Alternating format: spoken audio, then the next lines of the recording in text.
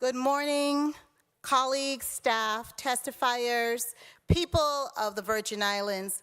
The Committee on Government Operations and Consumer Protection meeting for Wednesday, October 19th is hereby called to order. Before we proceed to roll call, as we begin today's Committee on Government Operations and Consumer Protection meeting, I pause and pray for our Caribbean brothers and sisters in the island nation of Haiti. Right now, Haiti is experiencing civil unrest, the resurfacing of cholera, and the United Nations agencies have warned of catastrophic hunger being recorded in Haiti for the first time. Food and Agriculture Organizations and the United Nations World Food Program said food security has continued to deteriorate in rural areas in Haiti, with several going from crisis to emergency levels. The Food and Agriculture Organization said it has provided emergency livelihood support to Haiti's small-scale, vulnerable farming households. This past weekend, October 16, was World Food Day, and the topic of food security is a discussion on the world stage around the world. There is a call to provide greater support for agriculture in the Caribbean region and here in the Virgin Islands as well. I have been engaged in conversation with our farming community to assess the infrastructure that needs to be built up for agriculture here in our homes. Like many of our Caribbean brothers and sisters, we must work towards reducing imports to be self-sustainable and to have a level of food security. With the passage of Hurricane Fiona, we saw the shipment delay in the territory. Thankful there were no major impacts, but we need to consider this was a move forward to make our islands more resilient in the face of our changing world.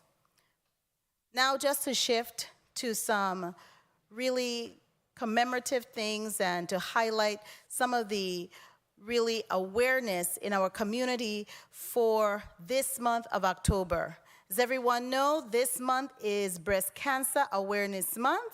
It's time when we have an annual campaign to raise awareness about the impact of breast cancer. This Friday, October 21st, is a National Mammography Day, an initial tool in the fight against breast cancer. As early detection goes a long way in the fight, within our community, we have encountered many impacted by breast cancer. These include our families, friends, neighbors, and colleagues in the workplace. We thank all those who are involved in the annual campaigns here in the territory. I know this past weekend on the island of St. Croix, where we're at, we had a Relay for Life, which was well attended. I give kudos to our legislative staff here and all of the members for their contribution to the Relay for Life. We uplift in hope and love all those impacted adversely by breast cancer. Those in every stage, whether recently diagnosed or ongoing treatment, should be encouraged. We have many who have won the fight against breast cancer and speak about their experience as encouragement for others. Just to highlight, this coming Saturday, October 22nd in St. Thomas, there's a Making Strides Against Breast Cancer walk from the Emile Griffith Park to Yacht Haven. I'm hoping that everyone will be able to turn out. And our poster champion is a survivor from the island of St. John, Kathleen P. Worrell George. Also, to highlight, this month is also Domestic Violence Awareness Month, and we really want to appreciate and thank all of the people who work on domestic violence. You know, domestic violence is a big issue. It's both physical and verbal abuse to persons, not only women. And so, of course, we want to encourage you to stand up and be heard against issues surrounding domestic violence. Madam Clerk, kindly proceed to roll call. Senator Marvin A. Blyden. Senator Blyden present. Senator Novell E. Francis Jr. Senator Francis present. Senator Alma Francis Heiliger. Senator Heiliger absent. Senator Javon E. James Sr. Senator James present. Senator Franklin D. Johnson. Senator Johnson present. Senator Carla J. Joseph. Senator Joseph present. Senator Milton E. Potter. Senator Potter absent. Madam Chair, you have 5 present and 2 absent. Thank you, Madam Clerk. Madam Clerk, do we have any correspondences? Yes. Kindly read the correspondence into the record. October 19, 2022, Honorable Carla Joseph, 34th Legislature, Chairman on Government Operations and Consumer Protection. Greetings, Senator Joseph. Please note for the record, I will be tardy to the Committee on Government Operations and Consumer Protection, scheduled for 10:30 a.m. on Wednesday, October 19, 2022, in the Fritz E. Lauritz Conference Room, St. Croix. Thank you for your understanding. Regards, Senator Alma Francis Heiliger, 34th Legislature, member of the Committee on Government Operations and Consumer Protection. Thank you so much, Madam Clerk. Madam Clerk, please note that Senator Heiliger is absent, and we will recognize her when she presents herself to the committee. Madam Clerk, kindly read into the record the agenda, the first item to be considered in Block 1, the entire agenda, and the first item to be considered today at today's meeting. The Committee on Government Operations and Consumer Protection has scheduled a meeting for 10:30 a.m. on Wednesday, October 19, 2022, in the Fritz E. Lauritz Conference Room in St. Croix. The purpose of the meeting is to receive and consider the following legislative measures. Bill number 34-0292, a resolution to posthumously honor and commend Rafael Garcia, MD, for his outstanding years of service to the Virgin Islands community as a medical doctor and a public servant. This bill is sponsored by Senator Samuel Carrion. And Bill number 34-0297, a resolution to posthumously honor and commend Roselin Maud McFarlane for her contributions to the Virgin Islands community and specifically as an advocate of independent living for people with disabilities. This bill is sponsored by Senators Franklin D. Johnson, Samuel Carrion, and Genevieve Whitaker. Then, the committee will receive testimony on the operations of the Virgin Islands Water and Power Authority. Block 1, 10:30 a.m. to 11:30 a.m. The committee will receive testimony concerning Bill number 34-0292, a resolution to posthumously honor and commend Rafael Garcia, MD, for his outstanding years of service to the Virgin Islands community as a medical doctor and a public servant. This bill is sponsored by Senator Samuel Carrion. The invited testifiers are Mr. Joey Nieves, Mr. Charles Nibbs, Mr. Miguel Garcia, Mr. Jonathan Farnsworth, and Ms. Olga Martinez. Block 2, 11:30 a.m. to 12:30 p.m. The committee will receive testimony concerning Bill number 34-0297, a resolution to posthumously honor and commend Roselin Maud McFarlane for her contributions to the Virgin Islands community and specifically as an advocate of independent living for people with disabilities. This bill is sponsored by Senators Franklin D. Johnson, Samuel Carrion, and Genevieve R. Whitaker. The invited testifiers are Ms. Felicia Brownlow, Director of Independent Living, Mr. Clifford Williams, resident, Mr. Lucien Downs, Second Vice President of the St. Croix Lions Club, Mr. Archie Jennings, Esquire, Directory of Advocacy at the Disability Rights Center of the Virgin Islands, Ms. Deborah McFarlane Truett, resident, Mr. Gerald Evelyn, Director of Independent Living Group, and Mr. Julian Henley, ADA Coordinator of the Government of the Virgin Islands. Block 3, 1:30 p.m. to 5 p.m. The committee will receive testimony on the operations of the Virgin Islands Water and Power Authority to include but not limited to enabling law and jurisdiction, current agency challenges, and plan of action to resolve challenges. The invited testifier is Mr. Andrew L. Smith, CEO, Executive Director of Virgin Islands Water and Power Authority. Madam Chair, this ends the reading of the agenda. Okay, thank you so much, Madam Clerk. Madam Clerk, just read for us the bill that is going to be considered in Block 1. The committee will receive testimony concerning Bill number 34-0292, a resolution to posthumously honor and commend Rafael Garcia, MD, for his outstanding years of service to the Virgin Islands community as a medical doctor and a public servant. This bill is sponsored by Senator Samuel Carrion. Okay, thank you so much, Madam Clerk. Madam Clerk, I noticed from the Island District of St. Thomas, St. John, I see Senator Alma Francis, committee member Alma Francis. She's present in the well. Kindly note that she's present. And I believe I had glanced Senator Milton Potter. He's also present. So Madam Clerk, could you kindly indicate for us our quorum for today? 7 present. We have all members present today. I'm very thankful to all our members. Who speaks on behalf of Bill number 34-0292? I do, Madam Chair.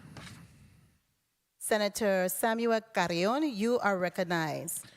Good morning, Madam Chair. Good morning to my colleagues. Good morning to the testifiers and to the viewing and listening audience of the Virgin Islands. Today, we celebrate the life and achievement of Dr. Rafael Garcia.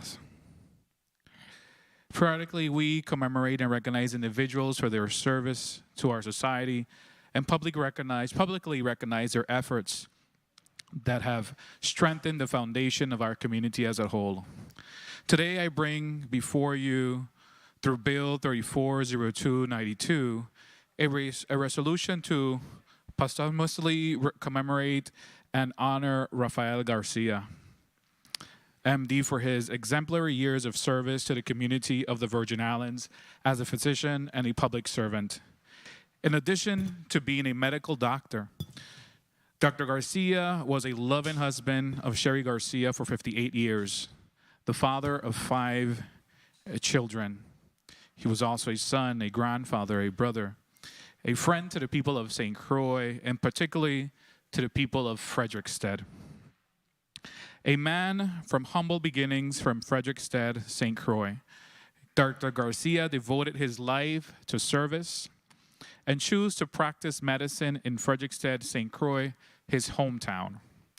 Dr. Garcia began his medical career at the age of 23 when he traveled to Barcelona, Spain to enroll in medical school.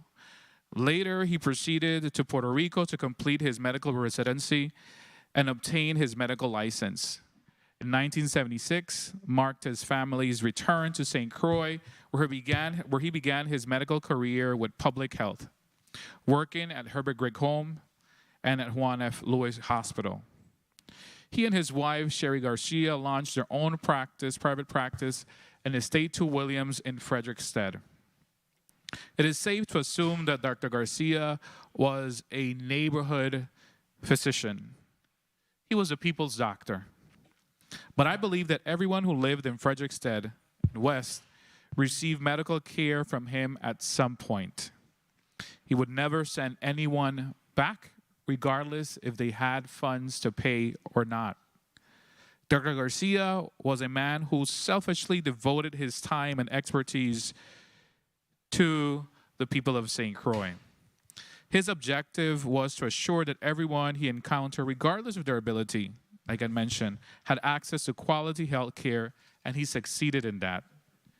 During our conversation with his wife, she reminisced fondly about her husband.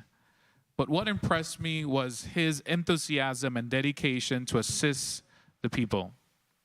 She highlighted that during Hurricane Irma and Maria, Dr. Garcia's office was severely damaged, but he still found methods and ways to care for his crucial patients and always putting others before himself.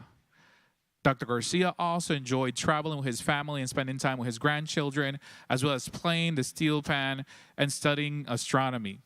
His favorite aspect of his job was engaging his patients. Sometimes Ms. Garcia had to drag him out of the office because he would love to stay hours, late hours. This gentleman is being honored today for his commitment to his community.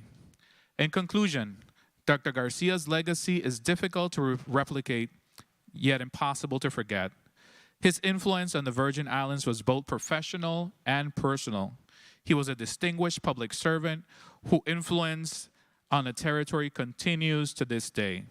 Colleagues, I ask you today to assist me in passing this bill to commemorate the life and the legacy and the remarkable accomplishment of a Virgin Islander.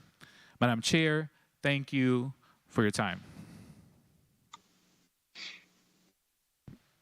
Thank you so much, Mr. Chairman, Mr. Senator Carrion, for your testimony. I just wanted to be sure that we have the persons who you had selected to testify on this legislation present today. I see that we have two individuals joining us virtually. See that we have Mr. Miguel Garcia, as well as Mr. Charles Nibbs, who is joining us virtually. Do we?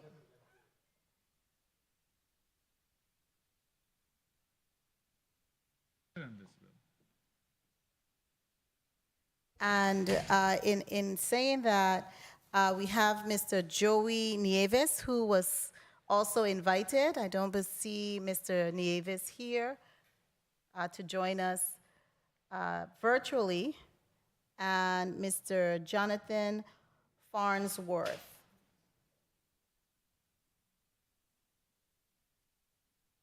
Okay, so we will proceed with who we have here present based on who submitted their testimonies today.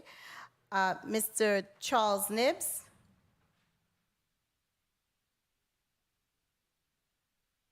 Okay.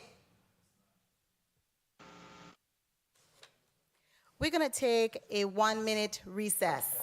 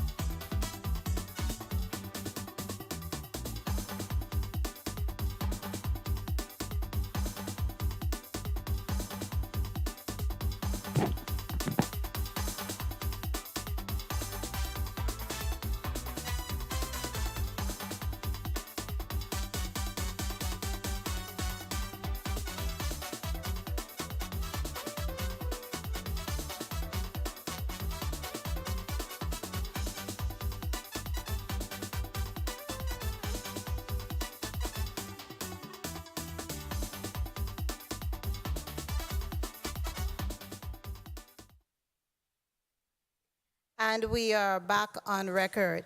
We just wanted to make sure that we had the persons who were represented here in the chambers and have their testimony. Mr. Charles Nibbs, you are recognized to present and read your testimony on the record for Bill number 34-0292. Kindly proceed, Mr. Nibbs. Mr. Nibbs, we need you to unmute. Me. There Okay, you go. do you hear me now? We can hear you clearly and we can see you most wonderfully. Kindly proceed. Sure, thank you very much. My testimony unfolds as follows. I'm retired VIPD St. Croix veteran police officer Charles E. Nibbs, having retired on July 22nd, 2020, and served 33 honorable years of services. I once served as the Virgin Islands Police Department's Territorial Public Relations Officer and presently a member of the National Association of Black Journalists, Association Status, Media-Related Professional. As a proud and born Virgin Islander, I'm very honored to appear before the 34th Legislature Committee on Government Operations and Consumer Protection in reference to Bill number 340292, a resolution to posthumously honor and commend well-known and respected St. Croix physician, the late and Honorable Dr. Rafael Garcia, medical doctor and public servant, surrounding the resolution proposed and sponsored by the Honorable St. Croix Senator Samuel Carrion and chaired by the Honorable St. Thomas Senator Carla J. Joseph. Almighty God chose Dr. Rafael Garcia as a vessel to save my wife's life.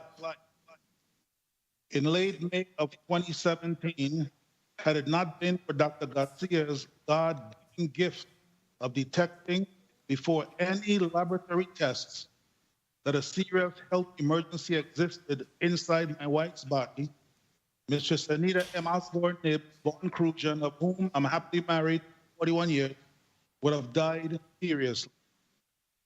She would have died period. Although Dr. Garcia wasn't a trained specialist in the area of my wife's life-threatening emergency, his onset diagnosis was confirmed by my wife's Jacksonville, Florida surgeon, who was able to perform off-island surgery without delay early of 2017. In closing, the Honorable Dr. Rafael Garcia MD deserves whatever honor bestowed upon him posthumously by the 34th Legislature Committee on Government Operations and Consumer Protection. End of testimony. Thank you so much, Mr. Nibbs, for that riveting testimony and for sharing your experience with the Dr. Rafael Garcia, and we are thankful that you were able to present that testimony today. The chair will now recognize the other testifier. Mr. Nibbs, you may mute your mic. Thank you. The chair will now recognize the testimony and ask Mr. Miguel Garcia to please present your testimony into the record. Good morning, and thank you to Senator Carrion and for the legislature of the Virgin Islands for recognizing and honoring my father, Dr. Rafael Garcia, for his outstanding years of service to the Virgin Islands community as a medical doctor and a public servant. It is an honor for Dr. Garcia to be recognized for his many years of service to the VI community, as I know he was truly honored to serve his community as a medical doctor. My name is Miguel Andres Garcia. I'm the youngest son of Dr. Rafael Garcia and Sherry Garcia. My parents have 5 children and 6 grandchildren. My father was born on July 15th, 1940, at the Nesbitt Clinic in Frederiksted, St. Croix, to Montserrat and Teotista Garcia. He was raised in Frederiksted and attended the St. Patrick's School from kindergarten until he graduated high school. My dad received a scholarship to attend Iona College in New York and later attended Inter-American University in Puerto Rico. He completed his pre-medical degree at the University of Puerto Rico in Rio Piedras. At the age of 22, he married my mother, Sherry Garcia, in St. Croix. He was 23 years old when he traveled to Barcelona, Spain to attend medical school with 1 child. While in Spain, he had 3 more children and completed medical school in 1972. My dad traveled to Puerto Rico where I was born to complete his internship in medicine and also obtained his medical license while working in Centro Médico in Puerto Rico. Dr. Garcia returned to St. Croix in 1976 with his wife and 5 kids when he was 36 years old. He had always planned to return to St. Croix to treat the people and the community he grew up with. During his initial 8 years working for the VI government, he worked with public health, the Herbert Grigg Home, and was on call with pediatrics at the Juan Louis Hospital. In 1984, he opened his private office in 2 Williams, Frederiksted, and served the community treating patients as a primary care physician. Some of my earliest memories of my dad were when he would leave in the early morning and return in the late evening after treating patients at Public Health. My dad never complained about going to work. Seeing patients and treating them was what he wanted to do since he was a young boy. Anyone who was a patient of Dr. Garcia knew he had a genuine heart for his patients. He never rushed taking care of anyone and was always available to talk to his patients and enjoyed treating them. Dr. Garcia treated patients at his private office for 35 years. After some of the hurricanes that affected the territory, while his office was damaged, he would still see patients at his home until he was able to return to his office. He didn't charge them for these visits, and he also never refused to see an office patient who couldn't afford to pay. My dad loved being a doctor and was always ready and willing to help anyone in need. Dr. Garcia endured many sleepless nights concerned about the health of his patients and what he could do to treat their conditions. My dad worked as a primary care physician until 2019, when he suffered a debilitating stroke and was unable to continue working. He was 79 years old when he retired. Retiring from medicine was one of the hardest decisions he ever had to make. The only job he ever wanted to perform was being a doctor and treating his patients. He truly thought he would be a doctor and be able to take care of his patients until he was 90 years old. He was 80 years old when he returned to the Lord on May 8th, 2021. I learned about hard work, compassion, honesty, and self-sacrifice from my dad. He was always willing to help someone in need, sacrificing his time and resources to care for others. My father was a good doctor, a good man, and a great father. He was devoted to his patients, his community, and his family. My family and I miss him dearly, and we were always very proud of his work as a doctor, serving his community, and as a father, caring for his family. He will be forever loved and missed by those who knew him. Thank you. Thank you so much, Mr. Garcia, Miguel Garcia, for your testimony and giving us some insight into what happened behind the scenes at your home relative to Dr. Garcia and how he managed. Colleagues, we will proceed with 1 3-minute round, and of course we will recognize the presence, and Senator Marvin A. Blyden, you are recognized for your there's a testimony to be read into the record. Hold 1 second for me, Senator Blyden. Madam Clerk, kindly read the testimony into the record on this bill.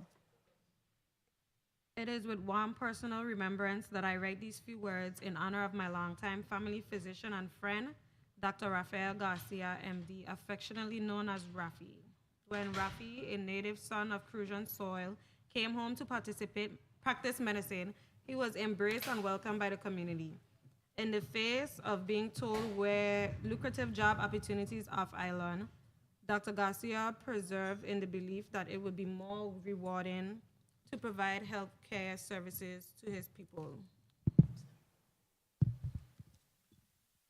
Remarkably, he overcame the many challenges and obstacles placed in his pathway and provided medical services at the Virgin Islands Department of Health and opened his private practice in Frederiksted. Dr. Garcia's private practice was truly in and for the community. Patients were seen and cared for regardless of their ability to pay, and no one was ever turned away or denied medical care. Rare was the time when on a doctor's visit to Rafi, you didn't meet an old friend you hadn't seen in a long time, a former classmate, or even a relative. Dr. Garcia's kind and compassionate manner, also accompanied by his equally pleasant smile, was a constant in our community and will always be remembered. Ms. Olga Martinez. Thank you so much, Madam Clerk, for reading that testimony into the record.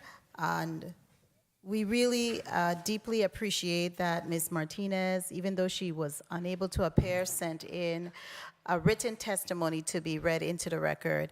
At this time, the chair would recognize Senator Marvin A. Blyden for your 3 minutes. Thank you so much, Madam Chair. Good morning to my colleagues, the listening and viewing audiences, staff, central staff, And thank you, testifiers, for your testimonies. Mr. Nibs, good morning to you, and it's appreciated for you to recognize what Dr. Garcia did for your wife in saving her life, and thank God that he was able to do that for your family, and that's much appreciated. I want to thank the sponsor also for bringing this bill forward. Mr. Andres Garcia, Mr. Garcia's son, you spoke to, in your testimony, you spoke to your father's passion in respect to his patience and his dedication to his family. And you spoke fondly of the memories that you had of him. Let me ask you, in terms of his work ethic, because you said he wanted to be a doctor until he reached the age of 90, which is extraordinary because most folks, by the time they reach 70, they want to retire and spend time with the family, etc. But it goes to show what type of individual your dad was. He was an extraordinary individual in terms of his service to his patients, and for him wanting to assure that he did everything in his power to make sure that they were in good health. Let me ask you, what do you remember most fond of your dad when it came to his patients, not the family life, but his patients? I can honestly say he truly loved his patients.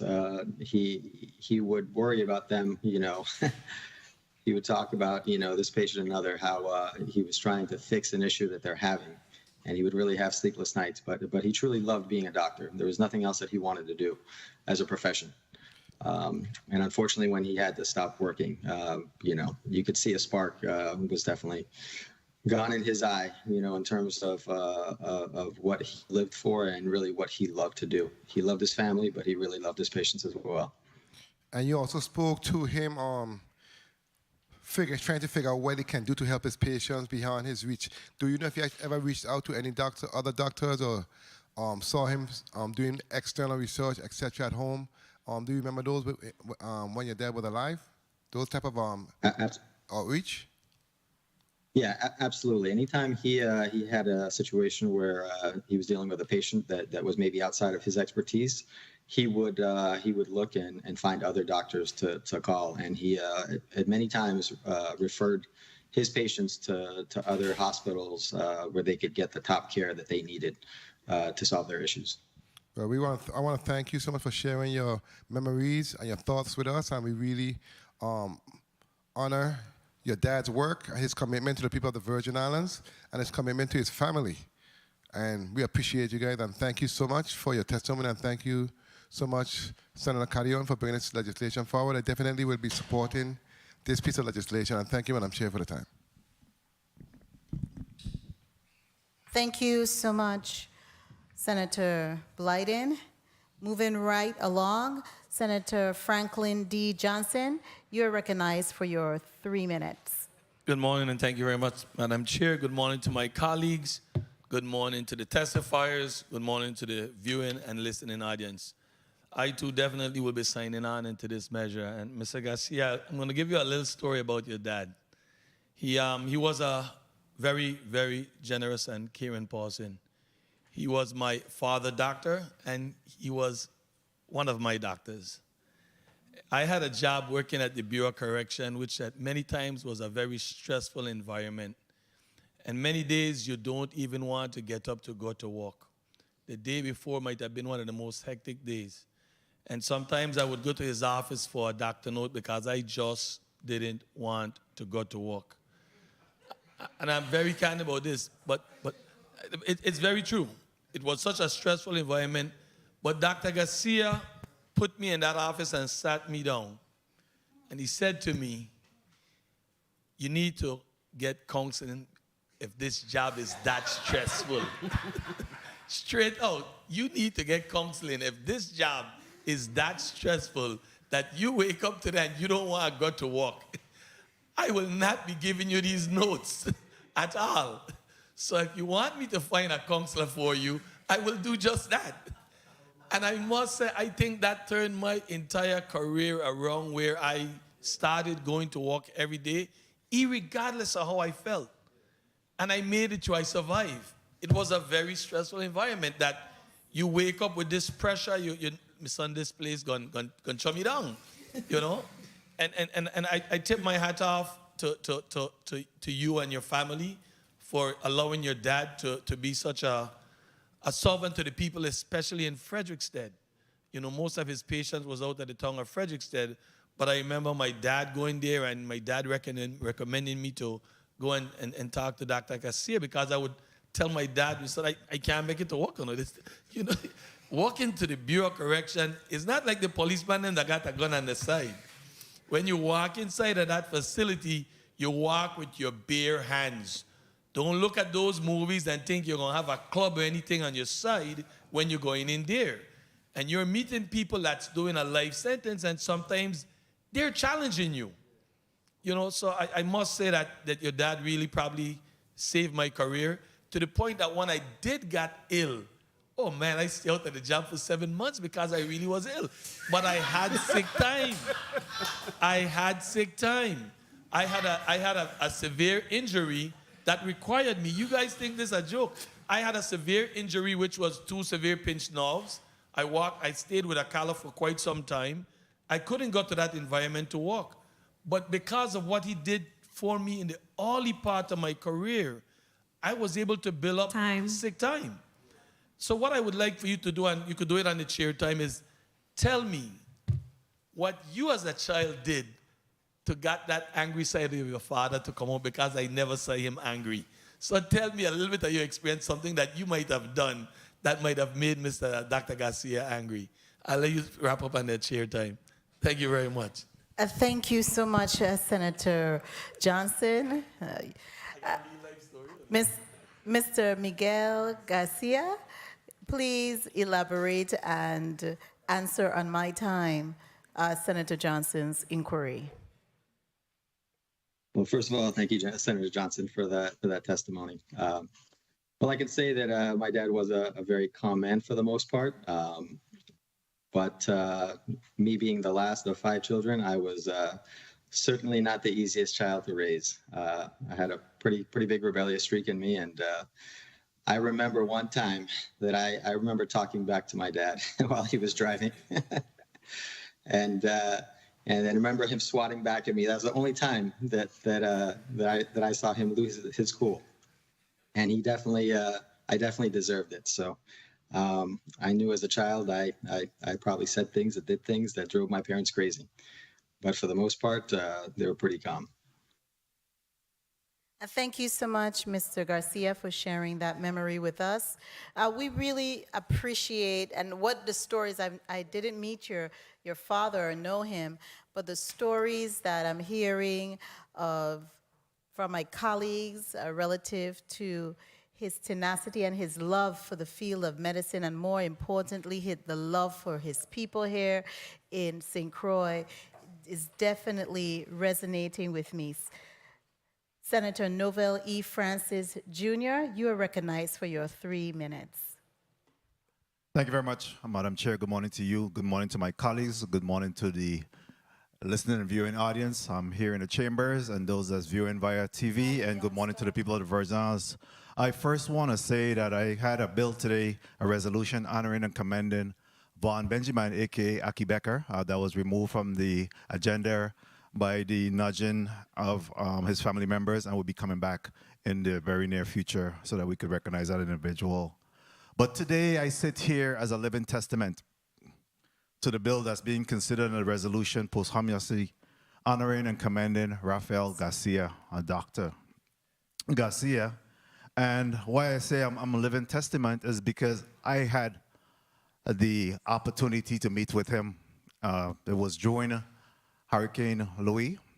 Certainly I was experiencing some pain below my sternum, and had visited his office. I remember that night being at the Patrick Sweeney headquarters, and was drinking bush tea and all kind of thing to try to relieve the pain. And the following morning, I had gone to Dr. Garcia, and again, this was during Hurricane Louis.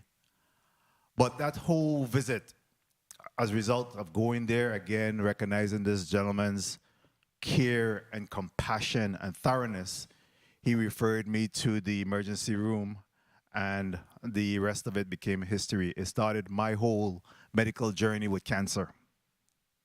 And I share this personal information because I think it's important that we understand that when you go to a doctor, you can't be rushed. That doctor has to take the time to be able to have a conversation with you, to be able to properly diagnose you and make the necessary referral. I always, in my heart, believe that as a result of Dr. Garcia and his referral to Dr. Sabedo and my emergency surgery that was done saved my life and gave me a second opportunity. So I'm a living testament to his work here in this community. So today, I will be fully supporting this measure. As a matter of fact, I'll be signing on, and I want to thank his family.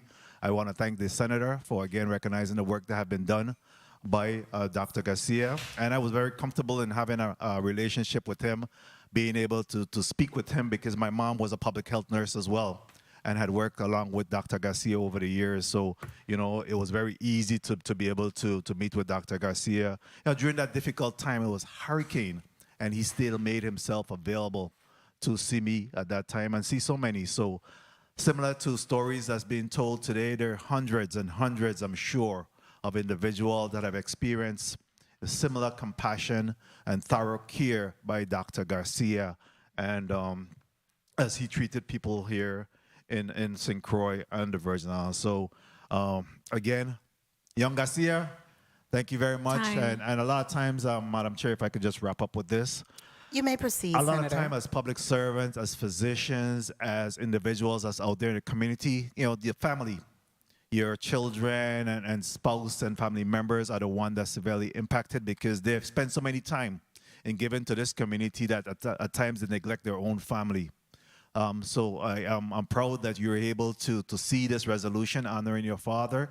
And, you know, again, extend our best wishes to all of the family members and thank him and thank you and the family for the service that was provided to this community by Dr. Rafael Garcia. God bless. Thank you very much, Madam Chair. Thank you so much, Senator Francis, for sharing that riveting life story. And we are thankful that you are here today because of Dr. Garcia Quick Action. Senator Javon E. James Sr., you're recognized for your 3 minutes. Greetings to the people of the U.S. Virgin Islands, to the family and friends of Dr. Garcia. I just want to say that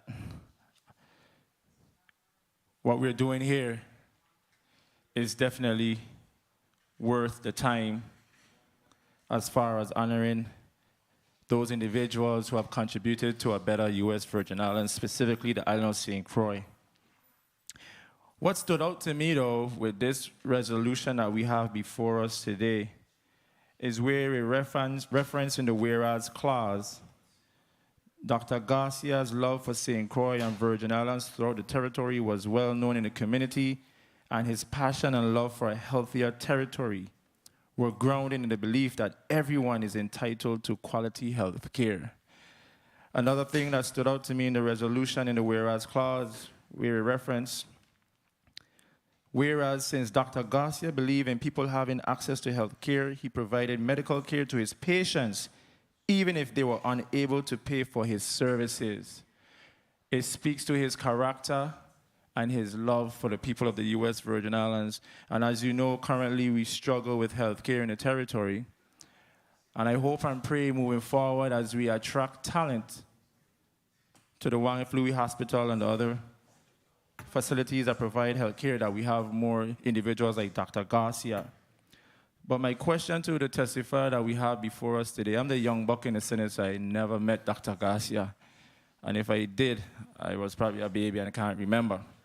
But based on your relationship with Dr. Garcia, can you explain to an individual like me who never met him what stood out besides what's in the whereas clause as far as his passion, how he treated his family? Can you just explain that to me?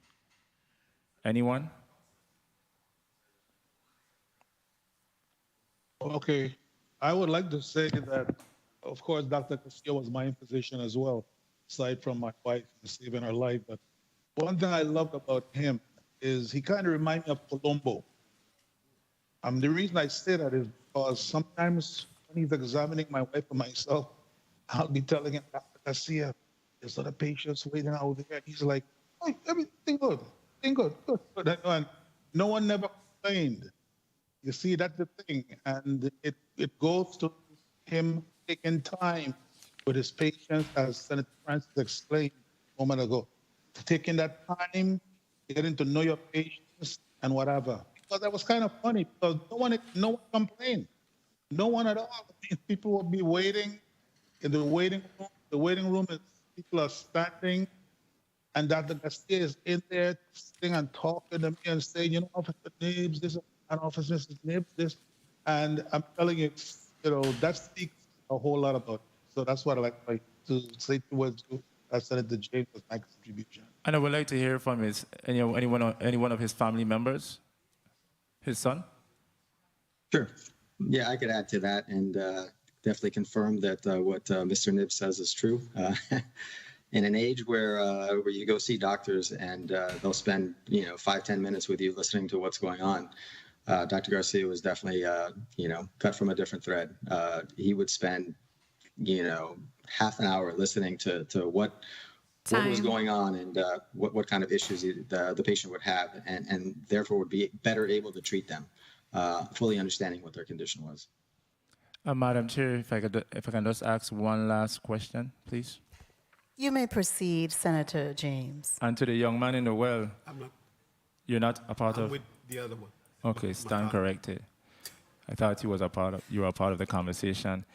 So one last thing though, in the whereas clause, I did not see the year in which he passed away. If someone can just tell me and place that in the record, when did he pass away? How long ago that was? He passed away last year on May 8th, 2021. Okay, my sincere condolences, and I know it is to lose a father. So, with that said, I look forward to supporting this resolution. May God bless his soul, and may his family continue to carry on his legacy. Thank you, Madam Chair, for the time. And thank you so much, Senator James, for those pointed questions. Senator Milton E. Potter, you're recognized for your 3 minutes. Thank you very much, Madam Chair. Good morning, colleagues. Good morning to our testifiers. Good morning to the people of the Virgin Islands. I don't think I'm going to take all of my time today, but I am very much honored to be here today to discuss, vote, have an opportunity in this committee to vote on the bill that's before us, honoring Dr. Garcia.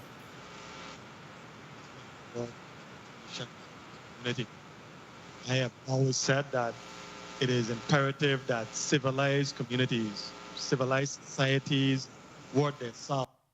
They honor and commend those among us who excel, those among us who positively impact the community that they serve. And clearly, Dr. Rafael Garcia, as a medical doctor in this community, stands out. It's the bill. The resolution speaks to his kindness, his patience, and generosity. And that is what we consistently hear associated with this woman. And so I think his family, his son who's here before us today, should be very, very proud of his accomplishments in the Virgin Islands community. We honor, we commend him, and at the appropriate time, I intend to vote in the affirmative in support of this very kind, patient, and generous doctor who did wonders for the Virgin Islands community, particularly in the district of St. Croix. So I commend the sponsors of the legislation, and at the appropriate time, as I said, I intend to vote in the affirmative. Thank you very much, Madam Chair, for the time. And thank you so much, Senator Potter. Senator Alma Francis Heiliger, You're recognized for your 3 minutes. Good morning. How are you? Okay. Good morning. Good morning. Is it on now? There it is. We can hear Good you, morning. Senator Francis Heiliger, loud and clear. Oh. Kindly proceed. Okay. First of all, I would like to say good morning to my colleagues, to the people of the territory. I would like to say good morning to the staff. Right. The first set of questions I want to ask is in regards to Mr. Benjamin. What do you think that Mr. Benjamin's legacy is going to be here in the Virgin Islands? What kind of impact? What? Oh, thanks, man. I was reading. Well, I have the same set of questions for the nominees. What kind of impact do you believe that his legacy is going to be for Mr. Garcia in the Virgin Islands?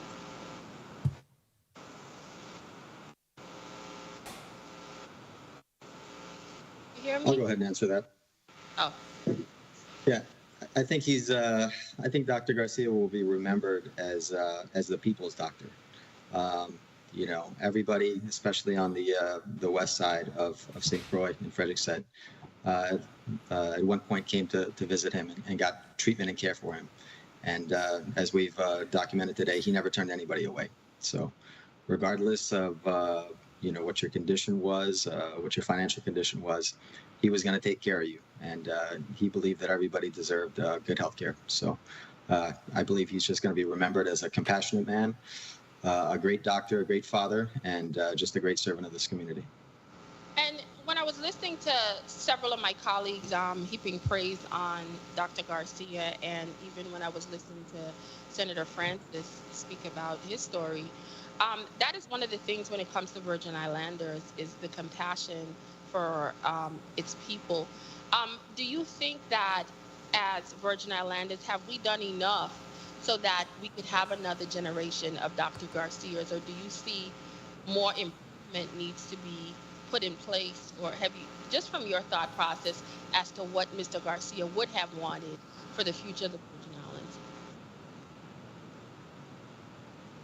It's a great question. I would say that he would just want to make sure that there were other doctors that were going to come in behind him, that were going to be able to treat and care for his patients.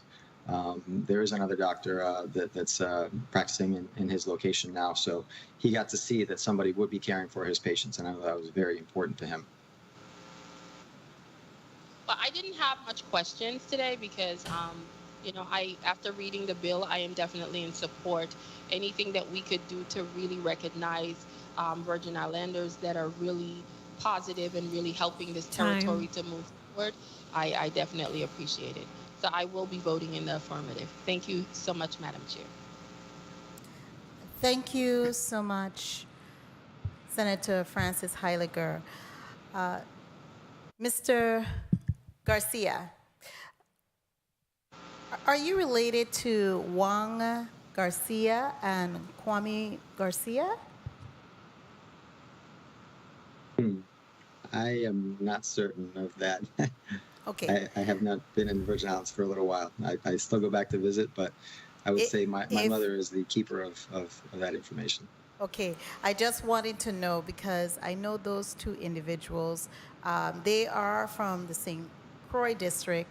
I've worked with them, and they delivered a high work ethic as well as a level of unselfish. I mean, when the type of work we were into, unselfish work ethic and performance. But let's go to this measure that we have before us. And I really want to thank you, Mr. Nibbs, for opening up and being willing to share with us your experience with Dr. Garcia. It is very telling, especially when you have someone who had received exemplary service and a person saved their wife's life, especially in these times, and you are here to tell that story. I really appreciate your testimony and the stories from my colleagues as well. I want to ask you, Mr. Garcia, tell us a little bit of some of the challenges that your father was able to overcome, if he's providing the services from his home when his office is closed because of a hurricane. Tell me, what are some of the challenges he faced and how he was able to overcome? Because this would help to build others. We have persons who are viewing this proceedings via the internet, and it would be key items that you know your father was able to do, which is part of his character that helped him to overcome.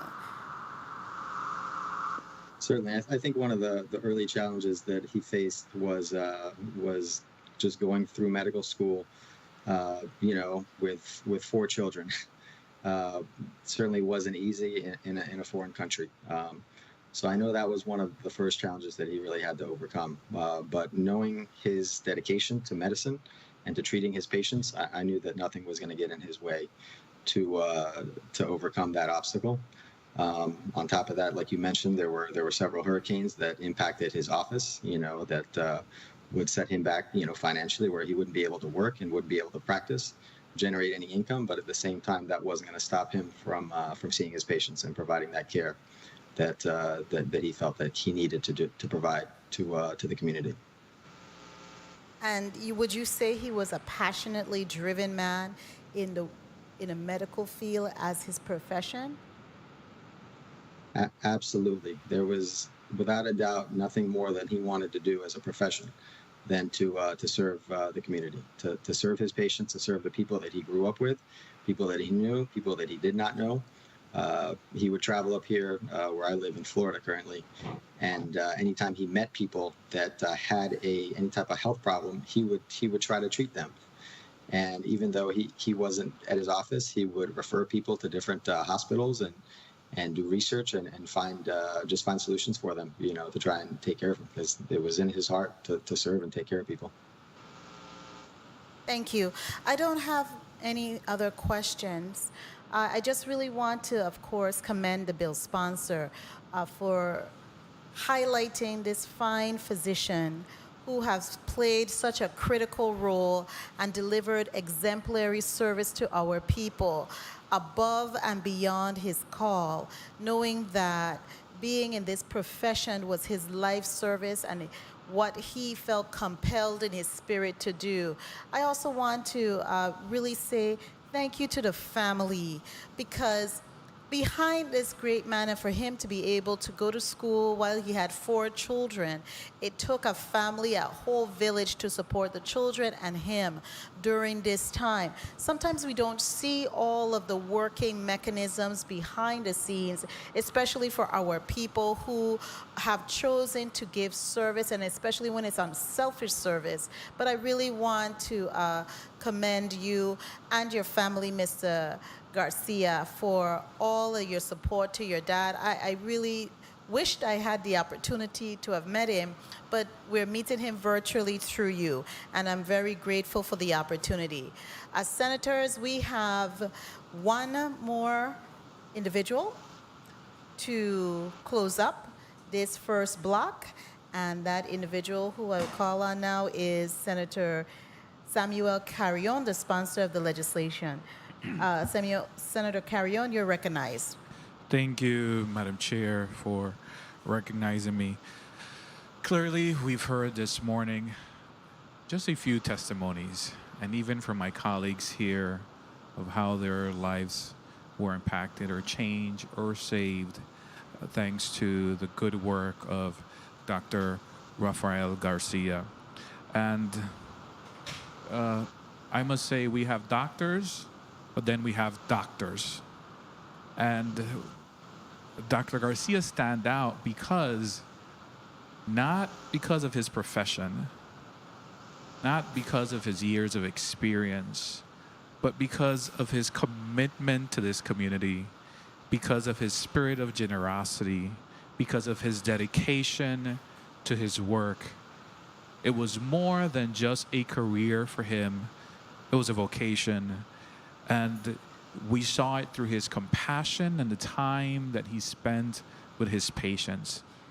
And the fact that he lived by what we stated in the resolution.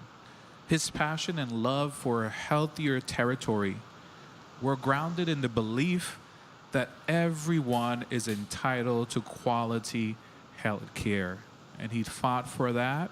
He didn't only speak about it, but he demonstrated it through his actions, not letting anyone leave his office without being attended. And that's remarkable. Regardless if they were able to pay or not, he provided that service for them and provided options and alternatives. He would sit down and listen to his patients.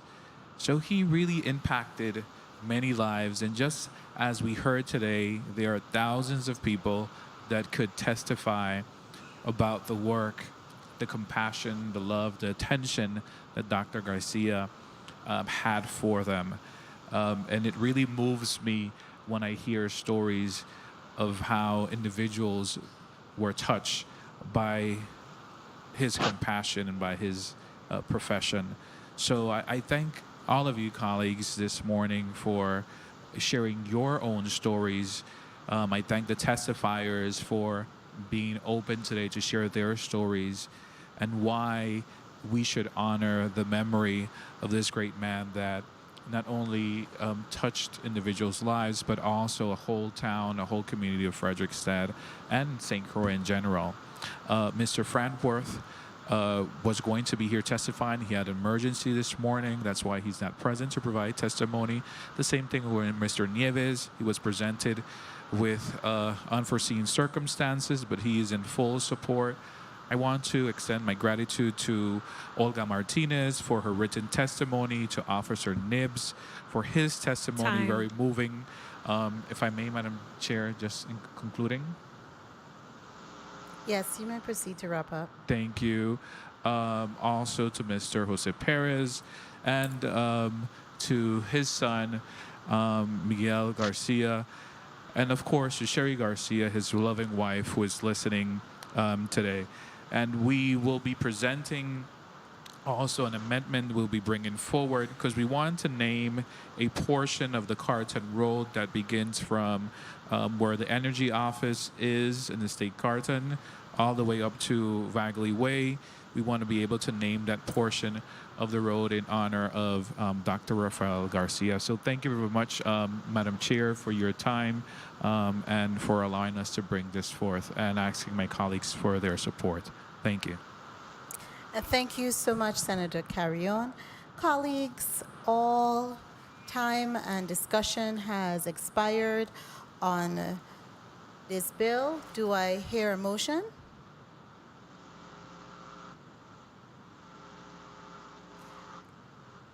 Senator Javon E. James Sr., you're recognized for your motion. Thank you, Madam Chair. Madam Chair, I move that Bill number 34-0292, a resolution to posthumously honor and commend Rafael Garcia, MD, for his outstanding years of service to the Virgin Islands community as a medical doctor and a public servant on behalf of Senator Samuel Carrion, be voted on favorably in the Committee on Government Operations and Consumer Protection and forwarded to the Committee on Rules and Judiciary for further consideration. I so move. Bill number 34-0292 has been properly moved by Senator Javon E. James Sr., seconded by Senator Marvin A. Blyden and Senator Franklin D. Johnson, as well as Senator Novel E. Francis Jr. Roll call. Senator Marvin A. Blyden. Senator Blyden, yea. Senator Novel E. Francis Jr. Senator Francis, yea. Senator Alma Francis Heiliger.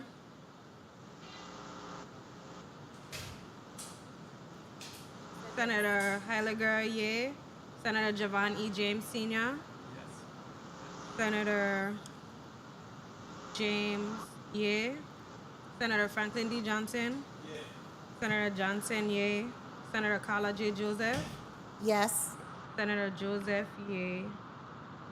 Senator Milton E. Potter. Yes. Senator Potter, yea. Madam Chair, you have 7. Thank you so much, Madam Clerk. Bill number 34-0292, a resolution to posthumously honor and commend Rafael Garcia, MD, for his outstanding years of service to the Virgin Islands community as a medical doctor and a public servant, has been favorably approved by this committee and will be forwarded to the Committee on Rules and Judiciary for further action and consideration. At this time, I will allow the testifiers to present a 30-second wrap-up, starting with you, Mr. Nips. Kindly proceed.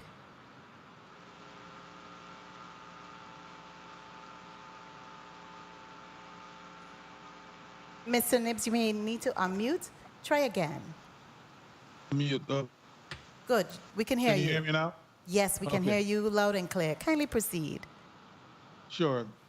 Thank you very much. Matter of fact, this is the first time I've ever testified before a legislature. It's a great experience. And many times I've always spoken with Dr. Garcia about new experiences. So I know he's here in spirit. I'd like to commend all of senators, including the chair, for having approved this bill to honor Dr. Rafael Garcia. On behalf of my lovely wife, Mrs. Anita Emma Nibbs, his patient. Thank you. Thank you so much, Mr. Nibbs. Mr. Garcia, Mr. Miguel Garcia, you may proceed to your 30 seconds wrap up. Yes, I want to just thank the entire legislature and all of the senators that stepped forward to provide their testimony and to provide me with a little bit of insight into their experiences with my father. As a family, we are honored that you guys would bring this forth to the VI legislature to honor him, as much as my father was honored to just be a servant of this community, of St. Croix, of Frederiksted, and to the whole island. So we thank you, and I know he's looking down from heaven, smiling on us now. So thank you so much. Thank you so much, Mr. Miguel Garcia. Colleagues, we're going to recess for about 1 minute, so before we proceed into the next bill. The Committee on Government Operations and Consumer Protection stand in recess for 1 minute.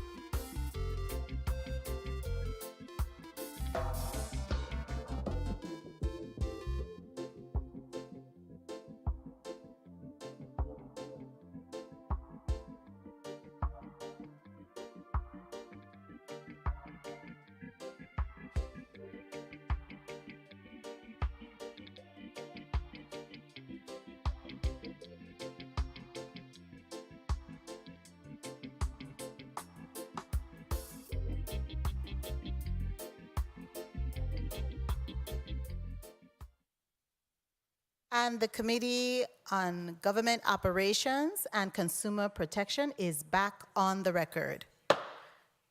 Madam Clerk, kindly read into the record Block 2 of today's agenda. Block 2, 11:30 a.m. to 12:30 p.m. The committee will receive testimony concerning Bill number 34-0297, a resolution to posthumously honor and commend Roselin Maud McFarlane for her contributions to the Virgin Islands community, and specifically as an advocate of independent living for people with disabilities. This bill is sponsored by Senators Franklin D. Johnson, Samuel Carrion, and Genevieve R. Whitaker. Thank you, Madam Clerk. Who speaks on behalf of this bill? You are recognized, Senator Franklin D. Johnson. Good morning. Thank you very much, Madam Chair. It's an honor to present this piece of legislation here in the honor of Ms. Roselin McFarlane, a resolution to posthumously honor and commend Roselin Maud McFarlane for her contribution to the Virgin Islands community, and specifically as an advocate of independent living for people with disability. Ms. McFarlane have given her life to this territory. She have love, share her love, share whatever she have to make sure people with physical disability, physical challenge, will have an easier way in life. She have dedicated her life not just to the people in St. Croix, but people across this entire territory. On Christmas and on Thanksgiving, I don't know how she pull off these lovely, lovely dinner, but she did it, and for free. Many times, plane loads of folks from St. Thomas would come over. The first time that I actually met Ms. McFarlane was to the district court where I worked for some time, and she brought in a lot of the folks with independent living along with the Lion Club. And it was amazing, this young man and this young lady who was visually impaired, couldn't see, they used to talk by phone. They never met in person. So when they had the tour of the district court, these two individuals met. They were not aware of how many people was around. So when they met, they started touching each other in the face. And that's the way they get to see the other individual. And we're like looking like what's going on, because they embrace and they were feeling each other to see what that person looked like. That was the meeting of actually a union of two folks. They met that day for the first time in person and end up marrying. And that's a true story. And that's to show when people work together and bring people together, great things happen. But today I have a lot of testifiers here, and I want to not take up the time. I want them to speak about Roselin McFarlane. And I ask my colleague for their support on this very, very important piece of measure to honor a lady that do deserve this honor. Thank you very much for the time, Madam Chair. And thank you so much, Senator Johnson. We do have some testifiers, 4 testifiers in front of me here in the Legislative Conference Room, and I note that we also have 1 testifier, 2 testifiers remotely. I see we have remote testifiers, Mr. Julian Henley,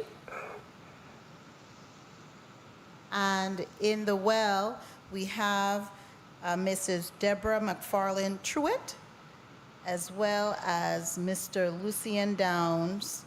We have Mr. Clifford Williams and Mr. Gerald Evelyn. We will start with Mrs. Deborah McFarlane Truitt. Mrs. Truitt, could you be so kind to place your testimony on the record? Sure, thank you. Good morning, Senator Johnson. Good morning, Senator Carla Joseph, Chairwoman of the 34th Legislature's Committee on Government Operations and Consumer Protection. Members of the committee, fellow testifiers, family and friends, and the people of the Virgin Islands. My name is Deborah McFarlane Truitt, and I am the daughter of the late Roselin McFarlane. I am here to testify on Bill number 34-0297, a resolution to honor my mother, Roselin Maud McFarlane, for her tireless work on behalf of the disabled community and the seniors of St. Croix and the Virgin Islands. When I think of my mother, the first qualities that come to my mind are God-fearing, giving, hardworking, and loving. My mom was a God-fearing Christian woman. Her life was centered around her God, her family, and her community, and everything that she did in life was motivated by that. Last December, I saw my mother working from her hospital bed as she battled stage 4 stomach cancer to make sure that one of her clients had a wheelchair. My mother was a giver from far back as I can remember. I remember as a child having strangers at our dinner table during holiday meals. My mom felt it was her duty to help people in need and encouraged my brothers and I to do the same.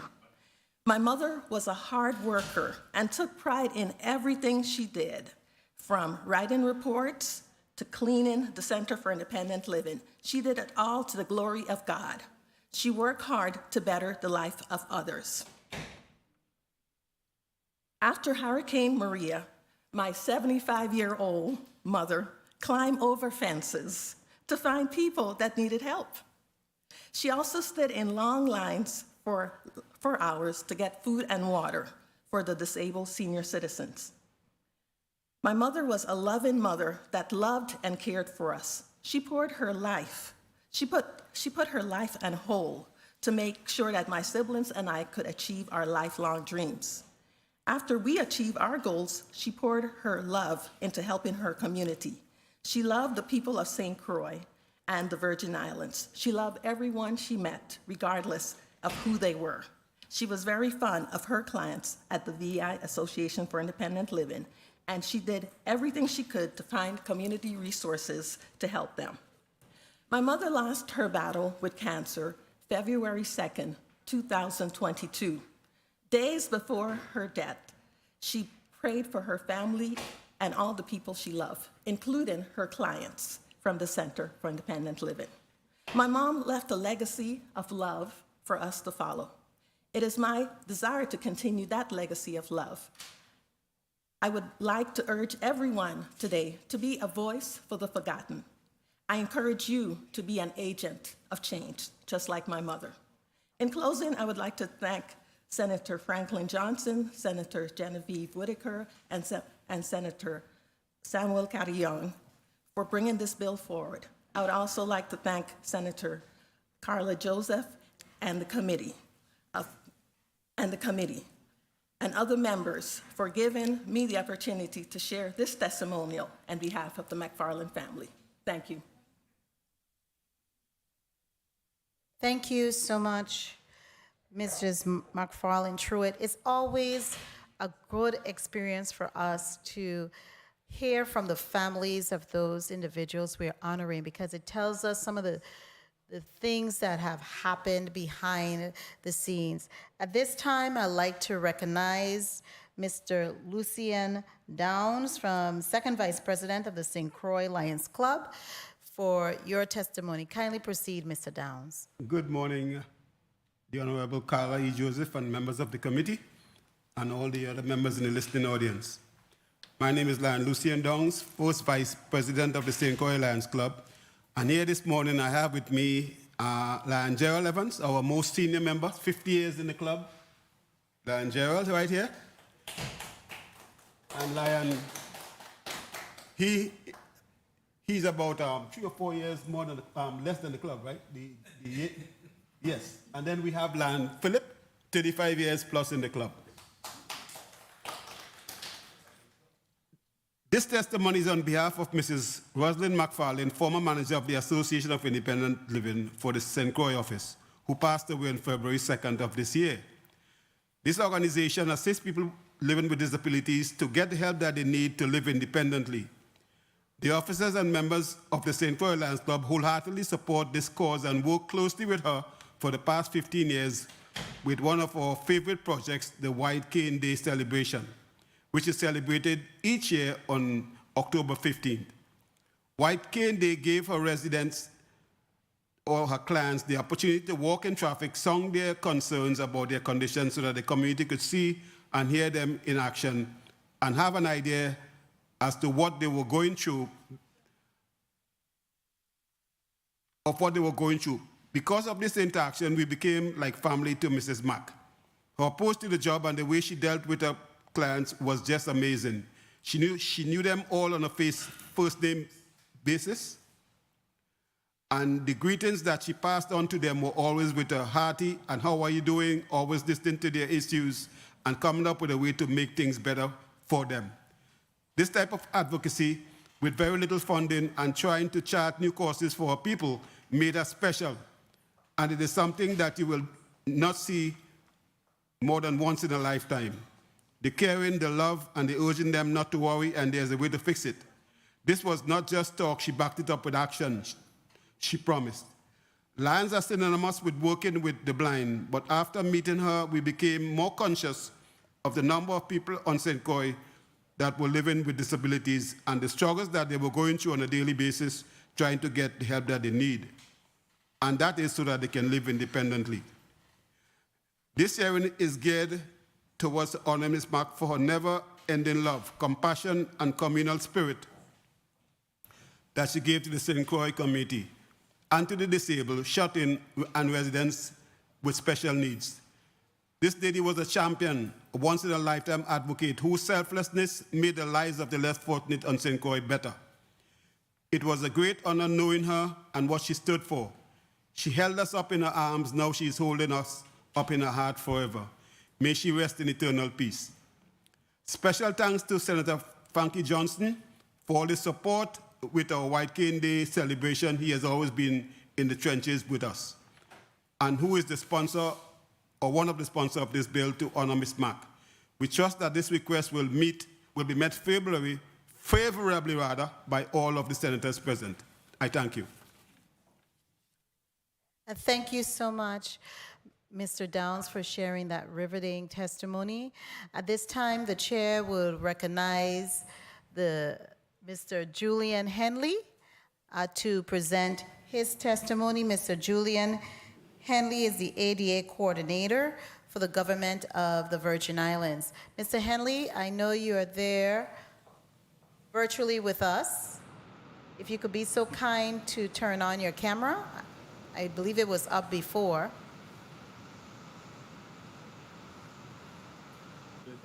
Do you have it now? Yes, we can see you very vividly. You may proceed with presenting your testimony on the record. Thank you, Senator. Good day, Honorable Chairwoman Carla J. Frank Joseph, members of the Committee on Government Operations and Consumer Protection, other senators present, my fellow testifiers, and to the listening and viewing audience. I am Julian E. Henley Sr., the Territorial ADA Coordinator for the Government of the Virgin Islands. And I'm here today to your request to testify on Bill number 34-0297 to a resolution to posthumously honor and commend Roselin Maud McFarlane for her contributions to the Virgin Islands community and specifically as an advocate of the independent living for people with disabilities. I want to extend my appreciation to Senator Genevieve R. Whitaker, Senator Samuel Carrion, and Senator Franklin D. Johnson, and other members of the 34th Legislature for recognizing Ms. Roselin Maud McFarlane for her years of service in addressing the needs of persons with disabilities. She continued to make herself available to the Association of Independent Living, where she worked for many years. And the commitment stayed with her until her last breath. Her responsibilities made her center a place where clients would not only gather to address their concerns, but also to discuss plans to move the Virgin Islands Association of Independent Living forward. Ms. McFarlane and I had our moments, but having these moments was always a good thing because each conversation would gear us towards opportunities to improve the lives of persons with disabilities in the territory. I do hope her influence will be taken up by others in the territory, but especially on St. Croix, to accomplish her unfinished goals. We must continue to empower persons with disabilities to continue to represent their needs, whether it is access to the many great venues and activities in the territory, or if it is establishing better standards that allow for them to live complete lives. Today, it is great to see that all three branches of the Virgin Islands government have employed persons with different types of disabilities. These are reasons we should not judge persons by their disability, but rather by their ability to perform a particular role. If this is done throughout the territory, we will see more people with disabilities employed and involved in decisions being made that directly concerns their population. With that being said, I humbly thank you for inviting me to put my testimony on record. And again, I thank you for this recognition and bill that honors Ms. Roselin Maud McFarlane. May she rest in eternal peace. Thank you. And thank you so much, Mr. Henley. At this time, we have several written testimonies that we will have read into the record. Madam Clerk, kindly proceed with reading Mrs. Felicia Brownlow, Director of Independent Living, testimony into the record, and proceed with Mr. Clifford Williams' testimony. And finally, we will receive Mr. Gerald Evelyn testimony. Testimony to Ms. Roselin McFarlane, June 9, 2022. Ms. Roselin McFarlane, recently deceased, was an employee of the Virgin Islands Association for Independent Living for 26 years in the capacity of Community Service Coordinator. After becoming fully aware of the items listed in her job description, Ms. McFarlane set out to find people with disabilities who were interested in meeting with her at the Center for Independent Living to find out how they can live as independently as possible with their disability. As the number of persons who needed services grew, Ms. McFarlane took the time to plan approaches and activities which would benefit the persons she was preparing to live in our community to the fullest extent possible. With the help of supporters, she was successful in changing the lives of many persons with disabilities who are now living healthy and happy lifestyles instead of waiting to be waited on. Because of her persistence, many consumers were able to learn the use of a signature guide, learn Braille, signed up for mobility training, use a money identifier, joined a regional library for talking books, and utilized devices they didn't even know existed. As time went on and consumers gained their needed skills, Ms. McFarlane assisted as many individuals with disabilities as possible to create a group activity which would enhance their ability to learn, understand, and advocate for their rights as mandated in the American with Disabilities Act and other legislations. It has been amazing and heartwarming to see how her consumers participated in a search for an approach titled Mutual Aid Self-Help MASH. This is a nationwide positive means of assisting persons with disabilities to cope effectively with their limitations and personal concerns.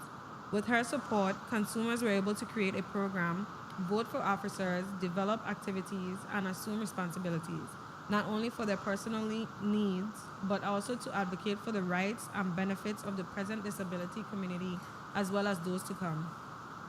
It was the growth and demands of MASH that led Ms. McFarlane to bring to the attention of a sitting senator the need to create legislation to address the appropriate rights and benefits for individuals with disabilities. We look forward to some action within the legislature of the Virgin Islands, which will acknowledge the legal rights of individuals with disabilities in the territory, which will allow them to live their lives with dignity. We look forward to the U.S. Virgin Islands implementing the laws related to disability rights and the Americans with Disabilities Act with the knowledge and recognition that disability is for all of us. Felicia A. Brownlow, Program Director.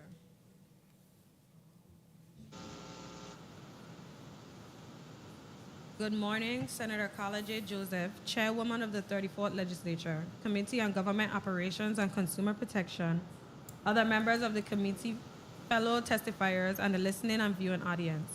I am Clifford Williams. I am here to testify on Bill number 34-0297, a resolution to honor Ms. Roselin Maud McFarlane. I am a member of Independent Living and the MASH Group. I am thankful for the opportunity to testify today. Over the years, I have always heard about Mrs. McFarlane. It was not until 6 years ago that I had the pleasure of meeting her, when one of the members of the MASH group invited me to a meeting at Independent Living. That is when I had the pleasure of meeting Ms. McFarlane, and I will say it was a life-changing experience. The same day I met her, she challenged me. She said, "Mr. Williams, I need you to come out and participate in the White Cane Awareness Day activity so that you can see what we are all about." I told her it was fine, I'd be there. They didn't believe I would have gone, but I did. It was one of the greatest moments I have had since losing my vision. I understood how important it is to share and interact with people who are in the same situation as I am, visually impaired. I have to say that after that day, everything changed for me. I said to myself, you know what? I always like to give back to the community. Ms. McFarlane gave me a boost and inspiration. Therefore, I took her strive and passion for helping people with the biggest barriers and gave myself inspiration and courage to continue with life. It was not just about talking. It was about doing and touching people's lives. There aren't too many people who I am impressed with. When you lose your vision, you could get to know a person more just by feeling their inner spirit and listening to how they move. Ms. McFarlane was so passionate, and that is something that you could have felt. Many times she called me and we would have long conversations. I will say to her, "Ms. McFarlane, why don't you just relax?" And she will respond, "I can't, it's in my blood. This is what I was put here to do. Don't worry about me, I am worrying about you. What do you need?" Ms. McFarlane worried about everyone, and that was just who she was. Many people will say to you that they love you, they care about you, but you wouldn't see anything behind that. Ms. McFarlane was genuine. If she said to you that she cared about you and that she loved you, that's how it was. I got to know her more in depth because I never visually saw her, but I felt her spirit and her love. She didn't do things just to do them. That is one of the reasons why anything she asked me to do, I would do it. Have you heard about the family tree? Well, Ms. McFarlane came up with the calling tree. That means you call him, he calls her, she calls her, just like that. We call each other. It would only take 2 minutes to call someone and ask, "How are you? It's everything good this morning? What are you up to?" If you need to share something, you share it, or sometimes you just listen. That is the best thing ever. Up to this day, this is something we continue to do. That's how we motivate each other. There was so much that I learned from Ms. McFarlane. She will let you know that there is nothing wrong with you. There isn't anything you can't do. For example, if you had to sign your name and you did it crooked, she would say, "You need to go home and practice. Take your fingers and guide yourself." She was about teaching you independence.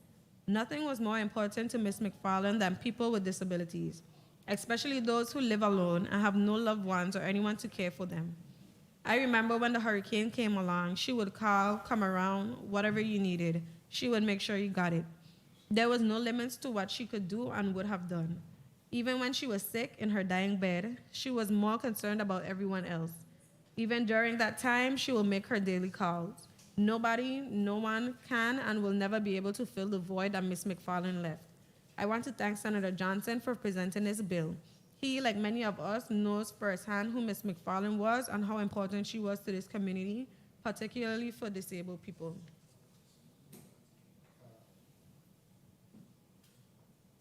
Good day, Senators. I submit the following in support of Bill number 34-0297 to posthumously honor and commend Roselin Maud McFarlane. I first met Ms. McFarlane when I was 9 years old, and my family had recently moved into the neighborhood where she lived. Her late husband, Gilbert McFarlane, and my now deceased father, Vaughn Evelyn Sr., both worked in Hess Oil Refinery at that time. In those early years, I observed that she was active in the neighborhood, always helping someone with something. At age 20, I moved out of the neighborhood, but our paths would cross from time to time. I was 43 when I lost my sight. The now deceased grandmother of my children, Gamelda Quinones, had a son who was disabled by a stroke, and he attended the Association for Independent Living. She recommended that I join the Association for Independent Living. I took her advice. It was a comforting reunion when I discovered that Ms. McFarlane was the community outreach specialist and operating the St. Croix office of the association. As the St. Croix Community Outreach Specialist for Independent Living, she was always encouraging and assisting the members towards self-sufficiency and advocacy for our rights. She brought in various speakers and managed to get computers and assistive software donated to the center.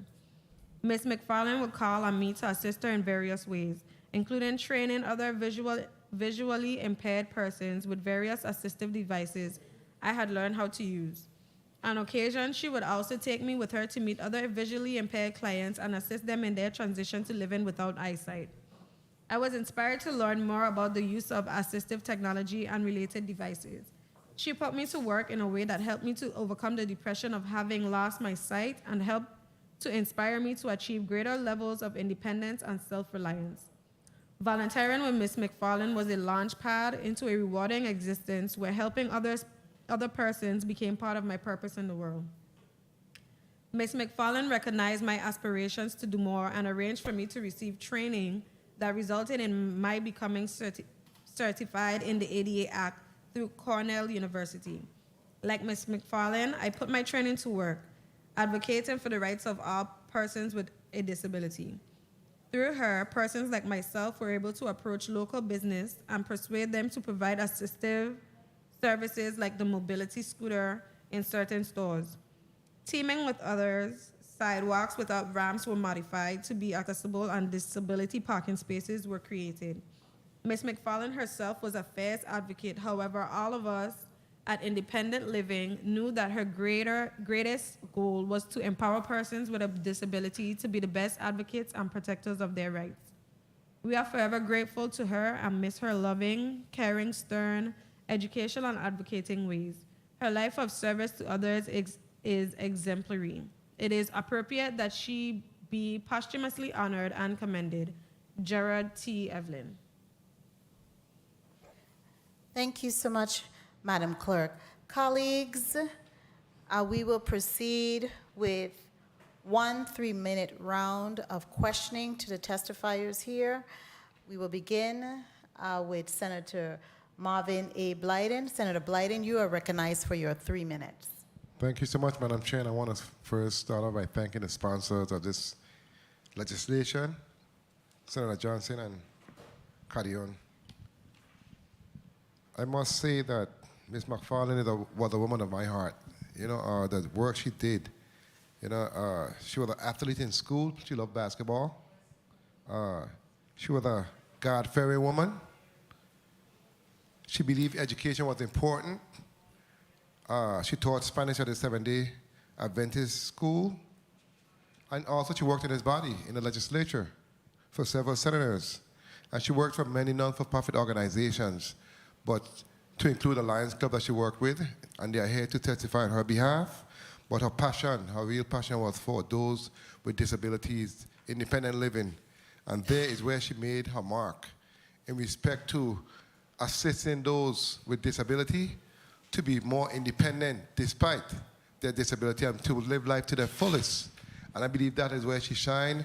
That is where she basically gave many others encouragement, raise their self-esteem in terms of how they can proceed through life. And I must commend her for her work. Let me go to her daughter, Deborah McFarlane Truitt. Good morning. Good afternoon, I'm sorry. It's afternoon, good afternoon. You spoke to her pride. She took pride in everything, from doing her reports to sweeping the floor or what have you. And she said she did it all for the glory of God. Can you speak a little bit about your mom and her pride and the way she operated? So, Put the mic to you. my mom's life was centered around God, family, and her community. And everything in life that she did was about God. And whenever she worked to the glory and honor of God and to bring betterment to wherever she was. And you said that she was 75 years of age after the hurricanes, and she was out there going over fence and doing what she had to do to help people.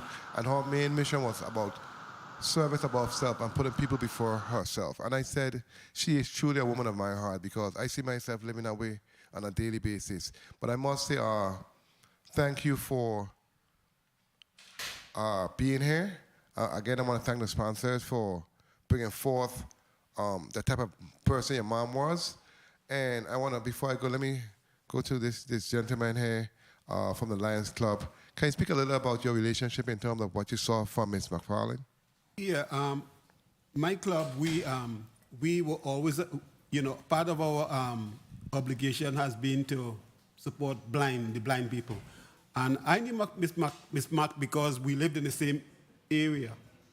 However, I did not know that she was involved with this until one day we got a call and saying, hey, you guys, you Lions are in charge of this White Cane Safety Day. You all are the one that created the White Canes. You all need to meet up with us and so we can plan our... Time.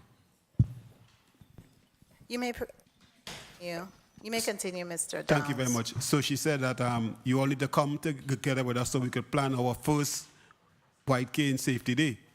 And last Friday, we celebrated our 16th annual White Cane Day.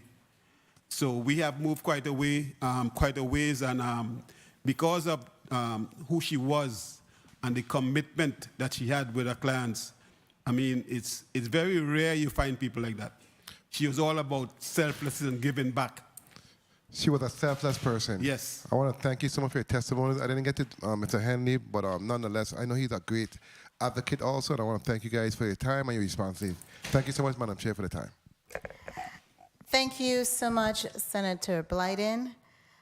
The chair would now recognize Senator Novel E. Francis, Jr. for your 3 minutes. Thank you very much, Madam Chair. Good afternoon to everyone, and thank you for your testimony.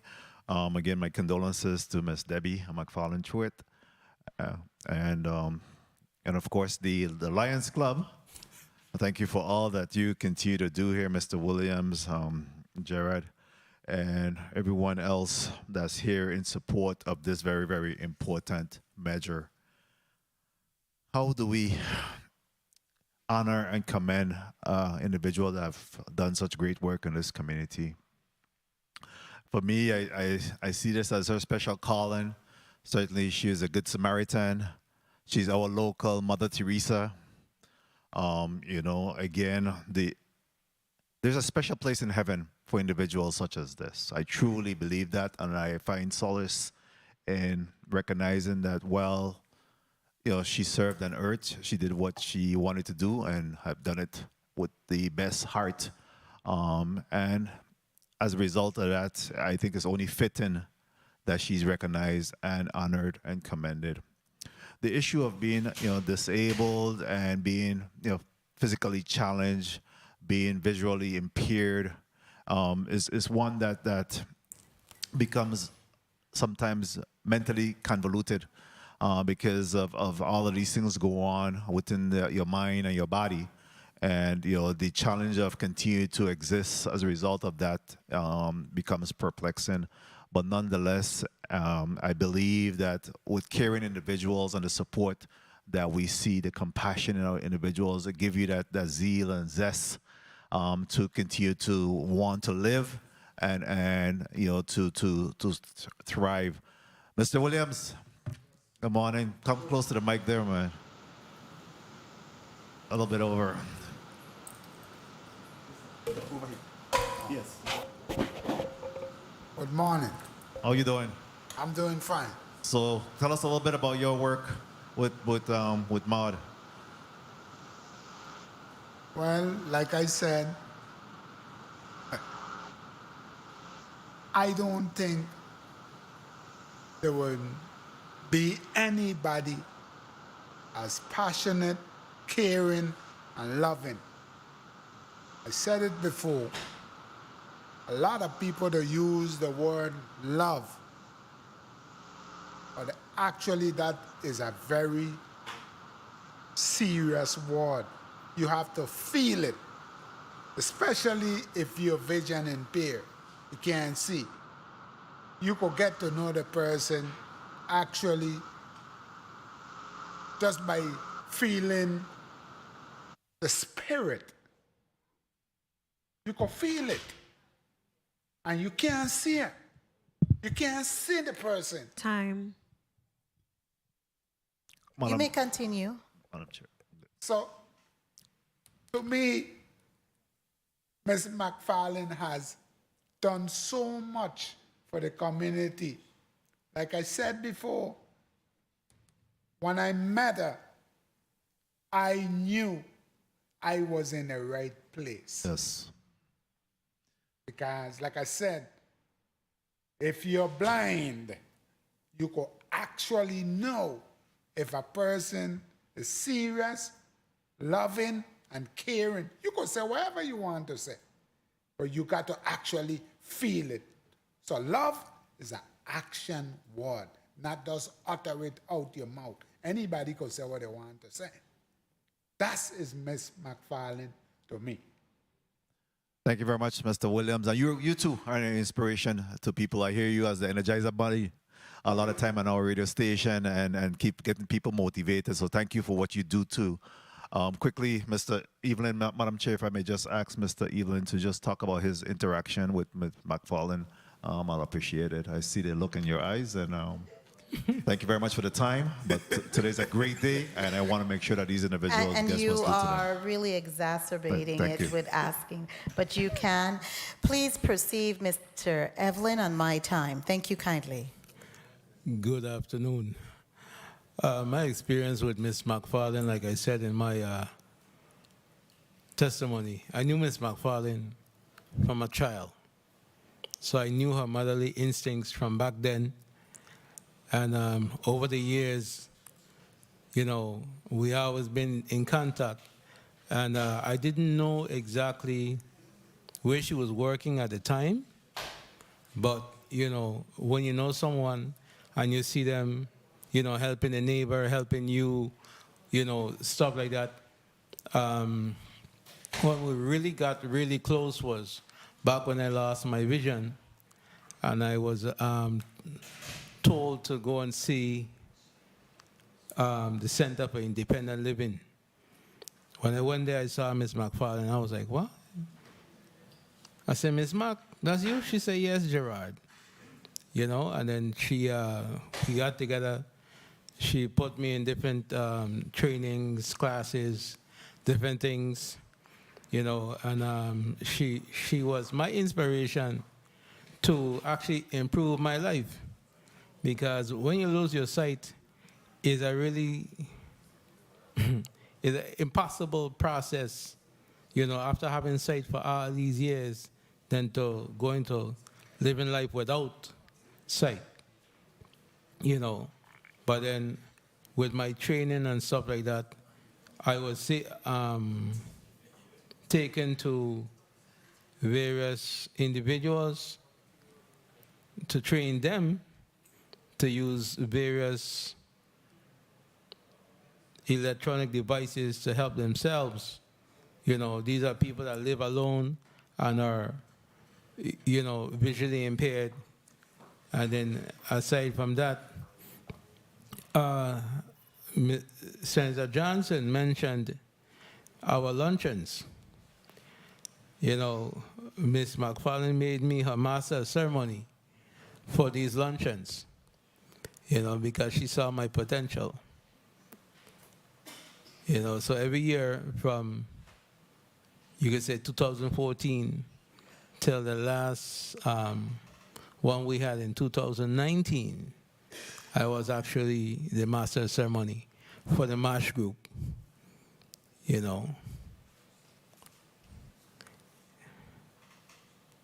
So with that, Miss McFarlane, there's no replacement for Miss McFarlane. I told her daughter, Deborah, Miss McFarlane was like my mother as well. And my mother is deceased. And when I lost Miss McFarlane, it was like losing my mom all over again.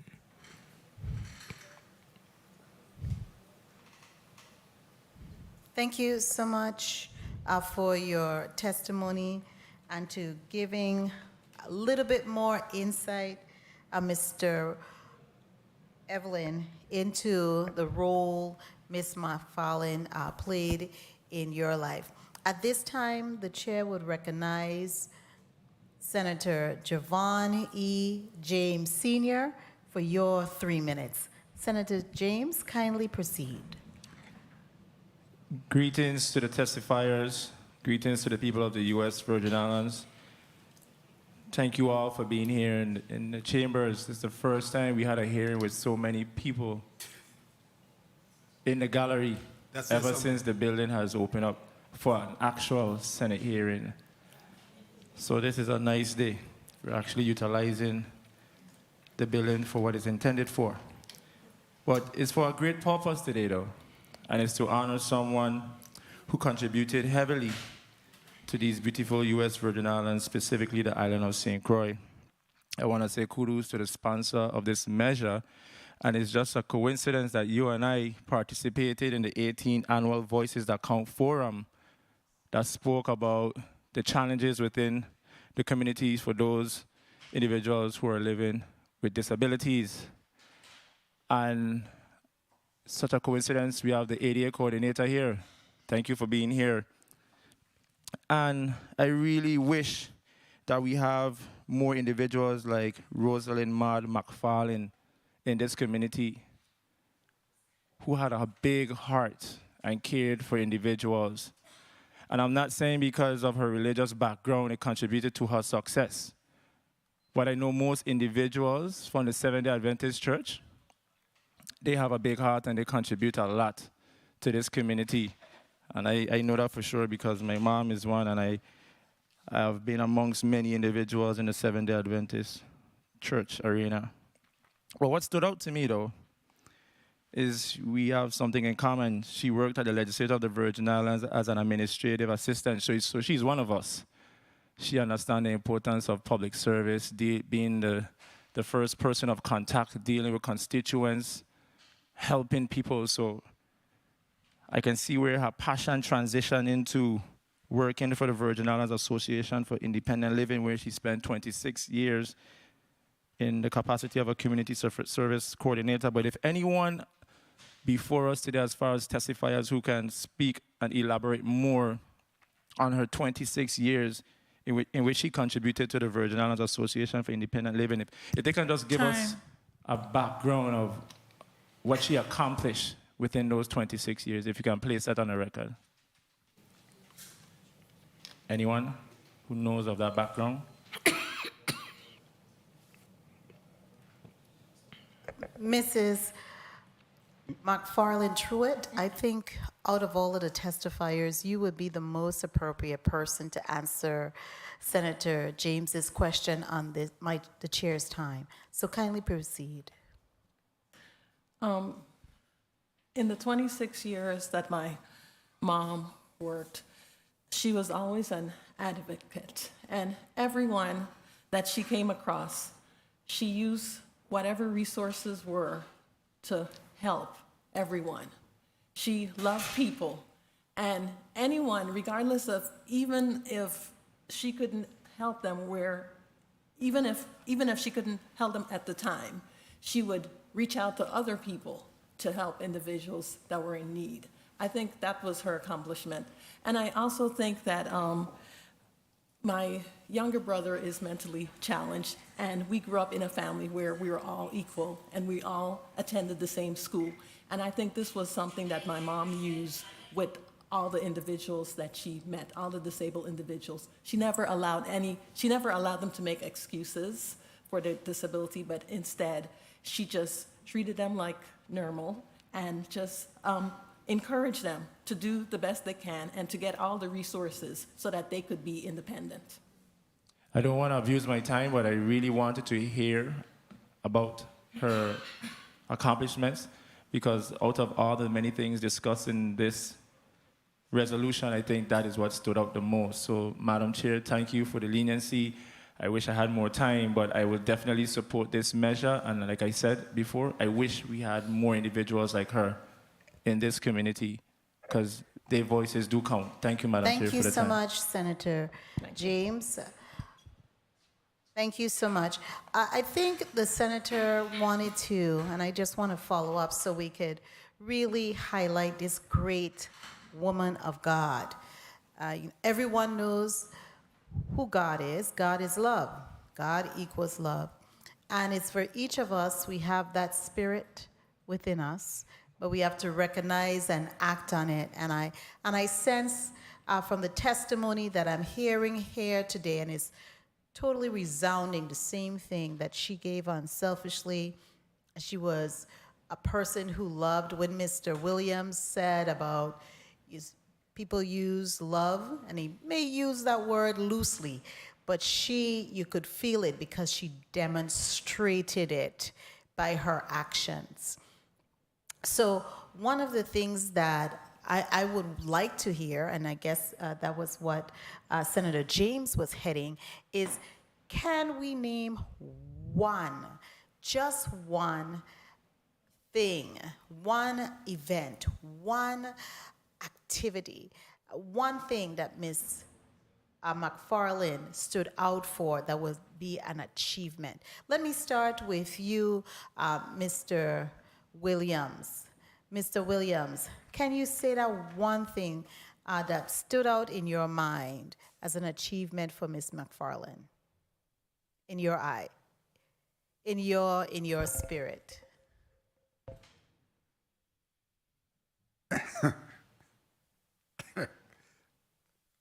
In my spirit, what stand out to me, I don't know how she did it, but there's not too many people who sacrifice and do things. They always have a luncheon at the Seventh-day Adventist Church for the disabled and the seniors. And it was for free. So I used to wonder how she pulled this off. So I asked her, how do you pull this off? She said she asked for help, assistance, and she got it. So that's why I was saying, Miss McFarlane, I don't know how she did it. As a matter of fact, the food was delicious.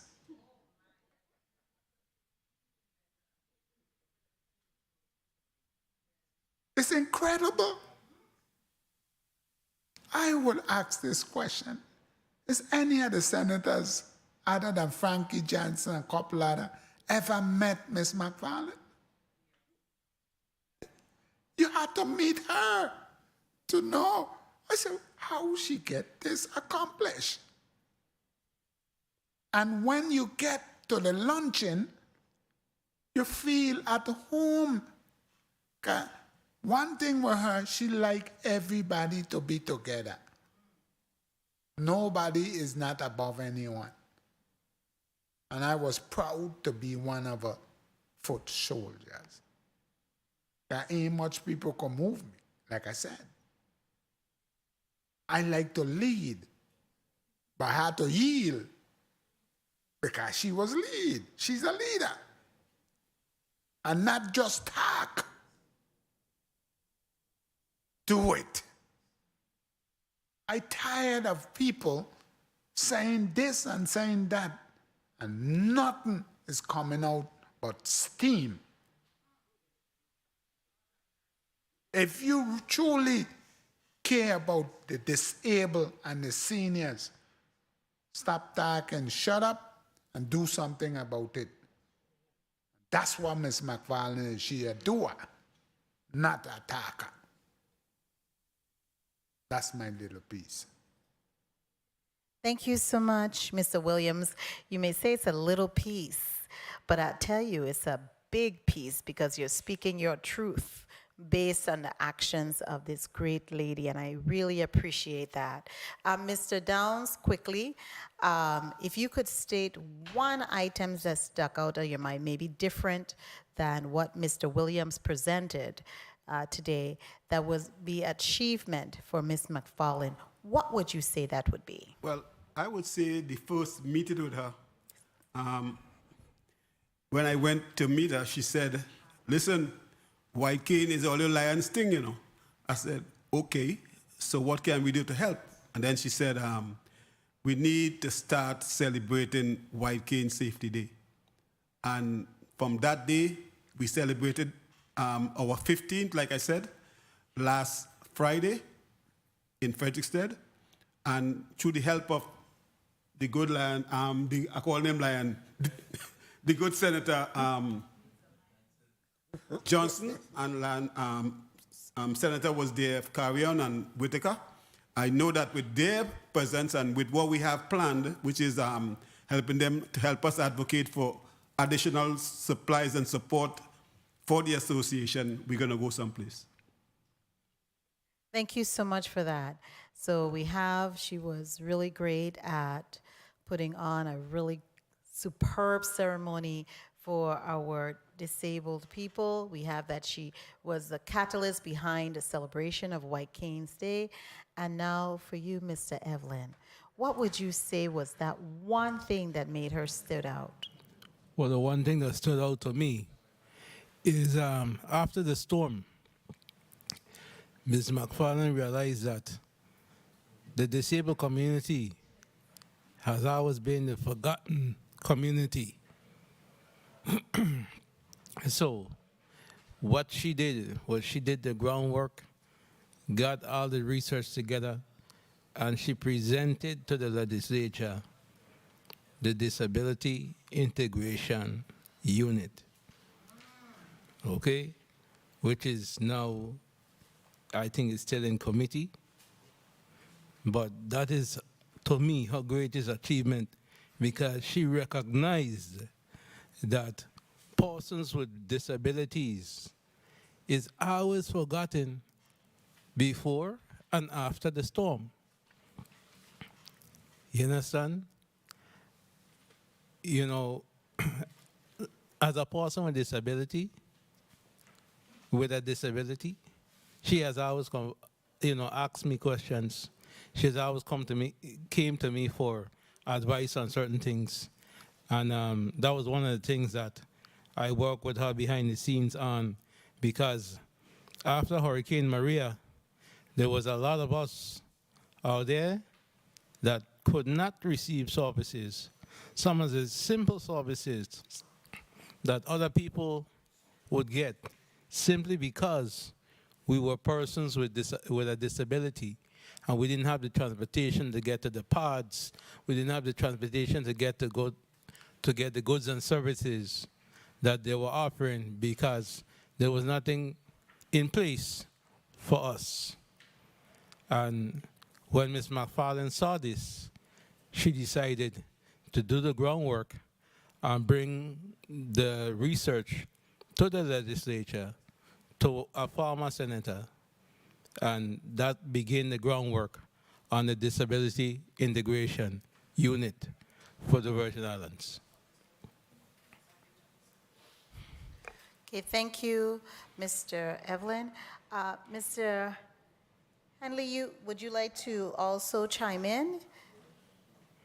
Sure, I will. And also, Miss Brownlow is on Teams also, who she worked for. I do see her. I even sent Yeah. her a welcome in the chat. So you can proceed. We'll So also ask Ms. Brownlow at yes, the appropriate time to chime yes. in as well. Thank you. So um, my interaction with Ms. McFarlane started before I was in the capacity of ADA coordinator.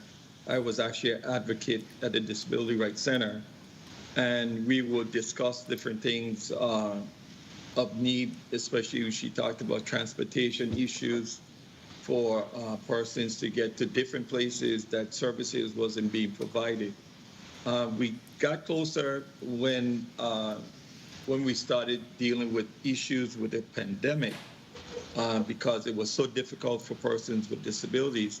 But Mr. Gerard hit on the one thing that we always had long conversations about was the disability integration team.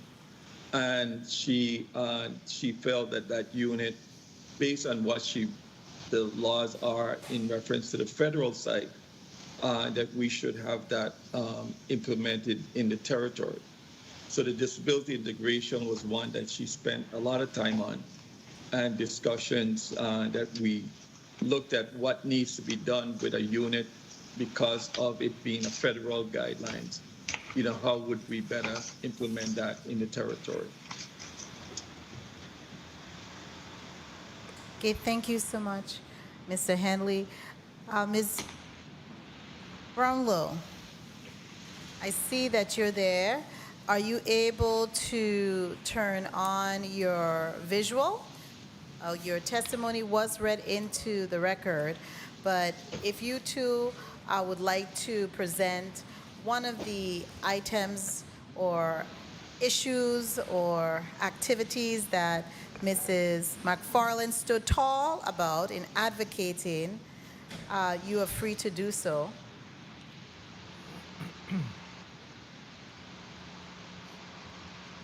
Ms. Brownlow?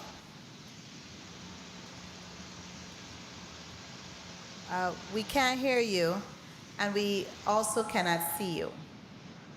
Your visual is not coming up. Okay, moving right along, I want to recognize the presence of the 34th Legislature's Secretary, Senator Genevieve Whitaker. Senator Whitaker, thank you for joining us this afternoon rather. While we will next proceed with the next senator, who will be Senator Milton Potter. Senator Potter, you're recognized for your 3 minutes. Thank you very much, Madam Chair. Thank you. Am I being heard? Thank you very much, Madam Chair. Good afternoon to our testifiers here for today. Colleagues, I absolutely rise in support of this resolution, Bill number 34-0297. As I consistently say, I think as Virgin Islanders, it is imperative that we take the time to honor, commend, and give tributes to those among us who positively impact our community, our society, those who make the sacrifices to assist and help those who are less capable of helping themselves. And Ms. Farlane absolutely stands tall when it comes to making contributions and assisting, particularly the persons in our community who suffer or experiencing a disability, as well as our seniors. What really stood out to me in reading the bill, I was looking at all of the whereas clauses, and I saw one, whereas for 23 years, Ms. Roselin McFarlane organized a Thanksgiving luncheon for individuals with disabilities and seniors in partnership with the Seventh-day Adventist Church. Why that sort of, gripped me was that my mom, my late mom, was also a member of the Seventh-day Adventist Church, and she also her ministry was feeding the homeless in the community, and that is something that she did. So, seeing that this is something that Ms. McFarlane did consistently, really is something very special and very important. So, absolutely, at the appropriate time, I will support this initiative, and I want to really commend my colleagues for taking the initiative to recognize the contributions of someone so special. For family, or friends, or loved ones should be proud of this initiative. Madam Chair, thank you very much for the time. Thank you so much, Senator Potter.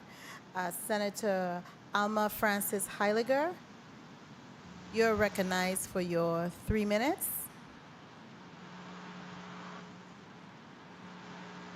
Hello, good afternoon to my colleagues once again. First of all, I would like to extend a special thanks to the sponsor for bringing forward this piece of legislation. I have always been one in support of anything where we honor individuals that have done great things in our territory, especially those of a humanitarian nature where they help the people of this territory.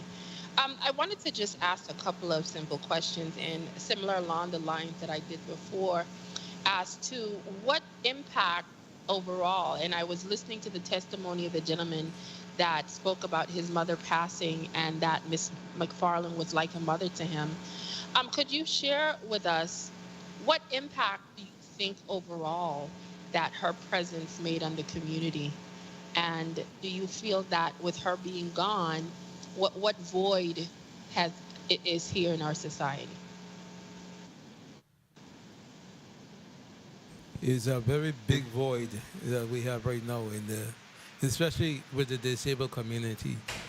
Like I said, Ms. McFarlane was like a mother to me, and losing my sight like 9-10 years ago, and not having a mother, it was kind of tough.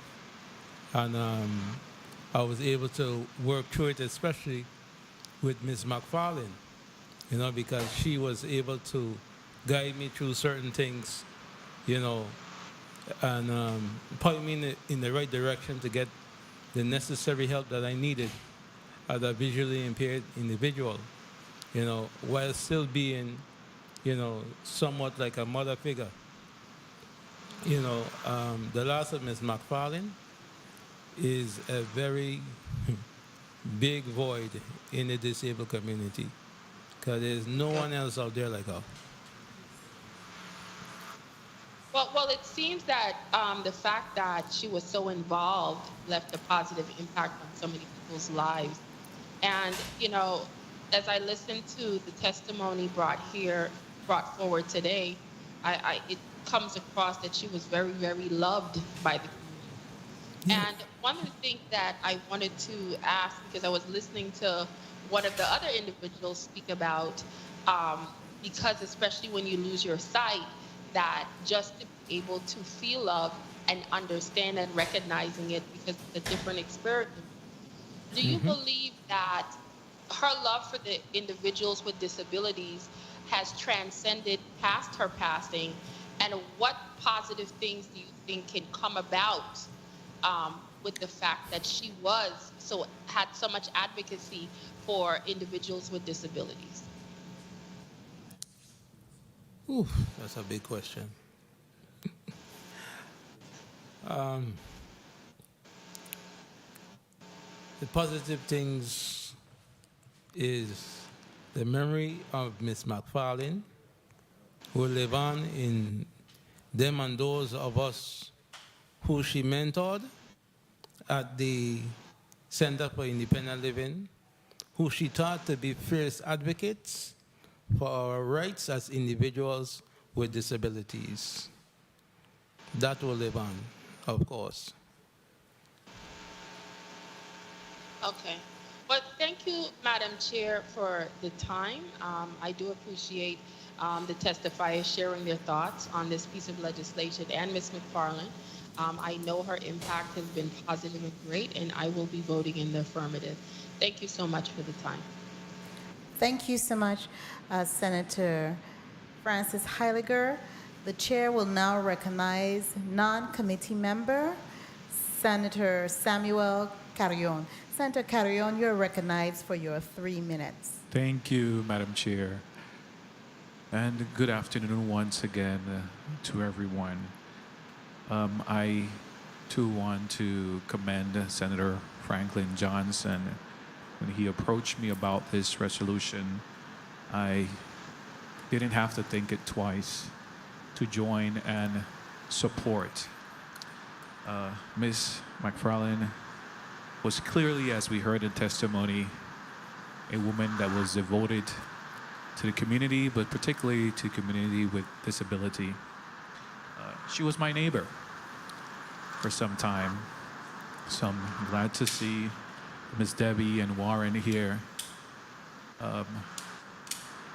Warren used to always pass by the house and say hi, so clearly she was a humble, loving individual who gave so much to this community over the years. Last Friday, we had the opportunity to participate in the White Cane Safety Day, and her absence was clearly noticeable.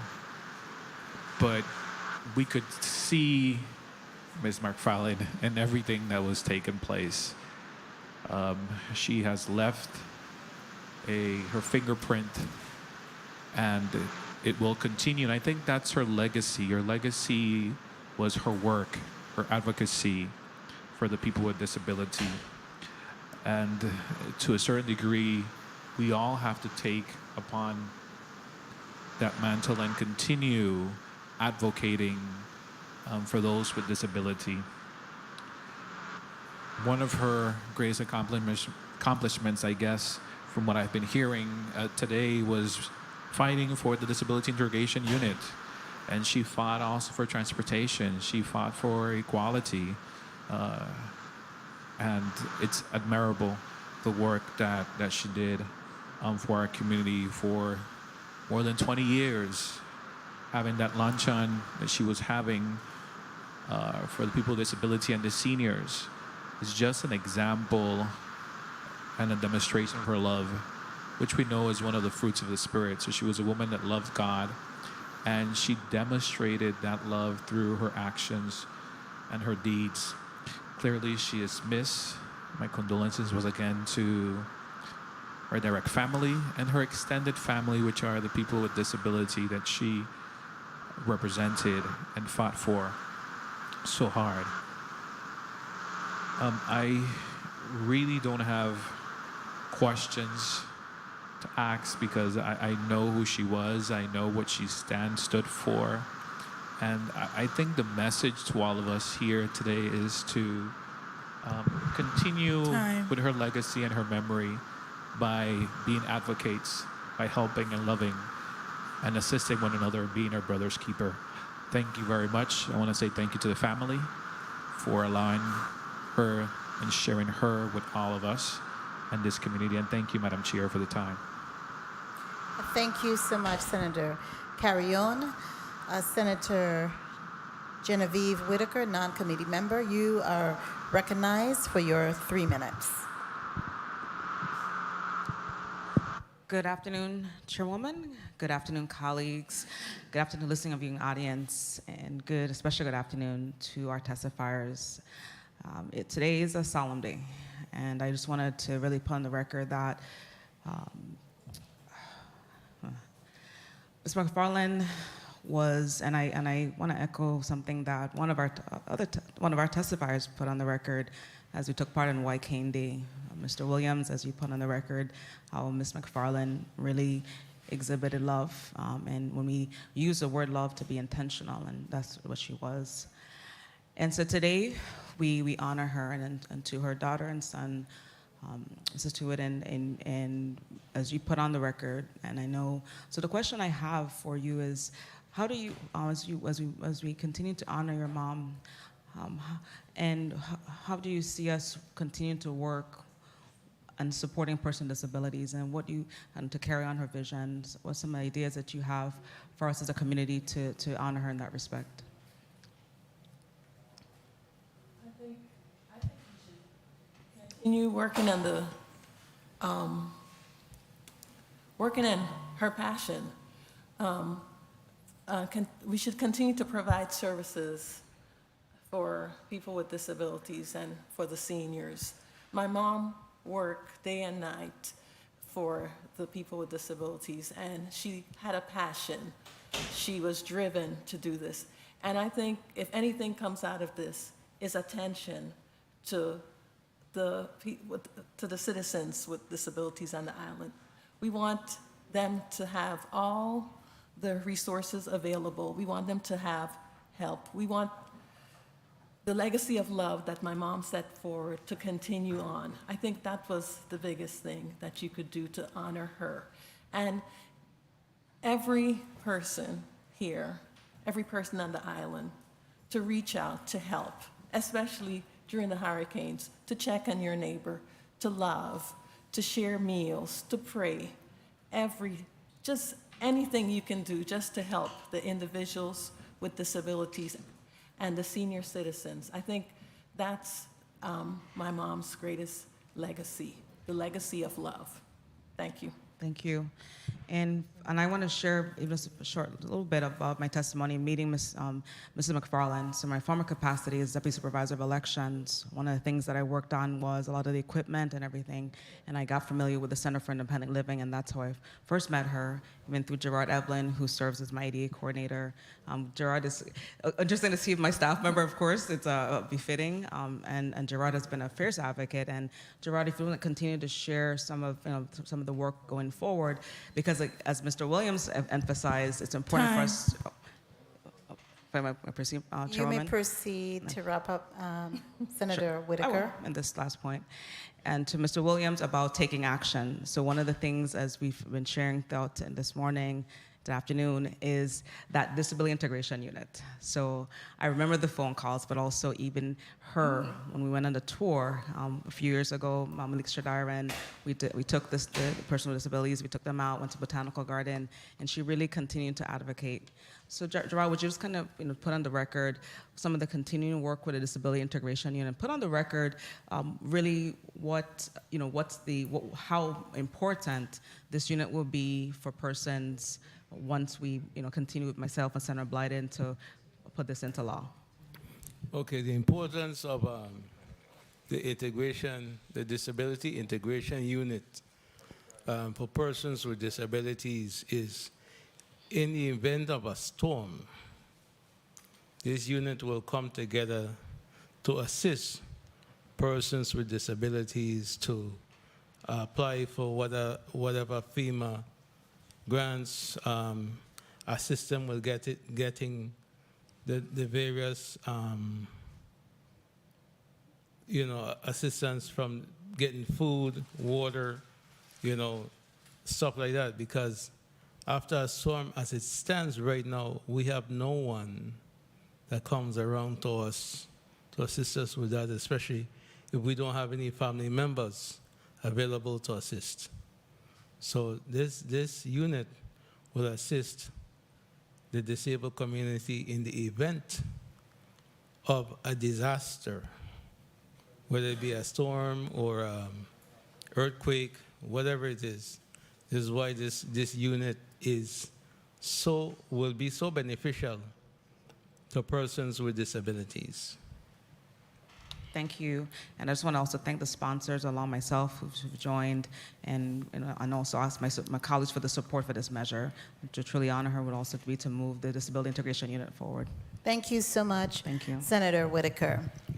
The chair, 3 minutes. I don't need to have any extension. Give the clerk will just put 3 minutes on the clock for me, because I did ask a couple of questions.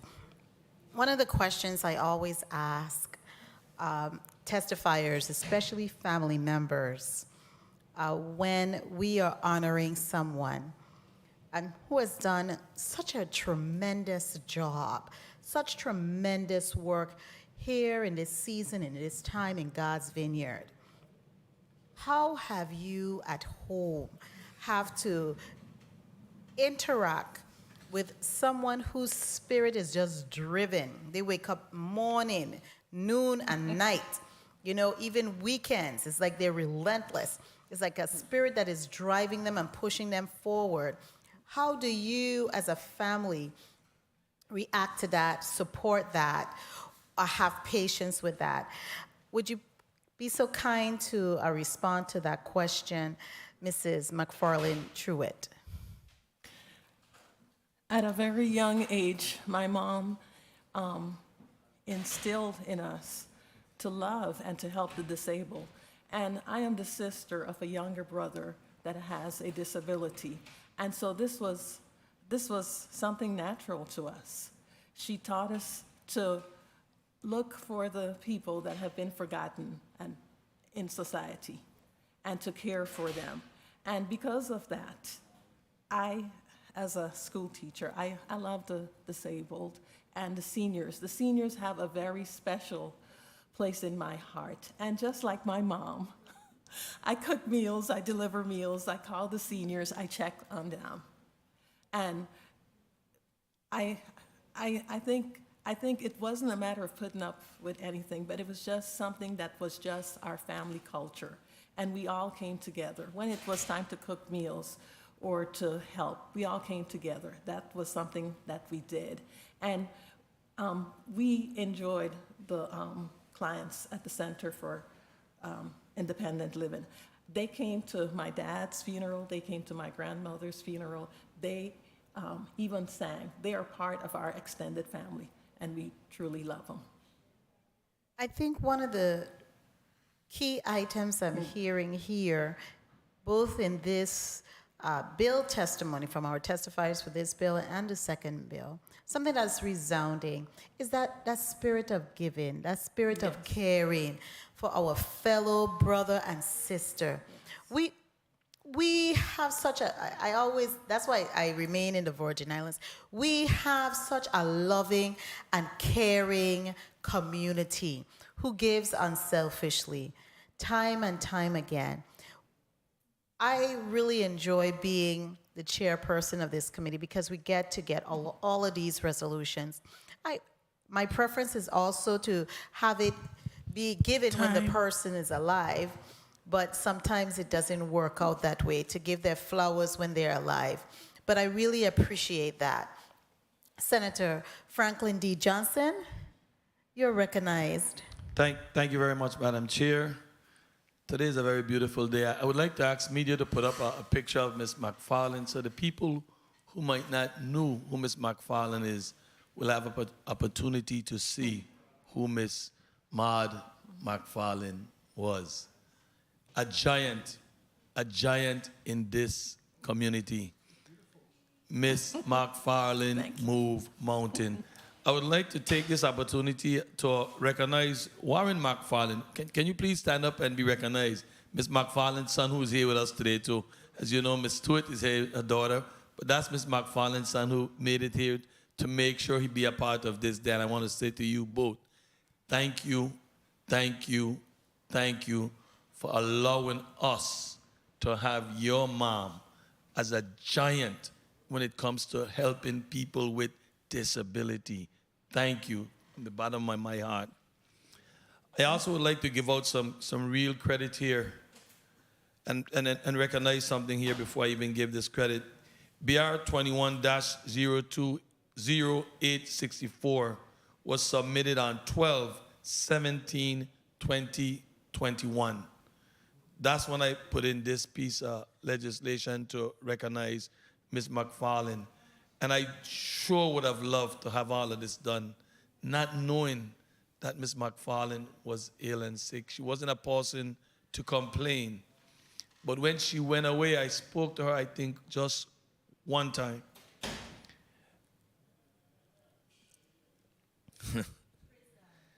And she said to me, she might not make it back.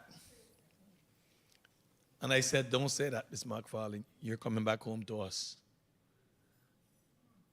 And, you know, I came here today and I said, I'm not going to break up with this here, but that's who Miss McFarlane was.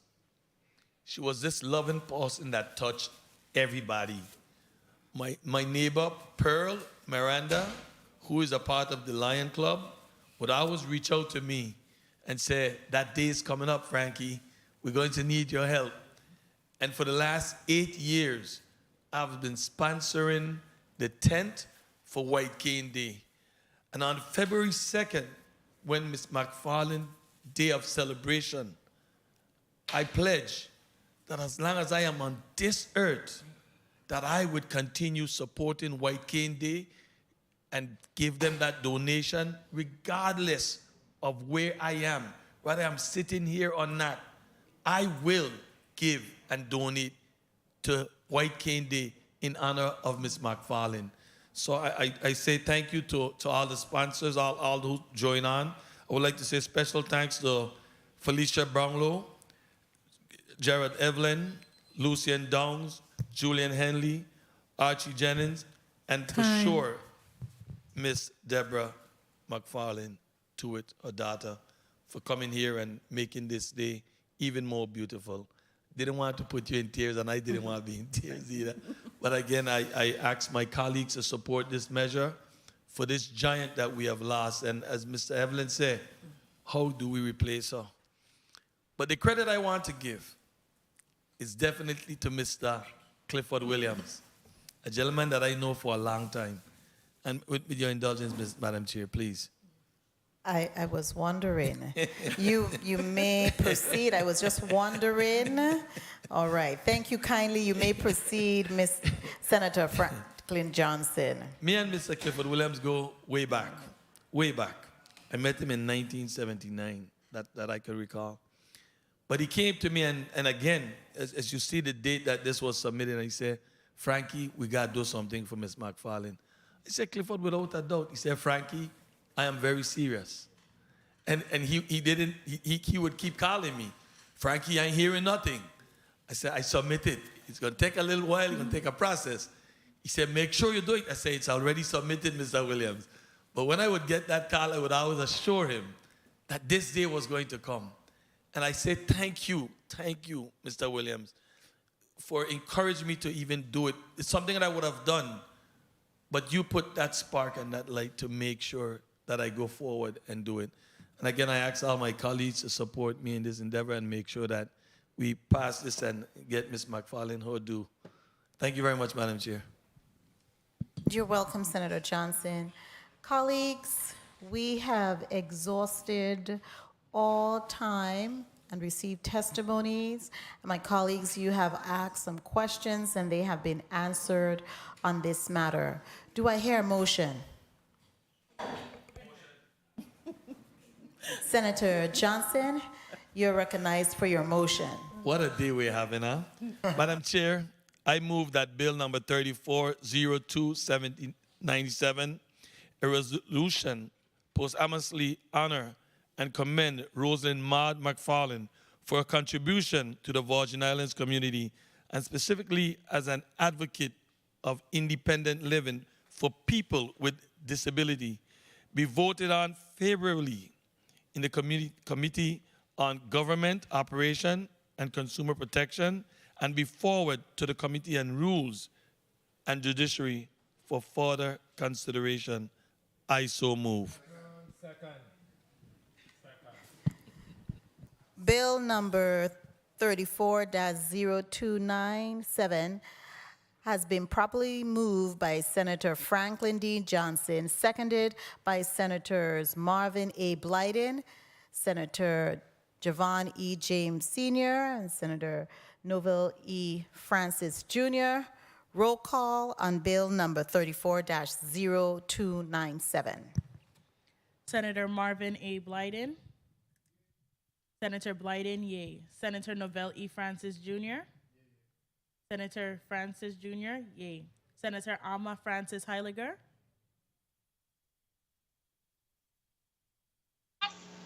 Yes. Senator Francis Heiliger, yea. Senator Javon E. James Sr. Senator James Sr., yea. Senator Franklin D. Johnson. Senator Johnson, yay. Senator Carla J. Joseph, Yes. Senator Joseph, yay. Senator Milton E. Potter,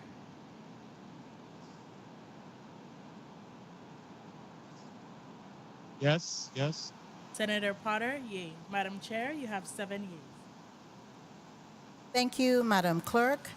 Bill number 34-0297, a resolution to posthumously honor and commend Roselin Maud McFarlane for her contributions to the Virgin Islands community and specifically as an advocate of independent living for people with disabilities, has been favorably approved in the Committee on Government Operations and Consumer Protection and will be forwarded to the Committee on Rules and Judiciary for further consideration and action.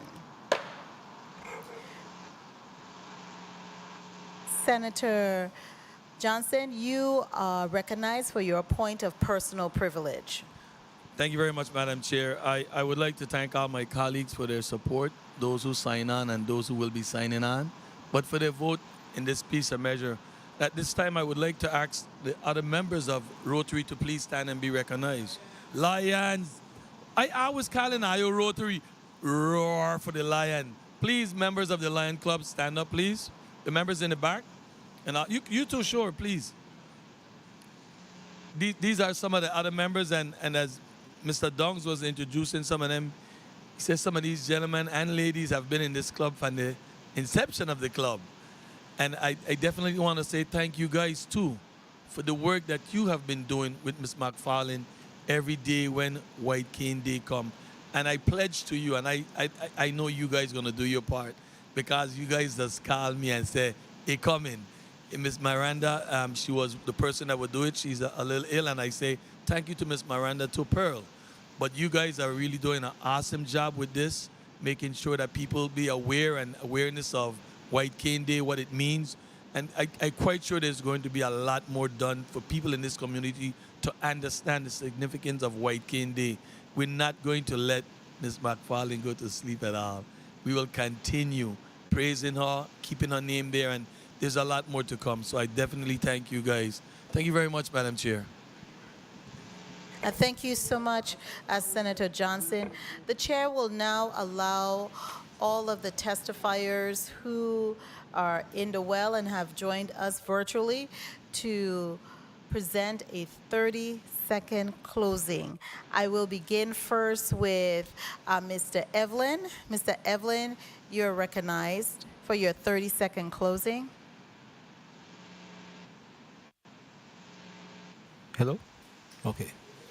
In closing, Ms. Roselin McFarlane, who, like I said before, was a mom to me, I don't think that, there'll ever be a replacement for Ms. McFarlane. Ms. McFarlane was an inspiration to all of us at the Center for Independent Living and all of us in the community who has a sensitivity for persons with disabilities.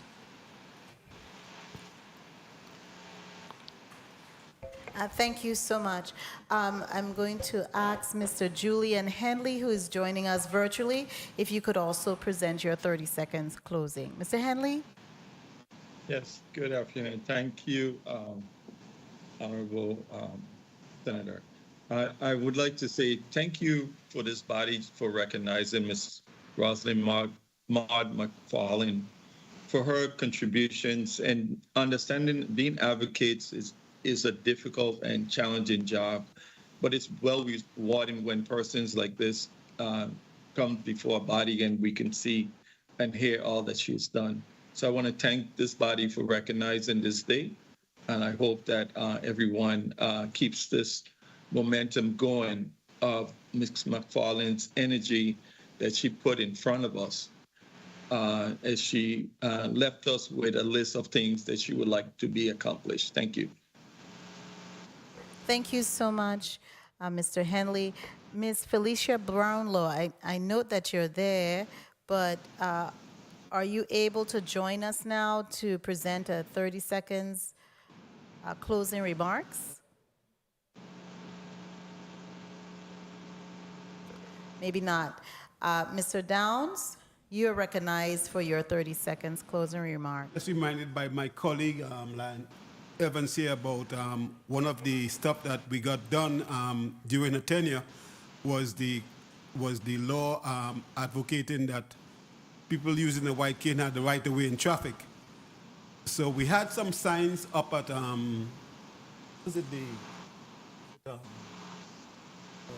signs that was up Miracle Mile, right? District Court and Miracle Mile, right in the area here, and the sign disappeared. So we are going to replace them. Also, there's a lot of stuff that needs to be done.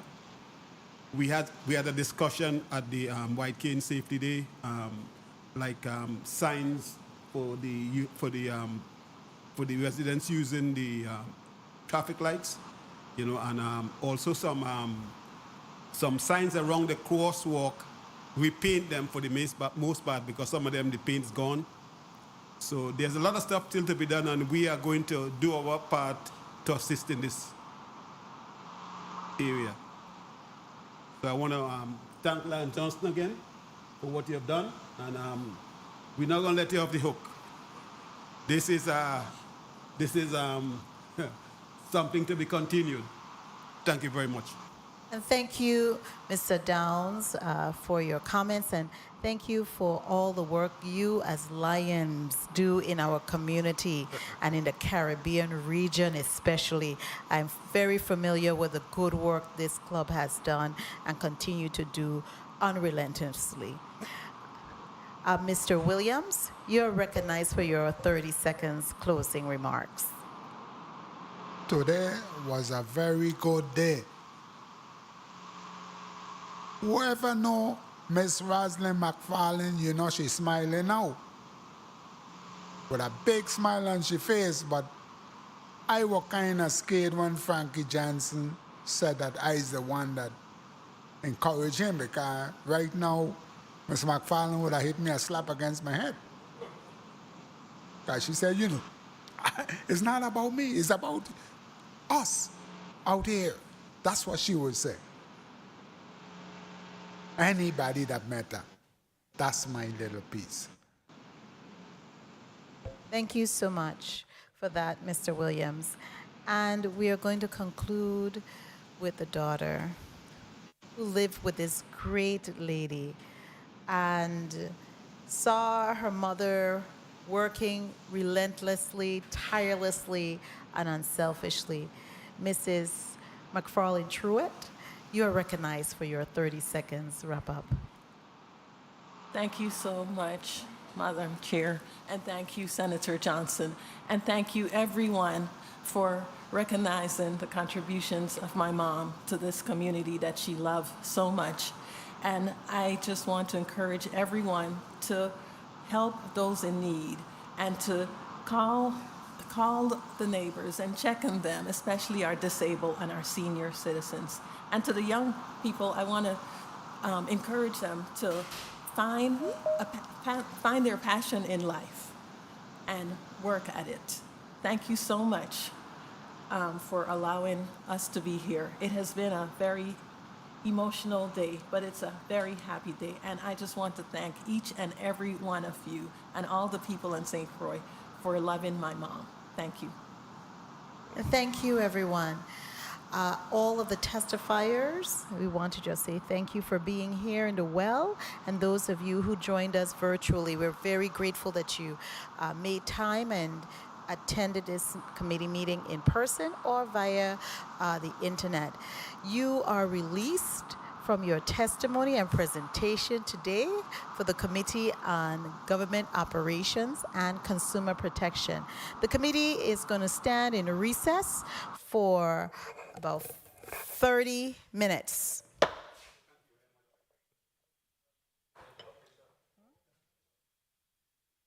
What time are we starting with?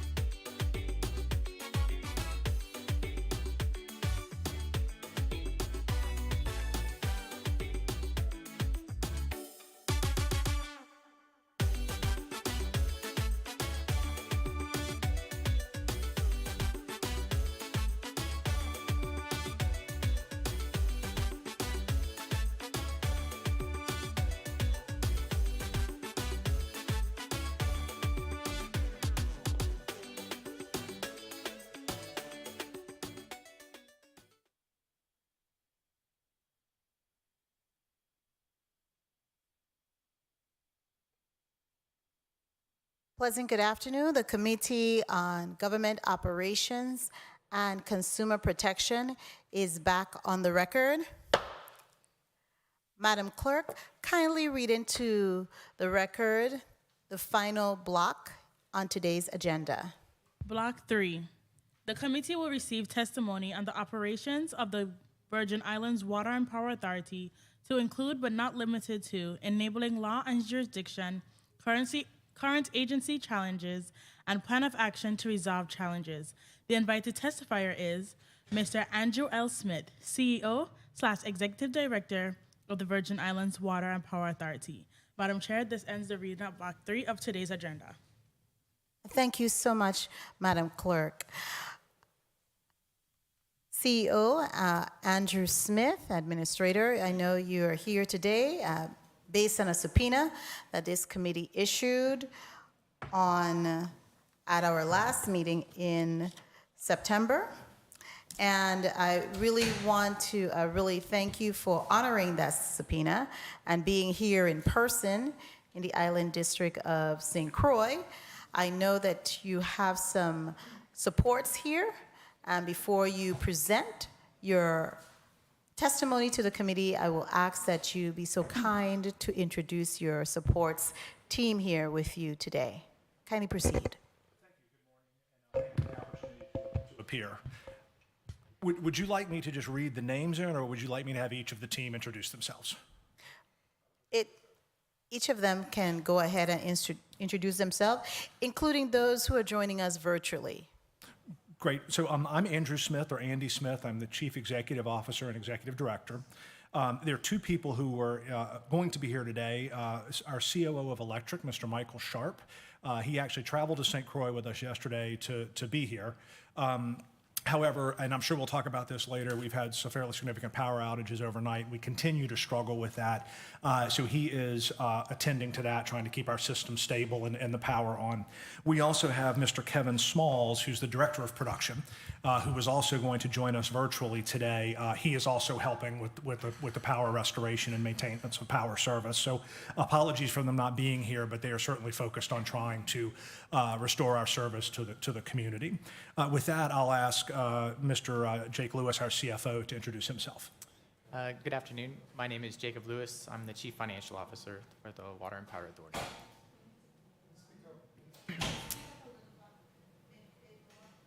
Sure. And also, media, if you could turn up the volume on the mic so our stenographer, I'm so sorry, excuse me one moment. Our stenographer is virtual with us.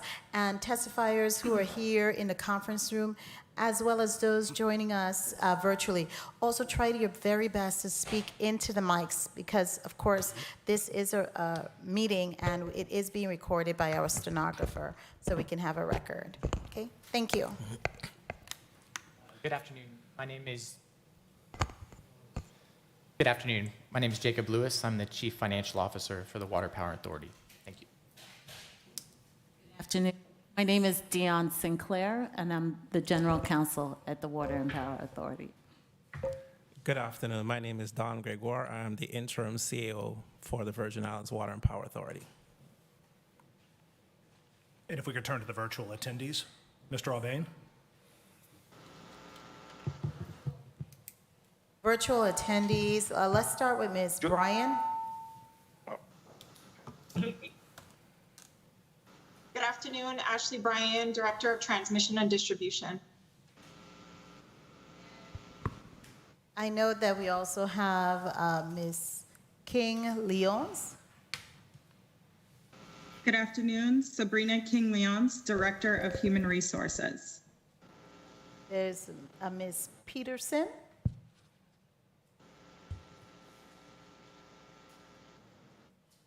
Good afternoon. My name is Chanel Peterson, Director of Corporate Communications. And the gentleman on the bottom, I can't see your name with the tie on. Leslie Smith, Director, Internal Audit, Revenue Assurance. Oh, Mr. Smith, okay. Next to Mr. Smith is Ms. Gums. Good afternoon, Naomi Gums, Deputy Director of Corporate Communications. And next to Ms. Gums, there's a gentleman there. Mr. O'Bain? Hi, good afternoon. Julius O'Bain, Chief Information Officer, Virgin Islands Water and Power Authority. Wonderful. And then we have Ms. Marlene Francis. Yes, good afternoon. Marlene Francis, Customer Service Manager. And finally, there is Denise P. Reimer. Good day, Denise Reimer, Director of Disaster Recovery and Compliance. I also see Mr. Noel Hodge is present, but I don't see his face here. Good afternoon, Noel Hodge, Chief Operating Officer of Water Systems. Wonderful. And is there Mr. O'Bain there as well? You did me already, but that's Julius O'Bain, Chief Information Officer. Okay, because there's another one there. Okay, and there's Michael Dow, Senior. Good afternoon, Senator. Michael Dow, Director of Treasury. And I don't know if this other individual is also part of your team, but I note virtually there's a Laverne Mills Williams. That is not a member of the WAPA team. Okay, thank you so much. Mr. Smith, you may proceed to read into the record your written testimony. Thank you. Good afternoon, Honorable Senator Carla Joseph, Chairperson of the Committee on Government Operations and Consumer Protection, members of the committee, non-member senators present, testifiers, the listening and viewing audience, and the WAPA family. I am Andy Smith, Chief Executive Officer and Executive Director of the Virgin Islands Water and Power Authority, which I may later interchangeably refer to as WAPA or the Authority. I thank you for the invitation to discuss the Authority, including a general overview, where we stand with respect to renewable energy, including solar, our fiscal and operational challenges, the status of the Streetlight Fund and associated maintenance of streetlights, and the substantial progress that has been made over the past 10 months on the turnaround of the Authority. Turning to an overview of the formation of the Authority. The Authority was established in 1964 by the 5th Legislature of the Virgin Islands through Act Number 1248. The enabling legislation was subsequently amended in 1987 to add the production and distribution of drinking or potable water, and later the responsibility of installing and maintaining streetlights in 2001. WAPA is an autonomous governmental instrumentality and public nonprofit corporation subject to the control of its governing board with a legal existence separate and apart from the government of the Virgin Islands. Turning to solar and other renewable energy initiatives, the Authority is committed to the production of reliable, efficient, affordable energy. The Virgin Islands has an abundant resource in the sun, and the community can greatly benefit from the development of significant utility-scale solar at an attractive price. Over the past several months, the Authority engaged with multiple developers with both a Virgin Islands and international presence with the objective of achieving two outcomes. First, fulfill an initiative announced in early 2022 by the Governor of the U.S. Virgin Islands, the Honorable Albert Bryan Jr., to transition St. Croix to 100% solar energy. Number two is to successfully execute an internal Authority strategic initiative to displace expensive and volatile commodity-based fuel costs with lower, more stable solar energy costs through a long-term power purchase agreement or PPA. The Authority is seeking a power purchase agreement for solar development with battery storage. The Authority engaged with 7 solar energy developers in its process. The Authority focused on St. Croix initially because of the greater availability of land for solar and battery storage, as well as the relative ease of construction. However, the Authority also intends to pursue renewable development on St. Thomas and St. John.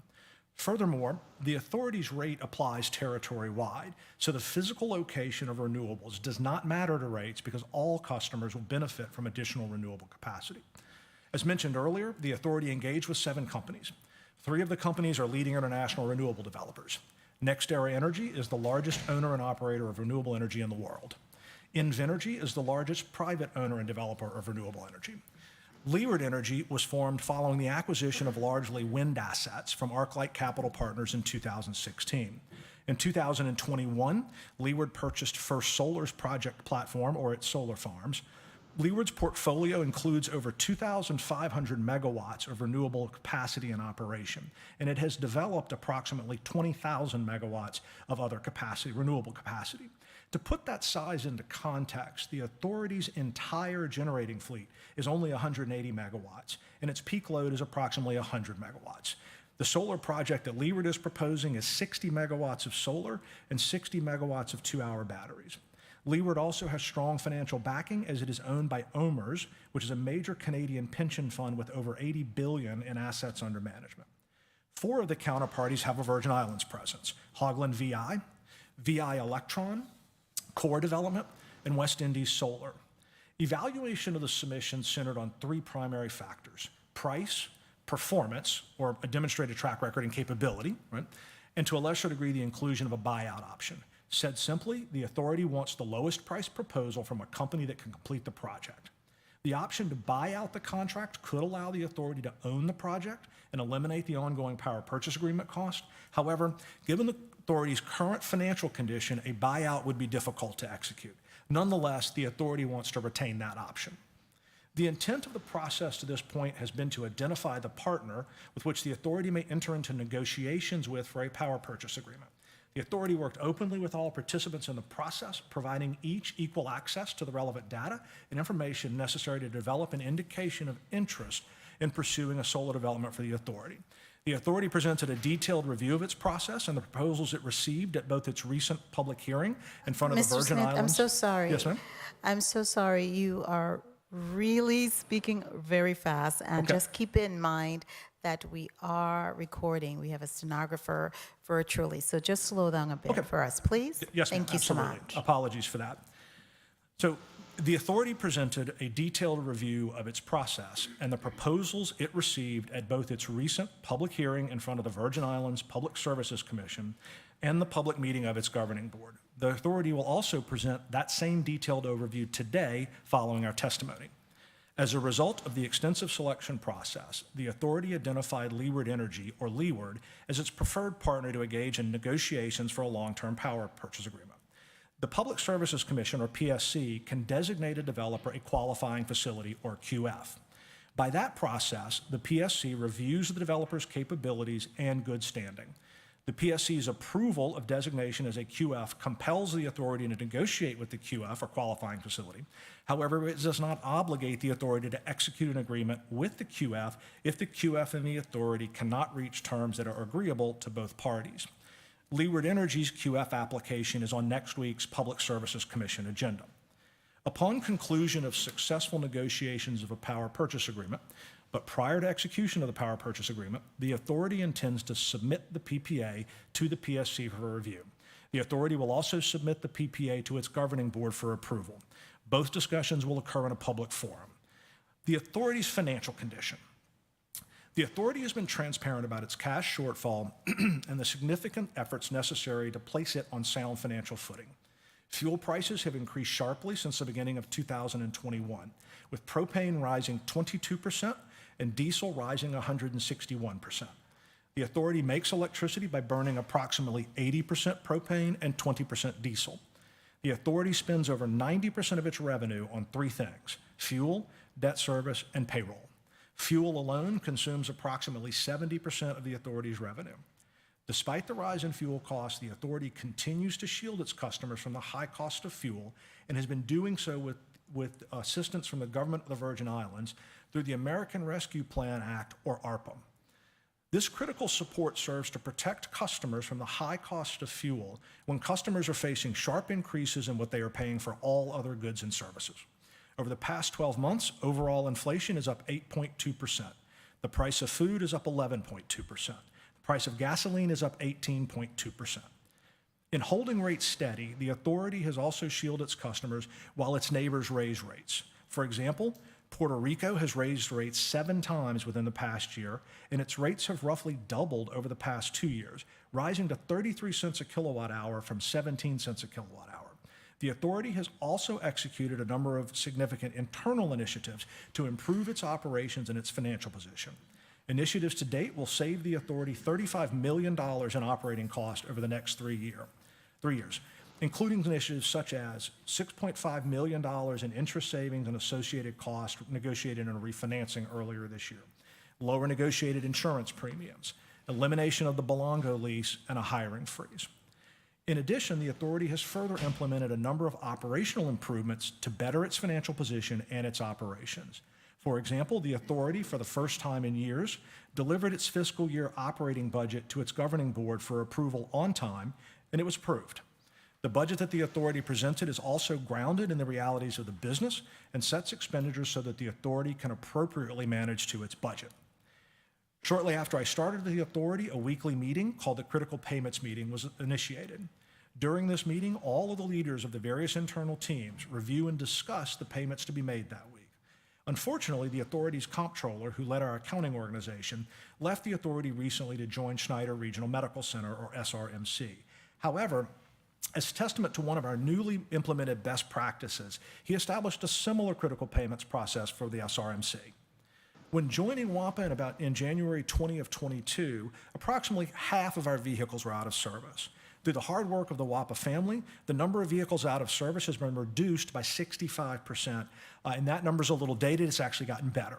The authority had one bucket truck in service on St. Croix earlier this year, but we went into storm season with all 6 trucks in operation. The efficient outage restoration following Fiona was not only due to the diligence of the WAPA team, who works tirelessly in hazardous conditions away from family and friends, but also because restoration crews had enough vehicles to restore power effectively, efficiently, and safely. 2 other initiatives keep our employees and the community safe. For the community, drivers collide with our power poles far too frequently. Not only can drivers be injured or die, but the accidents also cause a power outage. The authority's transmission and distribution team identified relatively inexpensive, highly reflective strips that can be easily attached to poles. The authority recently completed a pilot program of an installation of the reflective strips and received favorable feedback from the community. The installation of the strips is now being expanded. Previously, for the WAPA family, safety glasses were not always required inside the fence of the power plant.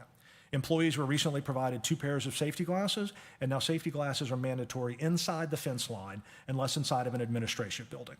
Little initiatives like these protect our most valuable resources, our people, ensuring that they go home at the end of the day the same way they came in at the start of the day. Finally, the authority continues to make progress on making catch-up payments for employee withholdings that were previously not remitted to GERS. Through September, the authority has made $1,181,007 in catch-up payments for employee withholdings. I'd like to note that that's different than the filed testimony we submitted, because in between the filing and now, we've made a subsequent payment. The catch-up payments represent roughly 1/3 of the employee withholdings that were previously not paid to GERS, and this has been caught up in roughly 6 months. Visibility into the ability to make these payments would not have been possible without the critical payments meeting process discussed earlier. The authority owes an additional $1,696,479 in employee remittance catch-up payments and continues to make them. On the present course, employee remittances will be up to date by April of next year, if not sooner. Additionally, there is a persistent rumor in the community that retiring employees are unable to receive retirement benefits because the authority has not made the final payment that is due to GERS when an employee retires. That is not correct. When the authority receives an invoice from GERS for the one-time payments for an employee that is retired and is seeking benefits, those payments have been paid and are continuing to be paid.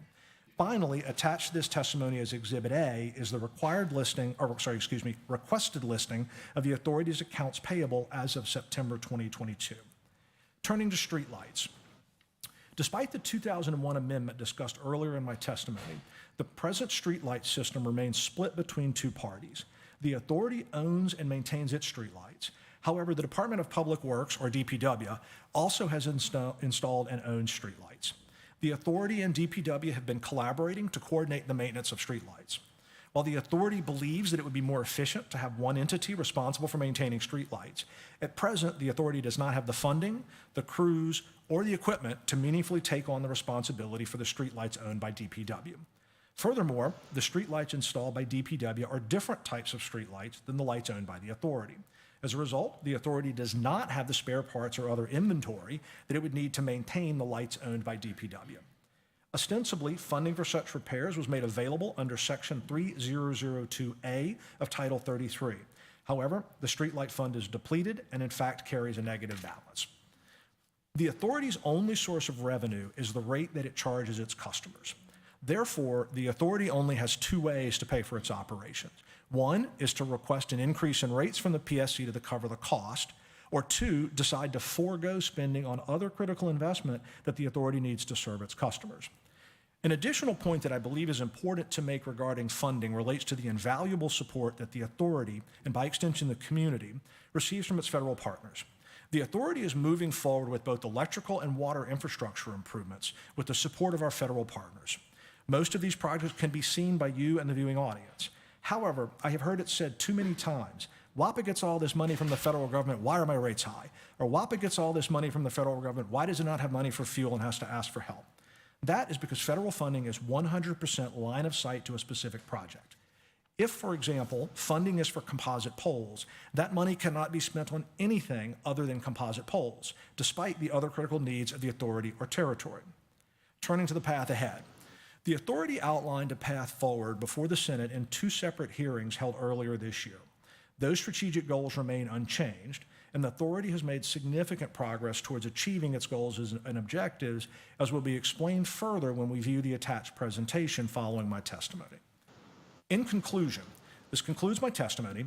Again, I thank the committee and the public for the opportunity to discuss developments of the authority. I also thank the hardworking men and women in the WAPA family.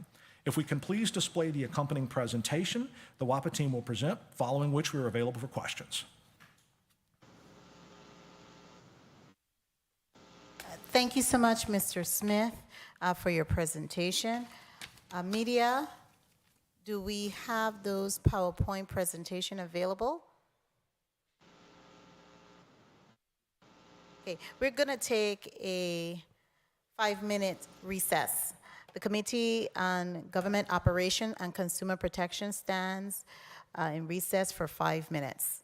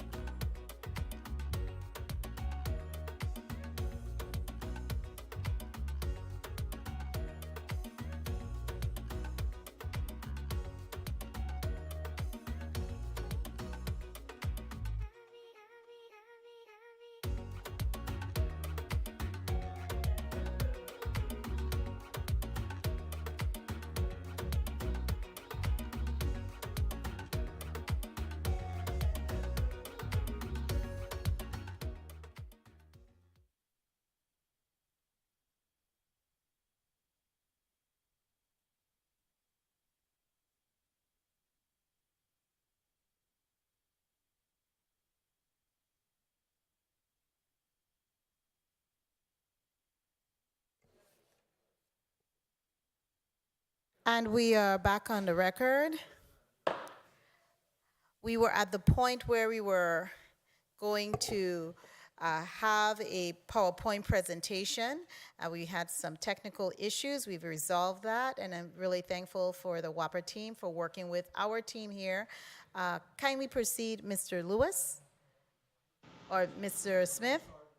So we'll conclude. Okay, kindly proceed, Mr. Smith. Great. If we could get the presentation displayed, please.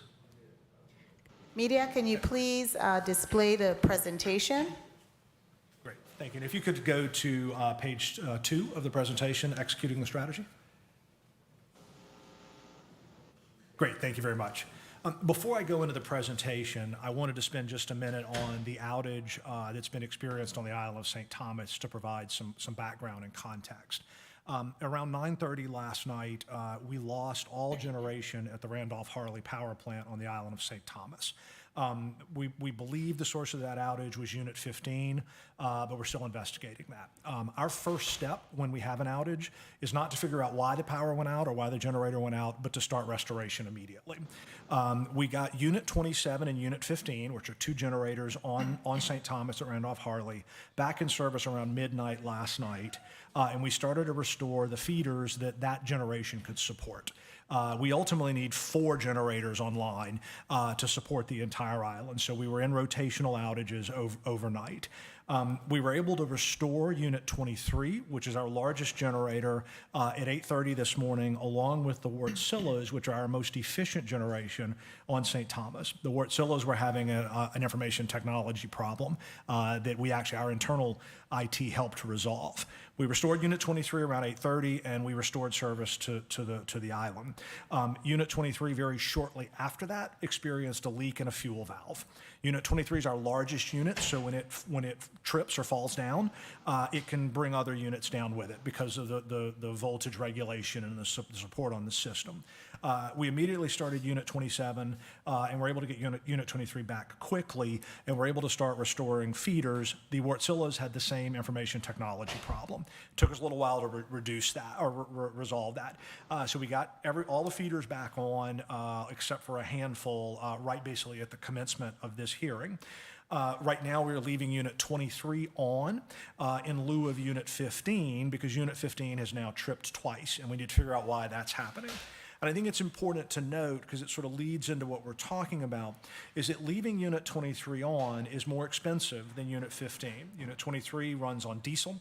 Unit 15 runs on propane. Running Unit 23 in place of Unit 15 cost us, at today's prices, approximately $101,000 a day instead of running Unit 15. Very recently, I think we saw on the feed, the virtual feed, that the power tripped off in St. Thomas again. It's not an island-wide outage. We lost some feeders. We have reduced propane pressure to the Wartsillas. We're looking to restore that right now, and happy to discuss any of that further as we look to get stability back on the system. One thing I'd like to ask the community to do around this is, we have an online portal on our website where you can report an outage, okay? And I would like to tell this honorable body, quite frankly, the profanity and the insults and the aggressive comments from our customers and community that came into that line, I will not repeat here because you would be disgusted. One repeated message is that we should go kill ourselves, right? And I'm sure, as you all know, we unfortunately had an employee commit suicide not too long ago. So I would implore the community that, those messages go to our dispatchers, right? They don't go to me, right? I get them secondhand because immediately they let me know that this is going on. So I would implore people to understand that we are working as hard as we can, and criticize me, right? I set the strategy, criticize the leadership. But the men and women who are working 24 hours a day in the dispatch center, they don't need to read that kind of stuff. So just please stop, right? Please stop. So with that, I'd like to turn to the presentation. If we could go to slide 3, please. Thank you. So I wanted to spend a couple minutes just reminding the listening audience to the situation that the Water and Power Authority finds itself in. As we know, our financial situation is strained. That's not new to anyone. It's actually getting better, right? We've been able to as I mentioned earlier, drive a lot of cost cuts, and there's more to come. But we spend, almost all of our cash on fuel, payroll, and debt service. We make a handful of other critical payments. For example, the GERS catch-up, buying diesel for our bucket trucks to service our system, and a handful of other things, and then there's nothing left. All of our working capital facilities, so our access to any incremental cash, are fully drawn and have been so for 3 years. And so we have no ability to go out and raise extra capital. We owe money to every major vendor that we work with, approximately $40 million in past due balances to various vendors, not including our infrastructure obligation to VTOL. I discussed our GERS employee withholdings. The situation got so desperate for cash. Before our arrival, the decision was made to not even make those remittances. It was not appropriate. It was wrong to do so, but it happened. And as I mentioned, we're making aggressive efforts to get caught up with that. The last point, and I talked about this in my testimony, is that despite all of that, we're maintaining our rates for our customers with support from the GVI because our community otherwise would be bearing much, much higher cost of electricity. Now, that all sounds very dire, right? And it is. However, we have a plan. We've been executing on the plan, and we'll talk about the plan in a minute. One other thing I want to stress about this plan is the authority got it this way over years. It didn't happen overnight, okay? The plan that we have outlined gets us off of GVI fuel support. If we're able to successfully execute it, and we'll need some federal funding and things to do that, we can be off of GVI fuel support by the second quarter of next year. Right? So this isn't a 5-year, this isn't a 10-year, this isn't a 2-year, this is a very quick, strategic turnaround. So if we can turn to slide 4. Thank you. I wanted to spend a couple minutes on this slide talking a little bit more about what we've achieved to date. I mentioned in my prepared remarks $39.5 million of savings identified over the next 3 years. I won't talk about all of this because it's a number of items on the sheet here, but the listening audience may remember, GE Unit 27. We're releasing that unit. GE wanted $10.4 million for us to acquire that unit. We bought it for $6.75. Right? And it was a hard fight, it was a long fight, but it was a successful fight. We also got rid of $9 million of ongoing annual lease expense by buying that unit. CFO Lewis led the negotiations on refinancing some debt. That saves us $6.5 million over the next 3 years. We got a hiring freeze in place. That saves us almost $900,000 a year. That money can be reappropriated to other things, right? One of the things we need to address is our compensation structure is not where it needs to be in the Water and Power Authority. We lose engineers, right? We have others within the organization in critical roles who are not compensated appropriately. We'll talk probably about the Baker-Tilly study. We're on the cusp of addressing a lot of those issues and repurposing, for example, some of the money that's saved in hiring freeze to where it's most needed and most deserved. The last thing I wanted to highlight on here is it's been a while coming. We are in the process, as we speak, of moving out of Belongo into Market Square. The team has worked diligently to get trailers installed, infrastructure, water, electricity, all the things that we need around that to get moved into Market Square. This is a preview. There's more to come, and we'll talk about that in the strategic plan in a minute. If we can turn to slide 5, please. So, our achievements to date are not just financial. Financials are critical to us because we can't run out of money, okay? But at the same time, if we don't fundamentally change the way we do business, right, the authority will struggle to get better, right? We can deal with the financial side, but we still have to deal with the operational side. And again, I won't touch on everything on this slide here. And in fact, for the listening public, this is posted on our website, so feel free to go review it at your leisure. But we redesigned and secured approval of our fiscal year 2023 budget, as I mentioned in my testimony. We've released our 2020 audit. We have a schedule in place that will get us current through our fiscal year 22 audit. So completing 2 years of audit, 21 and 22, by the end of next year, if not sooner. We talked about our critical payment process. Item number 6 on here, I'm incredibly proud of our water team, and Mr. Gregoire to my right had a lot to do with this. We've secured a FEMA funding grant that we expect to be approximately $1 billion for prudent replacement of the St. Croix water system. And prudent replacement is critical. That word prudent is really critical because when FEMA looks at a system that's been damaged, and our water system was severely damaged in the hurricanes, our water losses basically doubled post-storm because of damage that was done to the system in the storms. FEMA looks at a damaged system and says, well, we could replace it, or I'm sorry, repair it, But then they also look at it and say, is it more prudent to replace it because it was damaged so badly that you just no point in trying to fix it. What's really critical about prudent replacement is not only does it replace everything, it also allows you to upgrade to best-in-class standards, right? So for example, if we had ductile pipe that they elected to repair in a given instance, that might be a weld, right? It might be a patch. It might not be replacing it with PVC. Right, so all of that will be replaced and high graded to modern quality. I talked about the vehicles in service and the Fiona restoration, and I talked about safety glasses being mandatory inside the plant because we have to protect our people. Let me turn to slide 6, please, now, and talk about fuel cost. Thank you. So this chart here shows the price of diesel, the price of oil, and the price of propane from the beginning of 2021. And I wanted to spend a minute or two on this because it really illustrates how the Water and Power Authority, while it struggled financially for years historically, this situation today is so acute, right? We have seen propane up 22%, diesel up 161%, as I talked about in my prepared remarks. And this is over the last basically year and 9 months, 10 months. One of the things I've noted on here is the price of oil. Right?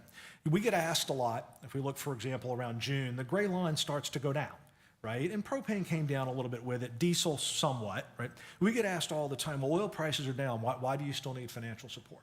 Well, one, prices still remain very high. But number two, we don't buy oil, right? We buy a very specific product. We buy ultra-low sulfur diesel, and we buy propane at the U.S. Gulf Coast. Throughout all of this period, one of the really key things I think to note that I've talked a lot about is that there was a rate increase in July of 2021. It was 16%. We've had no other increase in rates since then, and the price of fuel is up very significantly. So if we can turn to slide 7, please. Thank you. I talked about this in my testimony as well, but I think it really jumps out as a graphic as well. This shows what is happening to prices across the economy and what's happened to the Water and Power Authority's rates over that same period of time. Consumer Price Index, which is a metric that the U.S. Department of Labor compiles and publishes, shows overall prices up across the economy at 8.2% over the last 12 months. Food, 11%, transportation, almost 15%, gasoline, 18%, and the most comparable to us is electricity at 15.5%. The Water and Power Authority rate has not changed. And so we are protecting our customers by absorbing that high cost of fuel when everybody's struggling to buy groceries, pay rent, and drive to work. If we could turn to slide 8, please.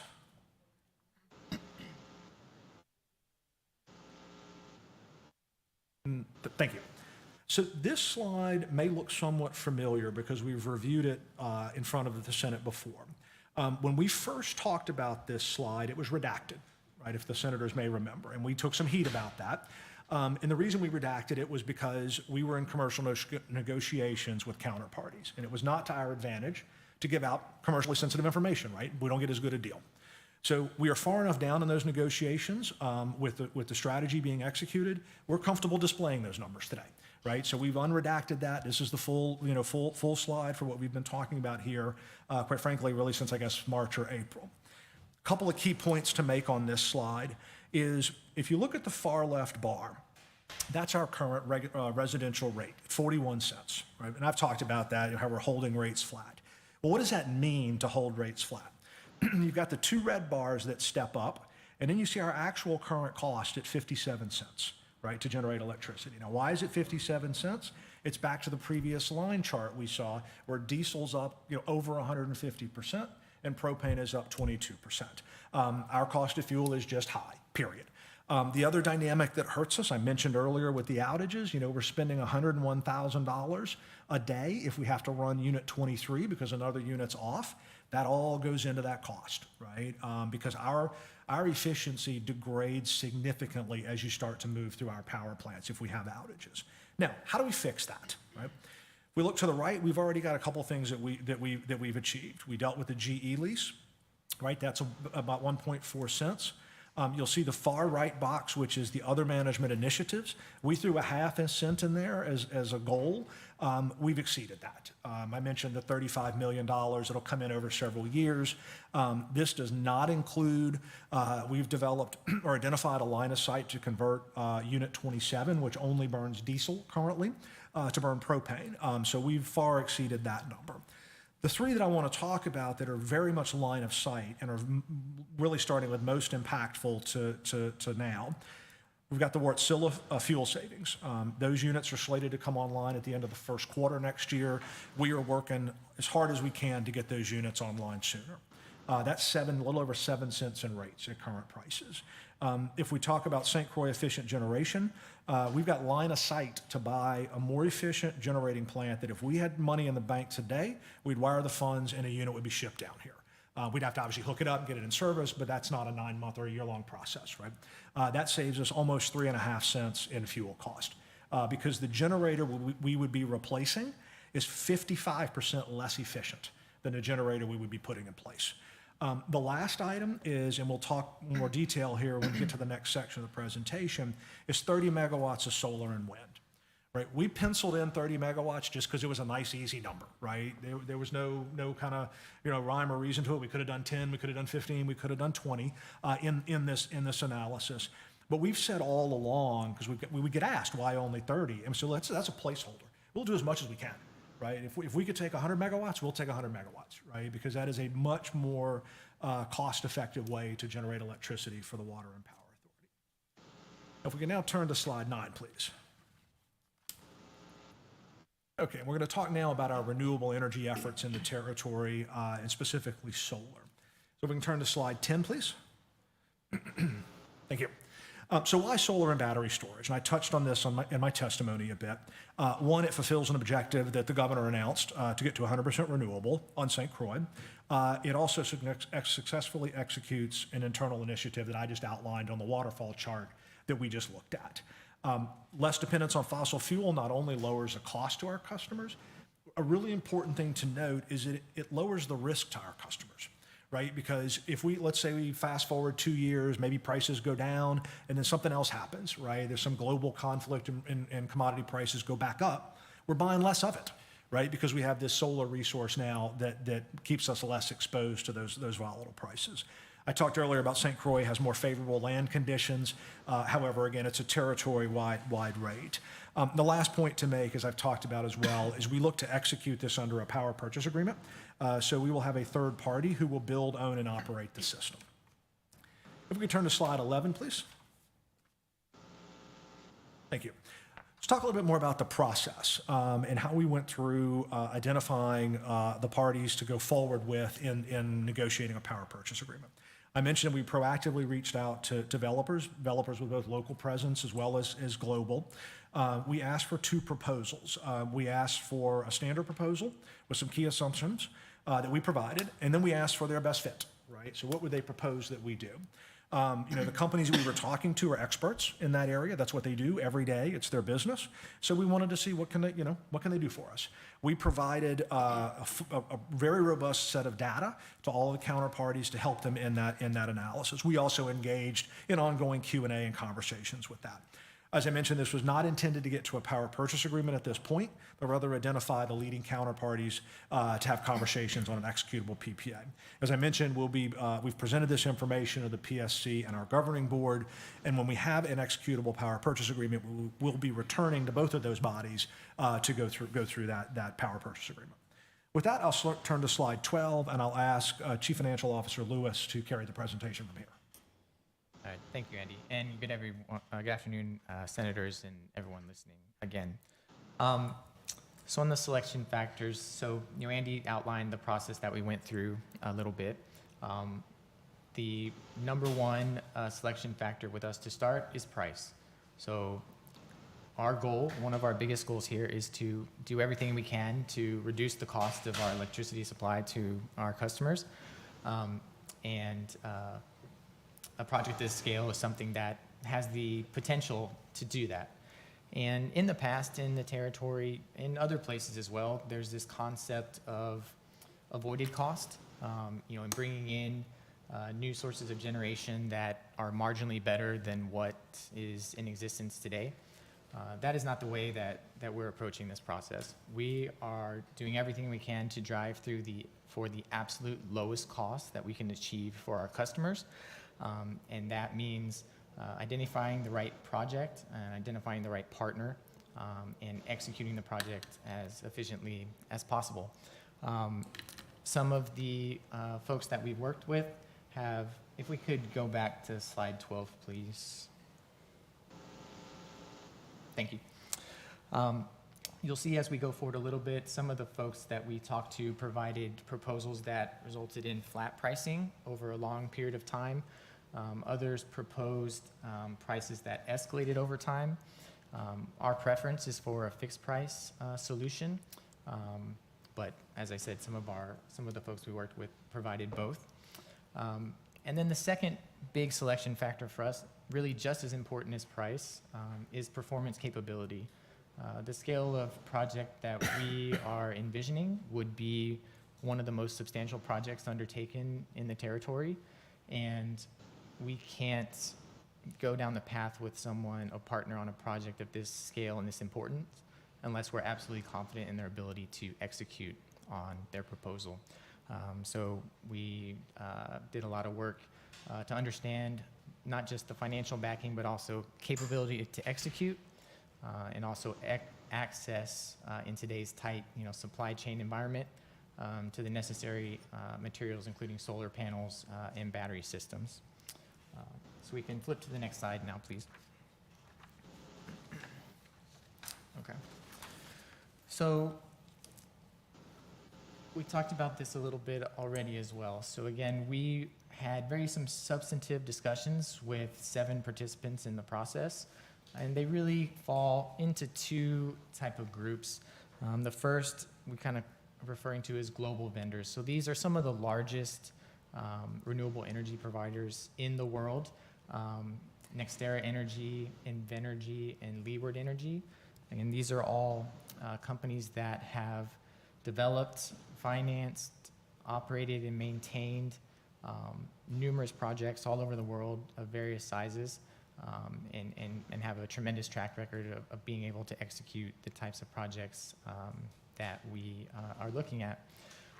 We also spoke with several vendors who have various levels of experience in the industry, but also have some experience in the territory. And we list those here: Hogland VI, VI Electron, Core Development, and West Indies Solar. Through this first round of the process, Leeward Energy, which is one of the global vendors, is currently who we view as the leading partner. We intend, and we are moving forward with Leeward to work on negotiating a power purchase agreement for the project.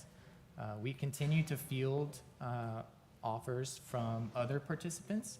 One of the things that we've seen through this process is once we went public with the offers that we've received, several participants have come back and improved their offerings. And so we will continue to negotiate with potential partners as we move forward and as we continue to develop resources for the territory down the road. And Leeward, really what sets them apart, and we'll see it here, is the lowest pricing, also their experience, financial backing, and really operational capability to execute a project of this magnitude.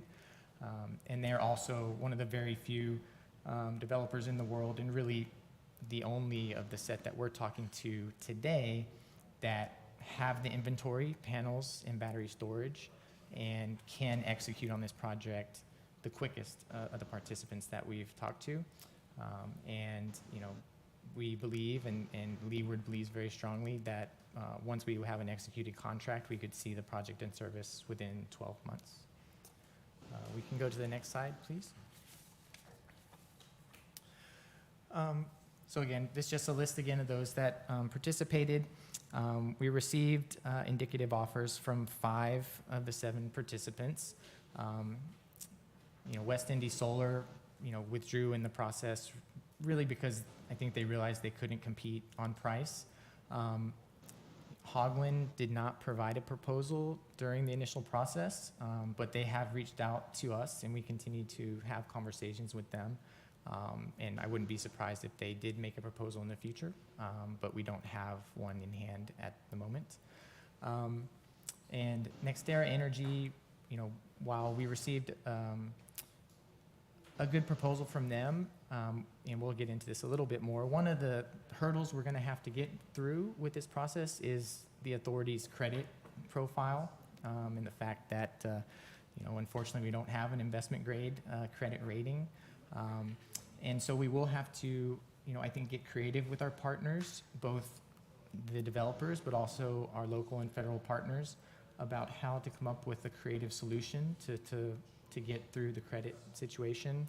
And NextEra was just pretty rigid on that, and didn't seem like we were going to be able to work with them on that. So that's the primary reason we're not in discussions with them at the moment. We can go to the next slide, please.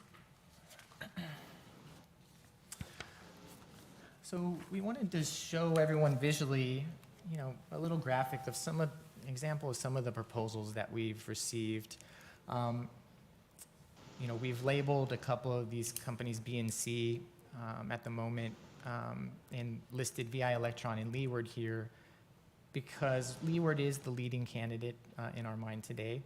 But VI Electron is one in particular that we continue to have discussions with. They have provided revised proposals. So that's why we've identified them on this slide. But this will give you a bit of a feel for how different some of the proposals can look, and as we talk about some of the additional analysis that we've gone through to try to compare the proposals. As I mentioned before, some of our respondents provided fixed pricing over the entire term of the proposed contract. Leeward was one of those.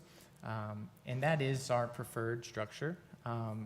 We would like to have, obviously, costs from day one that are substantially lower than our current cost of supply, and to have that cost be constant over a long horizon, provide pricing stability and risk reduction for our customers. As you can see, some of the proposals that have escalation in them, they're not always just as simple as a price today that just escalates smoothly either.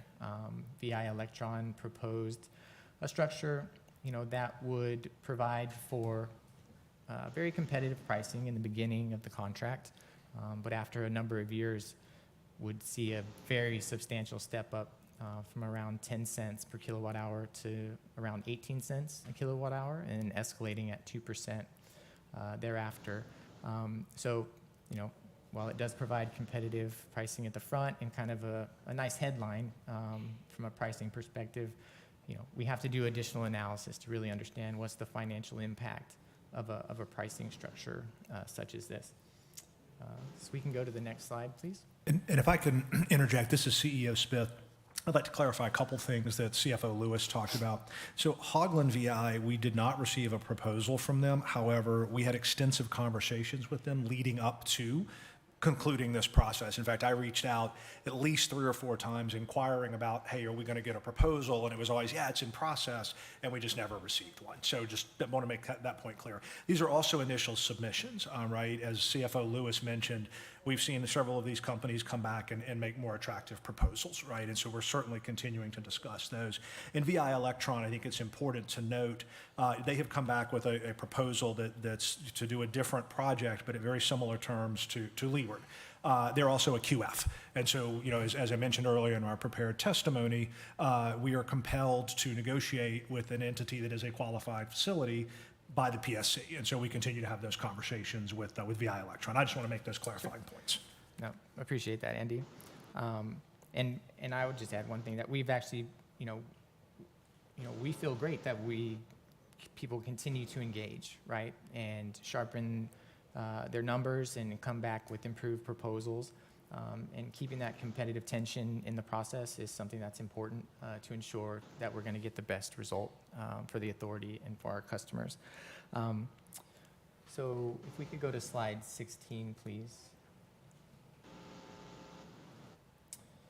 So I won't spend a lot of time on this slide today unless people have specific questions later. But what we needed to do, given the fact that the proposals we received are not all identical, right? We had pricing that was flat over a contract term. We had pricing that would escalate at a fixed percentage. We had pricing that would be flat for a period of time and then change and then escalate. And so we have to have a way to make an apples to apples comparison, at least from a pricing perspective. And the way that we do that is through an analysis called a levelized cost of energy. Again, I won't get all into the mathematical details, but it involves, effectively creating a valuation of a contract based on the cash flows associated with the pricing, and evaluation of that contract today, and then effectively solving for a price that levelized over the same period of time results in the same contract value. And that is a calculation, again, that creates effectively a levelized price for each contract that can be compared to show the relative cost of the different structures. And so that's the analysis we went through to, again, compare just on price the various contracts. And I will add again, as we said, we have had respondents come back with better proposals than the first round, and in some cases provided fixed level pricing when in the past they had provided escalating pricing. So if we could flip to slide 17, please.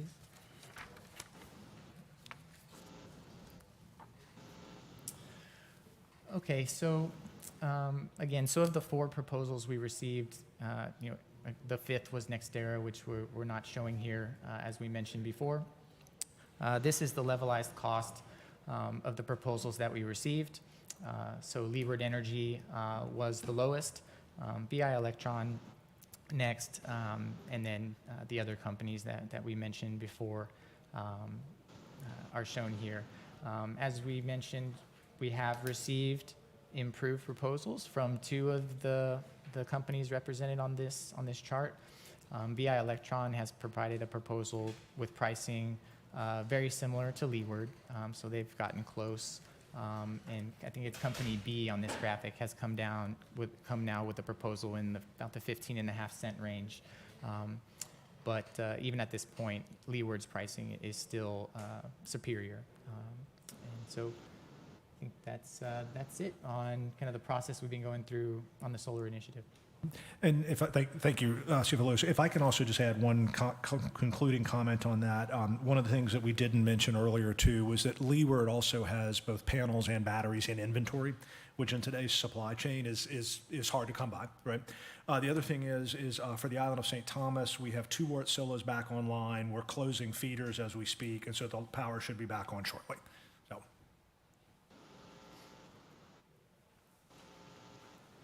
Thank you. Does this conclude your testimony? Yes, it does. Okay.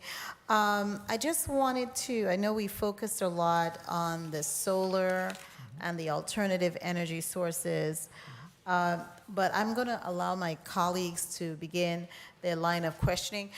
Colleagues, we will have 2 rounds of questioning. The first round will be 7 minutes allotted to each senator, and a final round of questioning. Senator Gittins, you are recognized for your point of inquiry.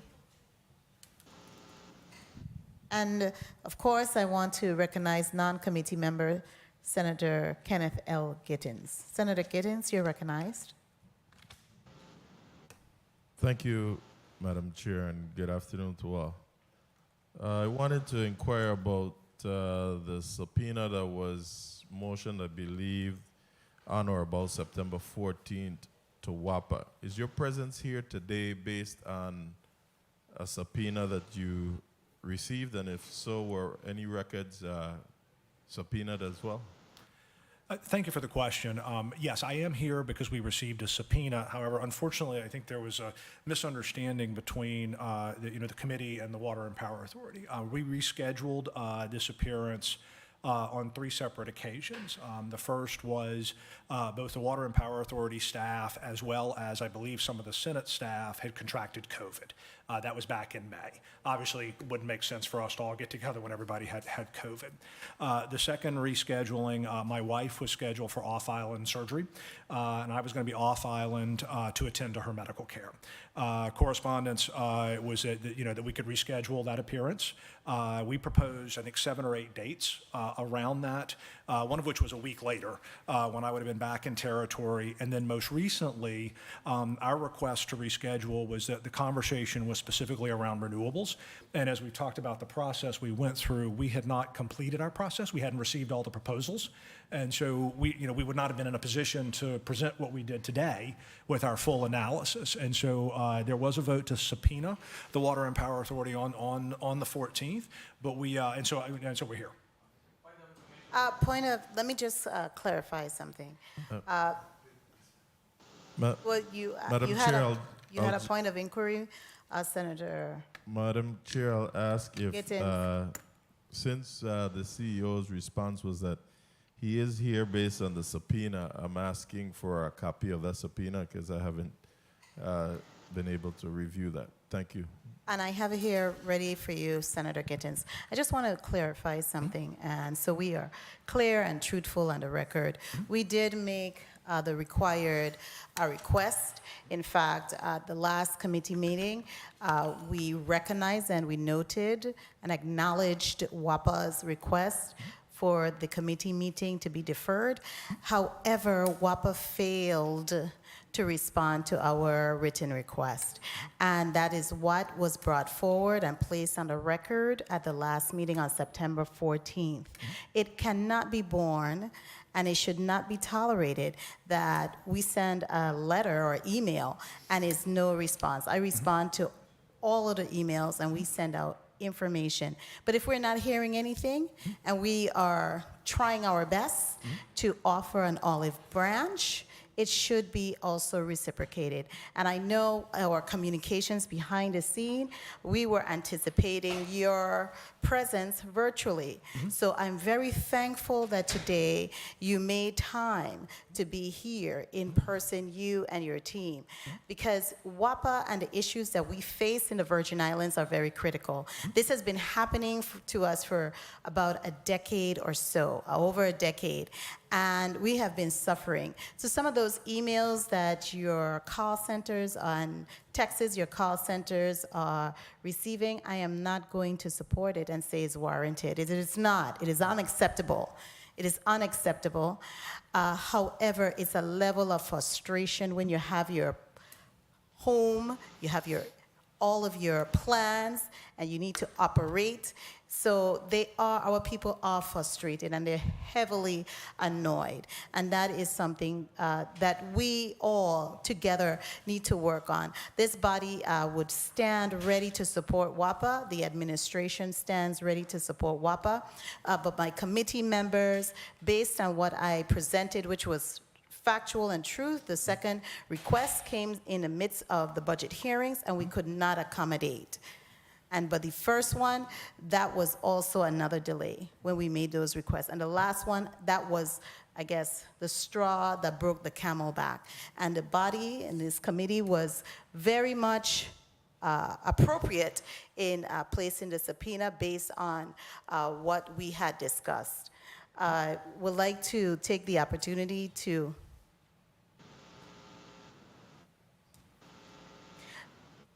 we're going to take a 2-minute recess. The Committee on Government Operation and Consumer Protection stands in recess for 2 minutes. I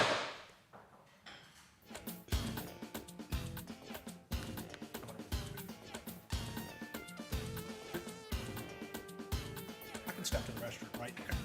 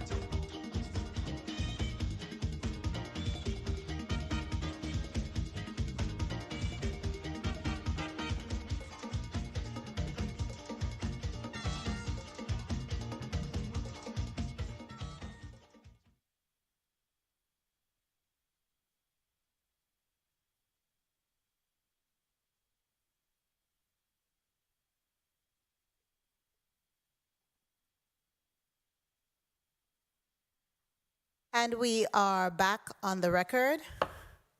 We took a brief recess because I was also told by our staff members that we needed to assure that everybody was sworn in. So I'm going to ask all the testifiers to please raise your right hand. Do you solemnly affirm under penalty of perjury that the testimony that you will be presented and that you have presented will be the truth? Everyone also virtually, please raise your right hand. I'll start back from the top again.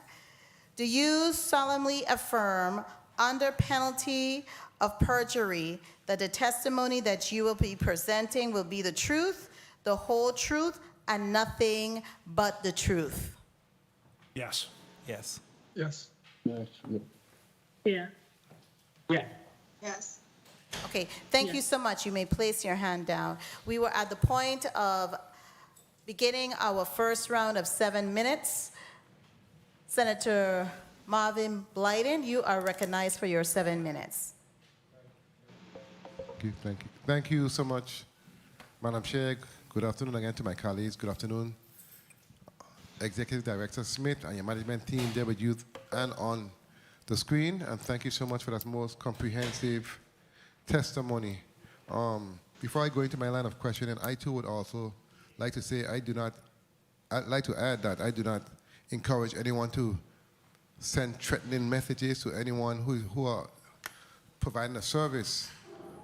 But at the same time, I know and understand their frustration because I myself have gotten many text messages since last night in St. Thomas of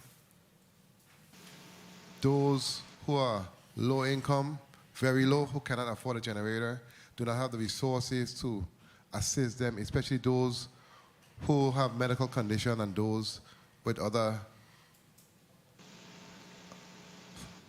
challenging issues, I must say that, and they are very, very, very disgruntled because many of them say they just paid the light bill and they shouldn't have to be going through this type of situation. But nonetheless, as we move forward, you know, it's important, as you guys have been doing, communicating in respect to where you're at as the service come back up. And I look forward to better days in short order based on a plan that you have presented this afternoon. Now, let me ask, based on these presentations, the third slide, current financial situation. Let me ask, in respect to the monies owed to the major vendors, Vital, 7Cs, and Agreco, in total, the amount is $40 million. Can you break it down for me quickly, please? How much for each area? For Vital is how much? How much is owed to Vital? I'll ask CFO Lewis to answer that question. He has relevant details. Thank you. So, the 40 million excludes VTOL. So for VTOL, currently we owe approximately 150 million, which is a combination of infrastructure payments that we've been unable to make to VTOL, as well as penalties and fees that VTOL has invoiced the authority for based on the contract. So as of, I'm looking at a schedule that's as of September 13th. For 7Cs, the number was 10.6 million, and for Agreco, 4.7 million. There are many, many other vendors that we are in arrears with, but you know, these are, I would say, kind of the three. These are the three major ones. These are the three major ones. Exactly. And for clarification, I know you say you're 40 million in arrears, and but you say, oh, Vital 150. How much are you in arrears? Well, I guess I can figure that out. Based on the 40, that's about, okay, 36. I mean, 26. Okay, thank you. Mm-hmm. Let's go to slide 4. You also spoke in slide 4 of annual savings, right? Annual net savings of some $46.4 million. The Unit 27,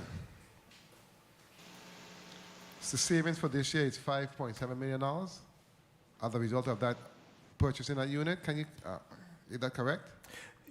Yes, sir. Let me explain a little bit about GE, and I think it's an important point to note on this slide.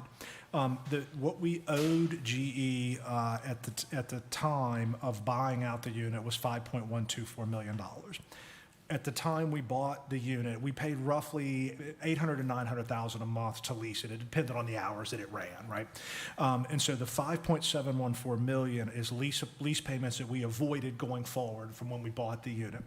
What's important to note about the top three lines, right, including the $5.2 million of past due, those were payments we were not making anyway.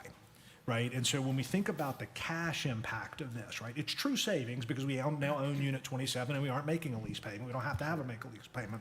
But that did not help our cash situation because we were not making those payments anyway. Understood. Very well. Let's go to slide 5. Okay, the $1 billion that you secured in FEMA funding for the replacement of water infrastructure on St. Croix. And you say assessment is being done on St. Thomas. Is that $1 billion for St. Croix only or to include assessment to be done at St. Thomas? Can you expand on that for me, please? I'll ask Chief Administrative Officer Gregoire to speak to that. Yes, good afternoon, Interim Chief Administrative Officer, Virgin Islands Water and Power Authority. The estimated $1 billion is only for St. Croix, which includes prudent replacement of tanks, water systems, pump station, everything that brings us to the latest and greatest industry standards. So basically, we will have a brand new system on the island of St. Croix moving forward for many years to come in terms of the water underground water lines. That is correct. That's a good thing. Now let's talk to St. Thomas, St. John District. Do we see or anticipate getting any funding for the island district of St. Thomas, St. John? Because we know we had damage over there too, major damages, based on assessment, and when can we see that assessment being completed? What's going on in that space? So we are presently collecting the data to submit to FEMA. Pretty much we're following the same roadmap that we did for St. Croix.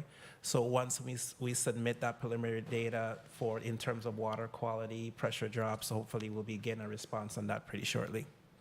Okay, and let's go quickly. I only have a minute left. Please, slide 7. This for you, Director Smith, because on slide 7, rapid rate has not increased despite high cost of fuel. It has not, but not because of the authority, because of the government, because we have been subsidizing the authority. Am I correct? Yes, sir, absolutely. Because I want to clarify that because we have been doing our part on behalf of our constituents. And finally, slide 8. You spoke to management also expects additional savings from Unit 27 conversion to propane. When can we anticipate those savings? And will it affect the pocket of our people? Yeah, so we originally were given a timeline of 90 days. With supply chain, that has extended, unfortunately, to potentially 6 to 8 months. We're still pursuing that, but we're also pivoting to another potential option that may be faster. Really? Yes. What would that look like? Which other option you're speaking to? So the other option would be, and it's preliminary, we were just discussing this yesterday, would be containerized compressed natural gas, right, to bring, and then we would not have to do any conversion to the unit because the unit can burn natural gas, but not propane. And that's what I was going to inquire about that too, because many of those units elsewhere, you can transfer and use it, like for a propane go up, you can use a different area, whether oil, what have you. So that's what you're looking to. Yes, sir. That makes sense. Thank you so much, Madam Chair, for the time. Thank you for your responses. Yep. Thank you so much, Ms. Senator Blyden. The chair would also like to recognize in the legislative chambers the presence of non-committee member, Senator Angel Boquez. Welcome, Senator Boquez. Senator Franklin D. Johnson, you are recognized for your 7 minutes. Thank you very much, Madam Chair. Good afternoon again to the testifiers. Good afternoon to my colleagues. Today is not a good day for me. From the time folks know that WAPA was coming, my phone can't stop. And some of the information that I'm receiving is very sad. But I would like to start off by saying thank you to Mr. Gregoire and Mr. Smalls for addressing that problem in Frederickstead where the entire town on the eastern side didn't have any power. So I really appreciate that. I want to ask a question. How does these companies submit bids for this project? How does this, something was sent out? And if something was sent out, what was sent out and when? Right, so we did not run an RFP process. What we did is we reached out directly from the Water and Power Authority to all of the companies that participated. The Water and Power Authority has in its procurement rules and procedures the ability to do so. There's also well-established statute that Attorney Sinclair can speak to that facilitates that. As I mentioned, a couple of the companies that are actually 3 of them now, one is a qualifying facility that the Public Services Commission has certified. 2 others are in the process of application. Haugland VI has filed one. Leeward Energy is also, as I mentioned, on the agenda for next week's Public Services Commission meeting. We then received proposals from, as I mentioned, the 5 companies that did respond to us. And then we've gone through a process of refining those proposals to determine which one is, we think the right one to move forward with to then get to a more formal answer. In your testimony, you spoke about safety glass, that you start issuing them, and that's something that should have never stopped. What about PPEs? Doesn't the contract says that every 6 months your employees you're required to purchase your employees their uniform, and please expand on that. What has happened? No, absolutely, and appreciate the question. The flame retardant clothing, hard hats and safety glasses, flame retardant clothing is on order. Some have been received. What did you say? It's on? It's on order. However, with supply chain, we're having delays with delivery, but it's been ordered, and we're just awaiting them showing up in the territory. Mr. Josh Jones, that's a new hire. Yes, sir. And I want to know how you go about selecting Mr. Josh Jones, who was there in the interview, who have experience for the safety position. Sure. And a little bit more about I got an entire resume here. Great. And I need to understand because the morale in WAPA is down. We have some local guys that have been working in safety for quite some time with lots of experience. As a matter of fact, some with way more experience than Mr. Josh Jones.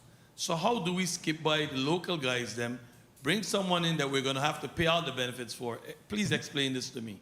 Absolutely. So first off, the recruiting process went on for at least 3 months, if not more. We interviewed multiple internal candidates. We interviewed multiple external candidates. We also received, I want to say 2 or 3 resumes from Virgin Islanders, or at least people who live in the territory for the role. When we went through the interview process, we had a selection committee that included myself, Chief Operating Officer Electric Mike Sharp, Chief Administrative Officer Mr. Gregoire, Director of Production Mr. Kevin Smalls, Director of Transmission and Distribution Ms. Ashley Bryan, Director of Human Resources Ms. Sabrina King-Leonce. Anybody with safety management experience? Yes, sir, because safety is our number one priority. Who was inside there had experience about safety? Mr. Jones interviewed with the entire safety team as well. You interview with the entire safety force? He did, sir. And the entire safety team met with him. Have you checked the safety since you got here, from 2013 to 2021? Have you checked the recordables for the safety department? I'm aware of our recordable injury rate. It is relatively high, right? Quite frankly. Did you say high? Yes, sir. What would you consider high? I actually don't have this. That's one of the statistics I don't have today. Well, Quite frankly, some of the information I received from 2013 to 2021, they went from 29 recordables to 5. So you consider 5 to be high? So we're actually, I believe, at 11 this year, sir. But from 29 to 11, with the same local people that are there now? Actually, sir, the former head of safety actually retired earlier this year. And one of the things I'd point out is that our safety culture is poor in our company, right? Our operating folk in the field, the people in the field, do not trust safety, and there's a very poor relationship within the company around that, right? And I think our safety team has best intentions. I think they try their hardest, but that's a relationship that I feel like we need to rebase. right? And that's what we're attempting to do. What's Mr. Joss' experience with turbine and gas power turbine? What's his experience? So his experience is primarily transmission and distribution, and so he will rely in specific areas of subject matter expertise on others. For example, today. Are you saying he's going to rely on the same people that was overlooked to do his job? We will determine that. Mr. Jones has discretion as to how he wants to build his team. I will support that in conversations with him. We'll get the right people in the right roles to keep our people safe. What is his experience with water operation and storage and distribution? He has none. You know, this is very sad, and that's what I say. My day started out very sad. From the time 1 minute people found out that WAPA was coming, and my phone is still going. The information, the employees are tired of folks just coming in and going ahead of them. And they have the experience, and they have been doing that good job. Let me try to maintain control here. They've been doing a good job because the records are there to show that they went from 29. You admit, I said 5, you said 11. I knew it was 11. I wanted to hear your numbers. But if they have been decreasing, why are we not just giving them this fair chance? Why do we have to pay for someone to come in, pay for them to house, pay for the... Can I find out all the benefits that he's receiving, Mr. Josh Jones? Yes, sir. His base compensation is $140,000 a year. He receives $1,000 a month for a year for housing allowance. For 1 year, it ends at the end of the 12 months, and he gets relocated to the territory with his family. What you say his salary is now? Time. $140,000 a year. What was Mr. McGrath making? I don't have that number. I might have to I need ask that Human information. Resources. This got to stop. This have to stop. We cannot continue operating like this and expect the men and women who are here, busting their grind, doing a real good job, to be bypassed. This cannot continue. I will not accept it as something that we're going to continue sitting here and listen to WAPA come in here, tell us the story. Was there people here on this island that can do the job? It's unfair. It is wrong. Thank you very much, Madam Chair. Thank you so much, Senator Johnson. I really have to echo Senator Johnson's sentiments, and I'll be a bit calmer than he is. It is an injustice to have people who work in day in and day out, and you and your team don't see that they are committed, and if they are producing and the levels are there, why not internally promote them? I want to ask a question. And this is to your HR manager, and to you also.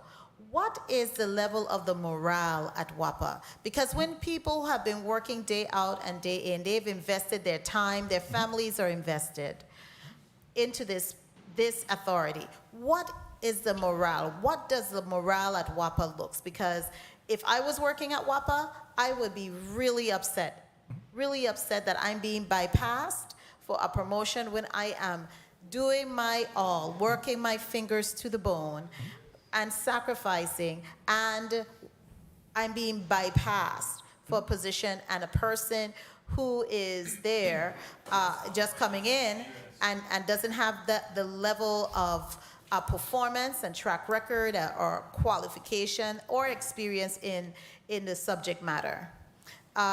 May I have your Human Resources Director, Ms. King-Leons. Ms. King-Leons. Kindly speak on the morale, because you would have a good idea.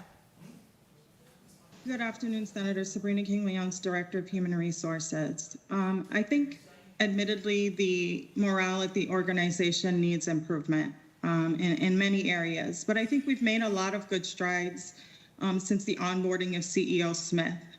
He has prioritized safety. He has prioritized the engagement of employees. We've done a number of initiatives throughout the year surrounding wellness, the safety culture.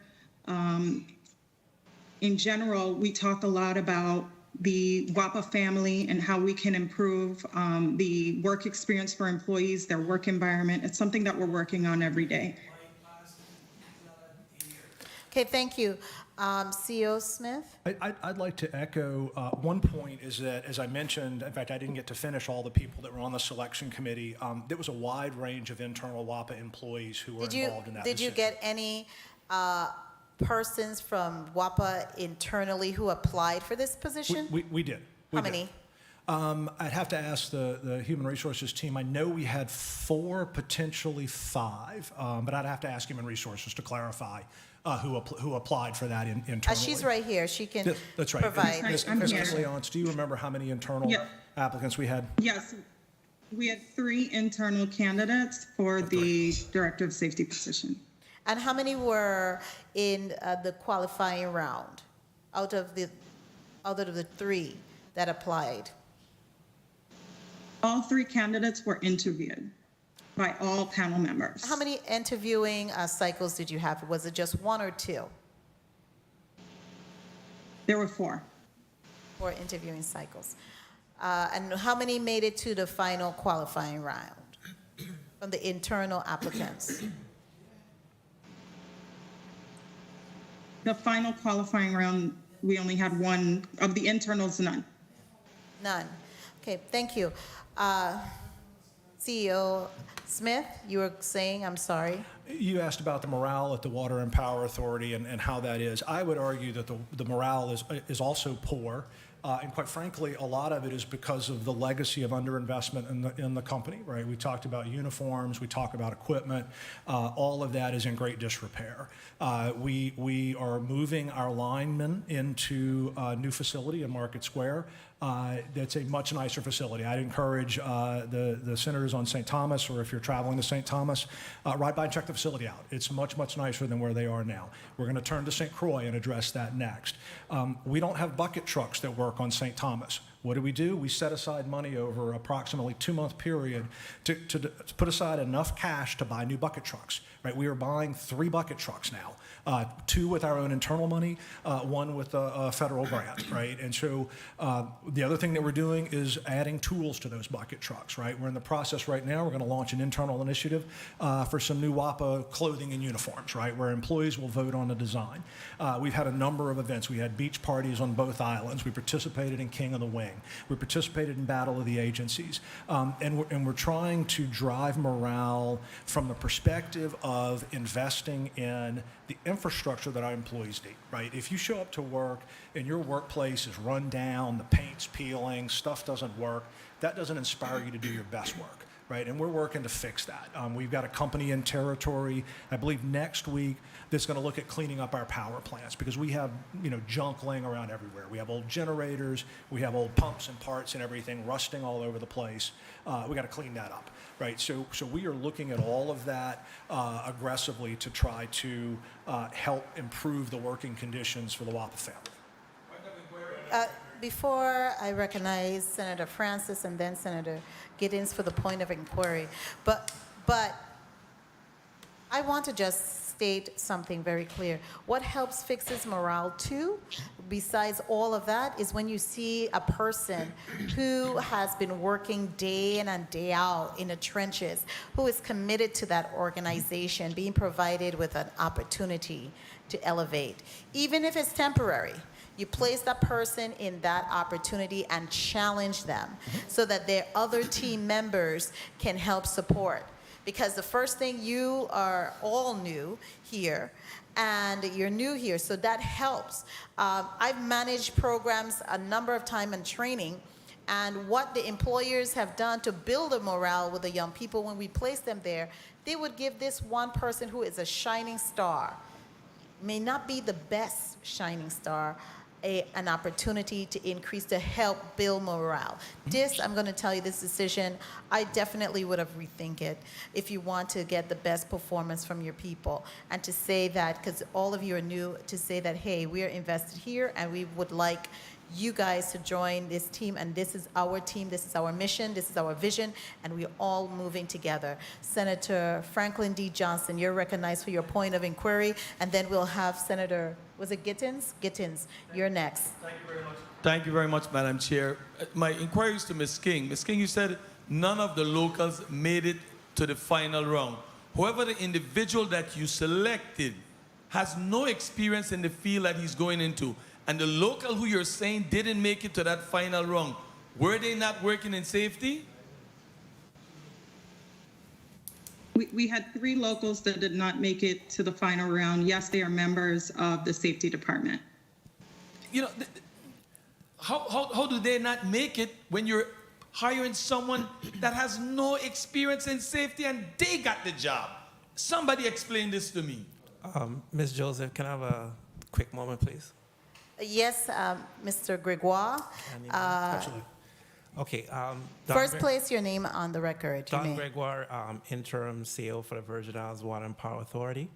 I was one of the members on the committee. There's three safety officers that are presently in the safety department that we have given them opportunities. They have no safety experience coming into safety. And you know, when we looked at the external, we have Mr. Cyril Moses. He worked in the production. We have the safety officer in St. Thomas. Jonathan Emanuele. He worked in the warehouse. So we have given employees opportunity that are part of the safety team that came in with no experience, and they were promoted within. And when we look at how the authority is structured, there's very few utilities that handles both T&D, water, power as a combined utility. So we are unique in what we have. So to get somebody with that experience in all 3 backgrounds is definitely hard. But you bring one with none. So first, I would like to clarify. Wait, CEO, I have to recognize you first. Do not proceed. And you may proceed now, and you're recognized. Be sure to state your name. And this is CEO Smith. So a couple of things I wanted to clarify. There was a comment made that we're all new. I would argue Mr. Gregoire has been at the authority for 20 plus years. Attorney Sinclair has been here, I believe, 3 now, potentially 2. Most of the people attending virtually have multiple years of service for the authority. The other thing I'd like to point out is that 20 of the positions that we filled this year were promotions from within.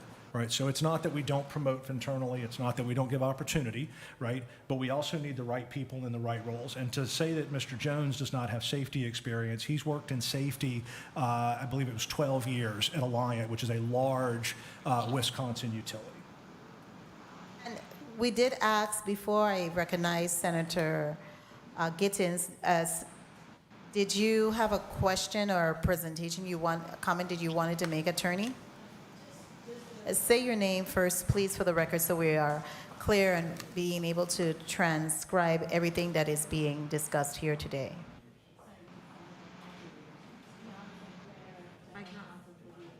One moment, your mic is not on. Media, try again. Dion Sinclair, General Counsel for the Authority. I just have one comment, and I understand the frustration of the senator, particularly if your constituents are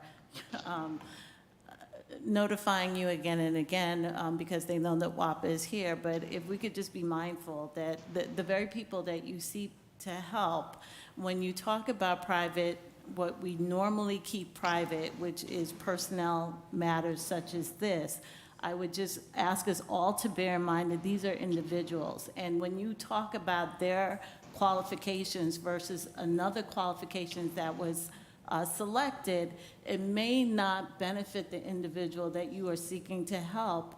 And it also puts out information that normally would never be put out in a public forum such as this. Thank you so much. Does the HR manager have the salary level of the person who had retired in this position that we're discussing? Senator Gittins, please bear with me. I will recognize you next for your point of inquiry. Good afternoon, Sabrina King-Leonce, Director of Human Resources. I'll pull that number and have it for you shortly. Thank you. Senator Gittins, you're recognized for your point of inquiry. Thank you, Madam Chair. I'm here against doctors' orders today. And I don't intend to frustrate myself and let any of you raise my pressure.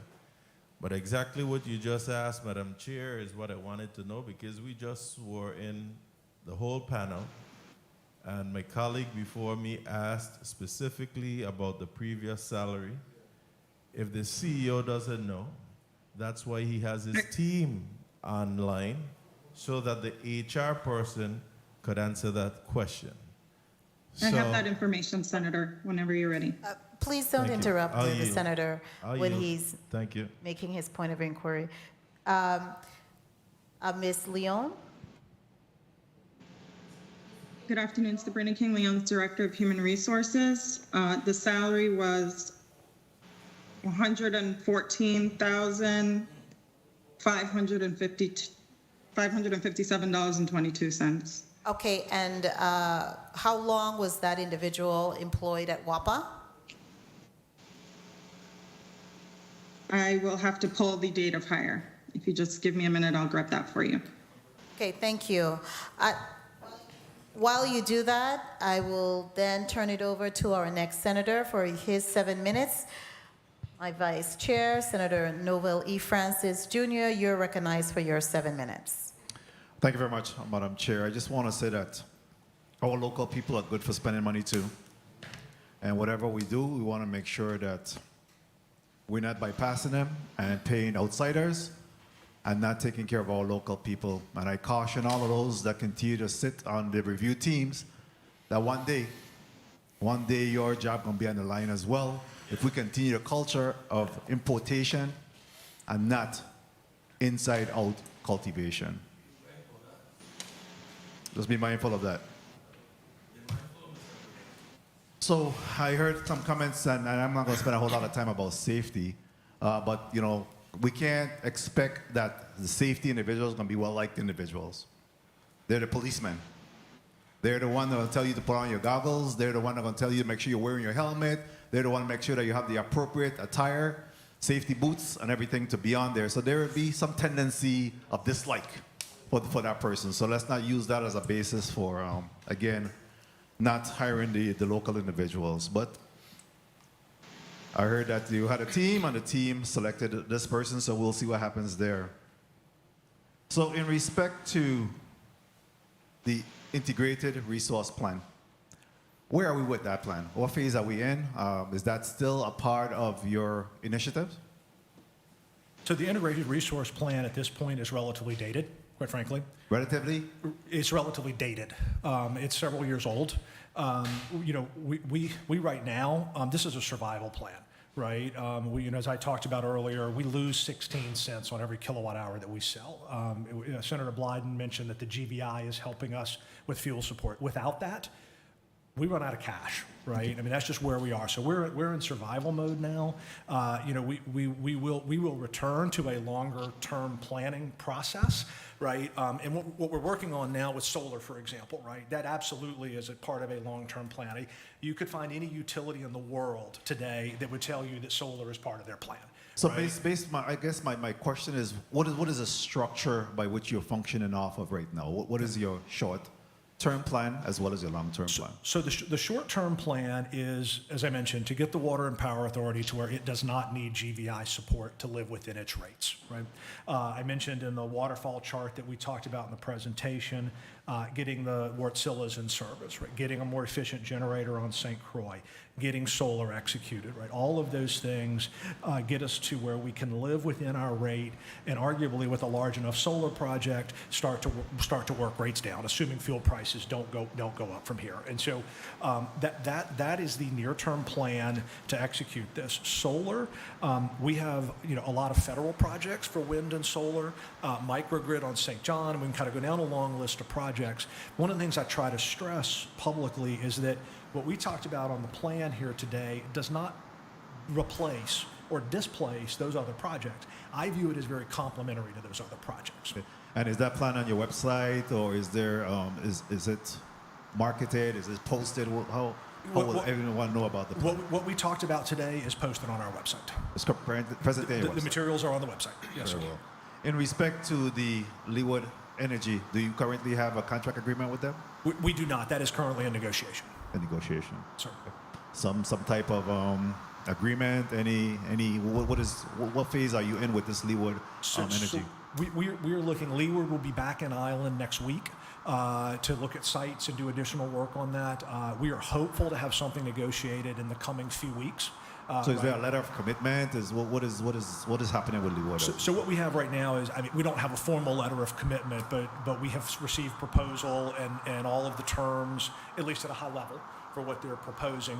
Now what we're going through the phase of is what does that specific agreement look like, right? Just to actually, put that on paper so that it can be signed. Okay. In respect to the subsidies that you've been receiving from the GVI, what is the amount that's coming to you at this time? I'll ask CFO Lewis to answer that question. Jacob Lewis, Chief Financial Officer for the Virgin Islands Water and Power Authority. To date, we have received ARPA funds in really three forms. So the first is direct fuel subsidies. So as of today, we've received $28 million in ARPA funds to subsidize our fuel purchases. We've also received $6.75 million, which was used to acquire Unit 27 from GE. And we've received $5.5 million to help us address some of the larger past due balances we have with some of our critical vendors. Okay, and there's a commitment for additional ARPA funds coming to WAPA? Not at this time. There has not been a grant. We have not received an updated grant. We continue to communicate what our financial needs are in terms of fuel support as well as investment required to execute on our plan. But today, I do not have a firm commitment or a grant that commits those funds to the authority. In regards to your vendors' payments, you said that you have $10 million that's owed to Seven Seas? Correct. That was as of September 13th. And why is that? Because you're actually charging individuals for water bill. And so what is it? You're not passing on that funding? Or why would you have a $10 million? So the funding we received for some of our past due vendor payments was only received very recently. But to reiterate, again, what has been happening over the past 18 months or so is that the cost for the authority to provide the services to its customers due to rising fuel cost greatly exceeds what we can collect from our customers in our current rates.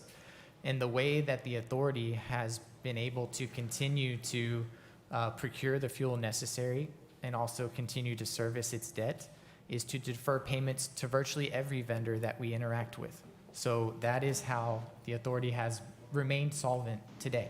And that is, as we have described, frankly, the dire financial situation that we are in and why it is critical that we execute on the strategy to try to resolve that as soon as possible. Well, but Seven Seas is not an outlier.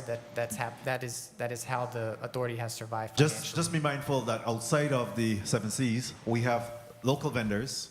Yes. That's dying as a result of WAPA staying solvent. So we need to be mindful of that, and I mean, it's not significant amount that's owed to those individuals. I think that there should be some effort to try to at least address some of that vendor debt that need to be paid. And Madam Chair, I heard my time call, but if I could just conclude with one final on this round, I'll appreciate it. You may Thank proceed. Thank you very much. So in respect to the composite poles, and there's a lot of work, calls coming into my office that in fact they're seeing a lot of composite poles going out east in pastures and elsewhere. What is the situation with some of those composite poles in a highly populated area in the Frederick City area? What's happening in that space? I'd ask, I have the statistics, but I'd ask Director of Transmission and Distribution, Brian, to speak to that because she can speak to it more fully. Ashley Bryan, Director of Transmission and Distribution. So the areas that you're seeing composite poles installed in, like out on the east on Feeder 2A, is strategic because we're installing them in less populated areas. Frederickstead, like you mentioned, is going to be highly undergrounded. We did some high-level calculations using spatial data, and it looked at how densely populated your geographic areas were. It looked at your main backbones of your feeders, which impacts more customers at a time when that feeder trips. And then it also looked at the topography that was associated with some of these routes. That's how we went about choosing the areas that would be undergrounded and the areas that would be overhead. So because you're not seeing composite poles installed in certain areas, that doesn't mean that they won't also be mitigated. What it probably means is that we're planning the underground, and specifically in Frederickstead, we are in the design phase for the underground for that area, and it will be mostly undergrounded. Thank you very much. I see there's a method to the madness, and I just ask that you at least mark it or communicate that to the public so they're aware of what's happening there. Thank you very much for the time, Madam Chair. Thank you so much, Senator Francis. Before I recognize Senator Blyden for his point of inquiry, Ms. Sabrina H. King-Leons, I see that your hand is raised. Do you have the information I inquired about, the length of the employment of the gentleman's, Mr. Jonas' predecessor? Yes, good afternoon, Senator. Sabrina King-Leons, Director of Human Resources. The previous safety director was hired in May of 2013 as a safety manager. He was promoted in October of 2018 as the Director of Safety and subsequently resigned in 2022. Okay, and so has there ever been any succession planning to look at replacing him or affording any of his directives, and that would be his subordinate, with opportunities as well as training in that field, on his field of study and his field of work? Yes, Senator. Yes, Senator. Two of the existing district safety managers have had the opportunity to serve as acting safety director, while some of these safety officers have had the opportunity to serve as acting safety managers during the time when we've had this vacancy. Okay, thank you. Senator Blyden, your point of inquiry. Thank you. Thank you, Madam Chair. You spoke to the way 7C's contract is structured. And you spoke to the authority losing, basically not. Can you clarify, can you explain on that for me, please? Because I need to be clear in terms of 7C, the way it's structured. Are you losing? So, I didn't. I'm speaking to the mic, please, because you speak too soft. Thank you. So this is Jacob Lewis, Chief Financial Officer. So I wasn't commenting specifically on the structure of the 7C's contract. What I was commenting on is that the rates, when you look kind of across the authority, electric and water, our cost to provide our services are much higher than what we are collecting from our customers today. And to manage our cash position within the authority has had to defer payments to virtually all its vendors, both on the electric and the water side. So you're basically losing on a monthly basis? Absolutely. When does that contract expire? I don't know. This is CEO Smith, if I can answer that question. The contract with 7Cs, the termination month is a little different because it's based off of when it went into service on which island, but it's 2027. And if I could add one other point to what CFO Lewis was making, this is through the second week of September. I actually have the updated numbers this morning and forgot to print them. If we look at our payments, right, this is cash that we paid for fuel, debt service, payroll, and insurance, right? We got to pay those things. That's $162,105,000. Okay. If we look at the revenue that we collected over that period, excluding GVI support that we received, that's $152,843. So roughly a $10 million shortfall over that period of time. And so when we speak out the 7C's contract specifically, it's not necessarily the 7C's contract that causes us to not collect. It's all the other costs that we pay for fuel and our other expenses. And again, fuel is basically 70% of the cash that we talked about. When you add debt to that, it's about 75%. Thank you for that clarification. Thank you so much, Madam Chair. Point of inquiry, and then we're moving on to Senator Javon E. James Sr. for his 7 minutes. Senator Francis, you're recognized. Thank you very much. Just real quickly, in respect to the Public Services Commission approved a solar company here in the Virgin Islands, VI Electron. What is their position in the space of solar that you mentioned? So their position in the space, they've executed a number of projects, all in the mainland, right? Not in the Virgin Islands. Sizable projects, but smaller than what we're looking at here in terms of 60 plus megawatts. As I mentioned, VI Electron has come back with terms similar to Leeward. They're also, when we think about the opportunity for solar in the territory, the Leeward proposal is for 60 megawatts. We can do a lot more, right? So my view is that it's not bad to have more than one participant potentially, right? The other thing it does too, when we talk about, CFO Lewis mentioned competitive tension in processes, right? Having more than one entity developing something, it keeps everybody honest, right? Because if one person comes to me and says, oh, this is happening, that's happening, I need more money or whatever it is, it'll be fixed priced anyway. But I can say, well, wait a minute, why isn't this other company saying that, right? And so it helps provide a check and balance on the companies as well. Okay, I just want to, before I recognize Senator Vaughn James, I just want to follow up on Senator Francis's question. So are you representing CEO Smith that VI Electron is not a recognized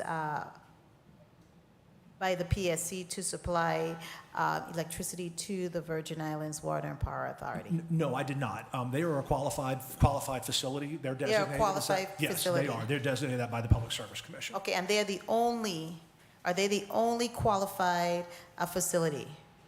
No, ma'am. There's advanced. How many are there? I don't know that specific number. That would be a question for the Public Services Commission. Okay. But I know Advanced Wind is, so that's one. There's a waste-to-energy company, I believe, called M3, who's also a designated qualifying facility. I'm sure that there are others over the years. I know there were a number of engagements with qualifying facilities in the years before my arrival. I just don't know how many those are. But you stated on the record that Leeward is not a qualified facility. That's correct. Leeward Energy and Hogland VI have applications for consideration as a qualifying facility that's on the Public Services Commission hearing on October the 26th, next week. Thank you so much. Senator Javon E. James, Sr., you're recognized for your 7 minutes. Greetings to the people of the U.S. Virgin Islands. Thank you, testifiers, for being here. I was happy when I saw the email saying that you have a new director of corporate communications on board. I'm happy to hear that. I think the person's name is Chanel Peterson. That's correct, sir. So I'm hoping and praying moving forward that we have that person, make sure that we have individuals engaged in updating on the radios. And I respect you to the social media efforts and the press releases, but we have to tap into every medium of communication, specifically the radio stations, for the elderly people who like to listen to the radio stations. So take that into consideration. And my question is, what is the likelihood of the VTOL deal being refinanced so that we can see some savings on the base rate? So on the VTOL transaction, to kind of break it into three pieces. VTOL sells us fuel. We pay for fuel. We pay that up front. VTOL provides gasification of propane and the associated infrastructure with that. We make that infrastructure that O&M, operations and maintenance payment as well. What we have not been able to pay is the infrastructure payment, which effectively is like the lease or the rent or the debt service on that. We have been in conversations with VTOL since I think I had the first conversation with them my first week on the job, outlining to VTOL that we want to work with them on a solution to this. However, in the short run, while we keep talking about, we lose 16 cents a kilowatt hour, I don't have any money to pay that infrastructure charge. 7Cs, Agreco, all these other vendors that we owe money to. That does not mean that I don't want a resolution with VTOL, but it's got to be something that we address once we've gotten the financial situation of the authority such that it can sustain itself. So from a scale of 1 to 10, with 10 being the highest or more likely of the deal being refinanced, what would you say is the number, the likelihood of us being able to refinance the VTOL deal? If it were entirely up to me, I'd say a 10. because I want to get that situation to where it's sustainable for the community and the Water and Power Authority of the Virgin Islands. Unfortunately, I'm not the only party at that negotiating table. And what's the governor's involvement? Because I recalled in a interview or sit down with someone, I can't remember which person, where he referenced that he is going to work diligently to bring down or refinance the VTLD. How's your communication with the governor with that initiative? I keep Government House informed of my conversations with VTOL. I have been taking the lead on that. That has been, my task is to go lead that conversation with them. At this point, I'm keeping Government House informed, and that's where we are. Okay, thank you for placing that on the record. And you made reference somewhere in your testimony that you lost your controller. So there's a vacancy there? There is, and we have that job posted. So how many applicants came forward thus far? We've gotten, Mr. CFO Lewis, I don't know if you know, we've not gotten a lot, but I don't know if you know off the top of your head. Ms. King-Leonce would know the exact number. We've interviewed 2 candidates so far. We've also had discussions with one internal candidate that was interested in the job, but that is not going forward the process at the moment. But we still have several, it's an ongoing process right now. And just give me your big boy voice when you're talking. You talk too soft. I appreciate that. Okay, and it was referenced about the pilot. Well, before I get to the next question, as far as the 2 individuals that came forward, I'm assuming those individuals are locals because you said internally, right? So of the interviews we've had, one is off island, but is actually in the process of relocating, actually before entering into the process. The other is a local individual, and then we had some interest internally. And the other resumes, I couldn't tell you the exact breakdown, but it's a mix of local applicants and off-island applicants. And the person who is working internally, that person has been working with that individual? The former comptroller? The internal individual worked under the previous controller, yes. You understand what I'm trying to tell you, what I'm getting at, right? Yes. That person has experience. But hey, I'm going to leave it up to the experts in HR, but we will continue to monitor that. And as far as subsidizing the cost of electricity, the government of the Virgin Islands has been doing that due to the fuel crisis. How much has been subsidized ever since?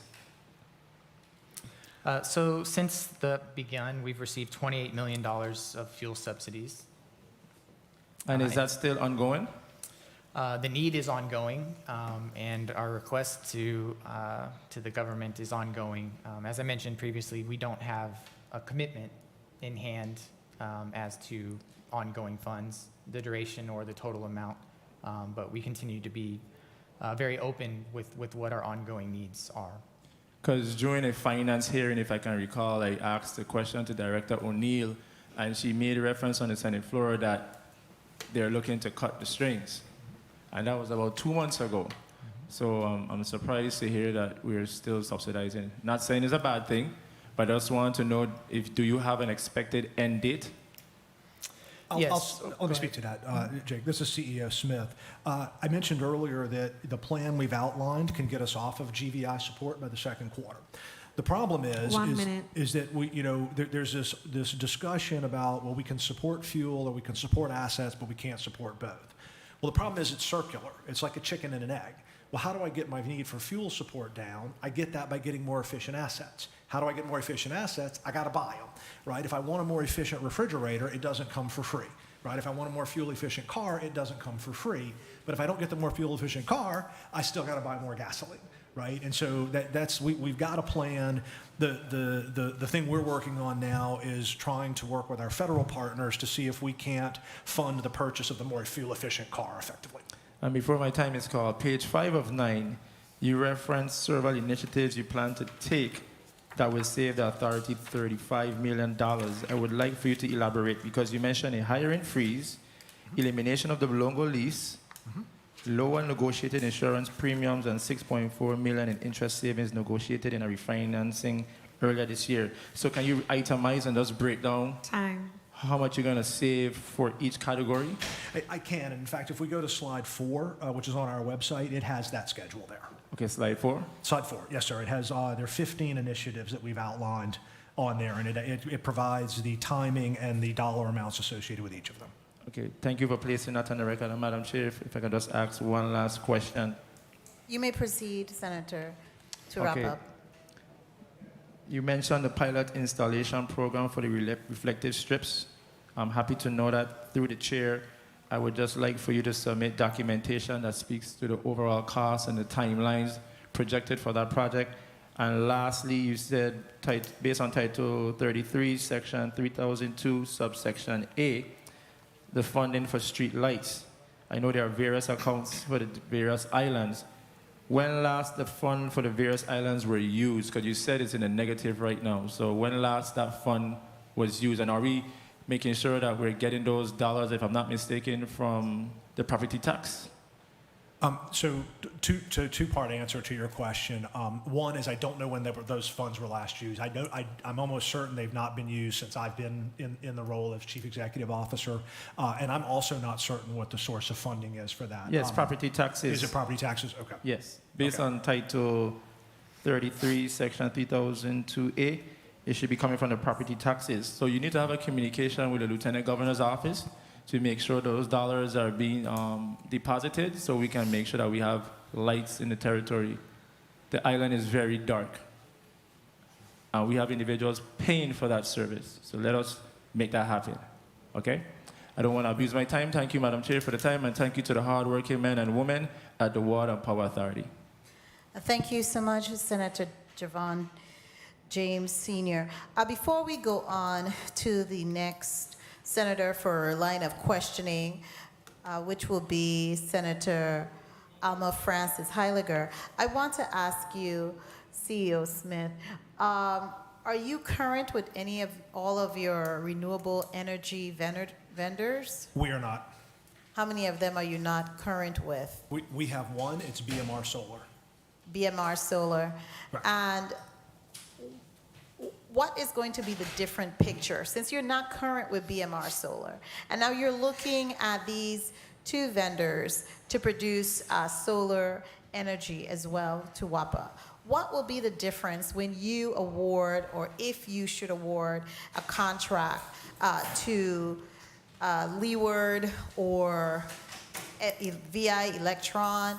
What would be the different scenario? Because if you're not current right now with your solar energy producers that you have who are already have a purchase agreement with you, what it will be the different picture? Because these individuals are investing in WAPA and having these agreements, so are you negotiating in good faith to be able to pay them? So there are two concepts to speak about there. The first is the relative size of the projects, right? For example, the current Spanish Town solar farm here on St. Croix, which is owned by BMR Solar, is 4 megawatts, right? The solar project that's being proposed by Leeward Energy is 60 megawatts, so multiples bigger. The savings from that, we talked about how much money we spend on fuel, right? 60 megawatts of solar will basically power the island of St. Croix for 10 to 12 hours a day, right, for solar. We will not, conceptually, not need fossil fuel during those 12 hours. Now you have cloud cover, things happen, right? I mean, it doesn't mean you're never gonna burn fossil fuel, but we will have a significant penetration of renewable resources on the island. The other thing that's critical to note about those projects that Leeward's proposing, as well as VI Electron, is it includes battery storage. Right? When cloud cover comes over, we lose solar production. It goes to zero immediately. Snap the fingers. It goes to zero. That creates instability on our grid. We've had more than one outage on the island of St. Croix because cloud cover passes over and we don't have storage. The other point to note on the BMR contracts versus the Leeward proposal. So BMR has an escalating rate in their contracts. We currently pay 16.5 cents a kilowatt hour on the island of St. Croix for solar. That's more expensive than our most efficient fossil generation, right? Now those contracts are old. I mean, they were signed about, the basis of them I don't know, okay? But that's not cheap for us, right? And likewise, similar on St. Thomas. Just wait one moment. So you're saying that they have an escalating rate that they're charging WAPA? That's what you just represented. Correct. And so what you're looking to do differently, if I'm clear, is that you're looking at fixed rate. That's correct. Okay, so that's the most renowned or most important change is a fixed rate. I agree with fixed rate all along. Okay, so I'm clear on that, and that would be the sizable difference. Do you have a plan or a time frame when you're going to be able to pay down this obligation? Because even though I'm in support of a fixed rate and you're looking at that, what are we looking at really in reality time to pay down on this obligation? Yes, and I want to be on the record stating that we have no intention of not paying vendors, right? We never go into any day or any critical payments meeting, intending not to pay people, right? That's just not the way to do business. Okay. The flip side of that is that I can't run out of money. Right? So I've got to balance those things. And again, we've talked a lot about the GVI support. The plan to address these past dues is we have been able to make some progress with some of them. As we mentioned with GVI support, we've been able to set aside a little bit of money here and there to make other payments. But again, until we fix our cost structure to where we're not losing money every kilowatt hour, right? We don't have the capacity to meaningfully address our past dues. Now, fast forward to when we can live with inside of our regulated rate, right? And we can start to bring our costs down. That frees up money to then go address these past dues with the vendors. Thank you. And before I made an error in the line of senators who are next in line to question, but before I go to Senator Milton Potter and not Senator Alma Francis Heiliger, I wanted to note that you supplied us with the amount of outstanding vendors, and it is to the tune of 22,236. This is a lot of money.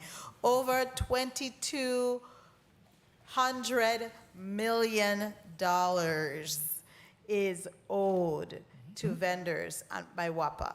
This is a sizable amount. This is more than we owe actually to our employees for the GVI in retroactive wages. This is a sizable, because this is money that you need to pay for your operation of WAPA. If you're not operating, I don't know how you can look to get supplies and goods from these vendors if you're not paying them. Senator Milton E. Potter, you are recognized for your 7 minutes.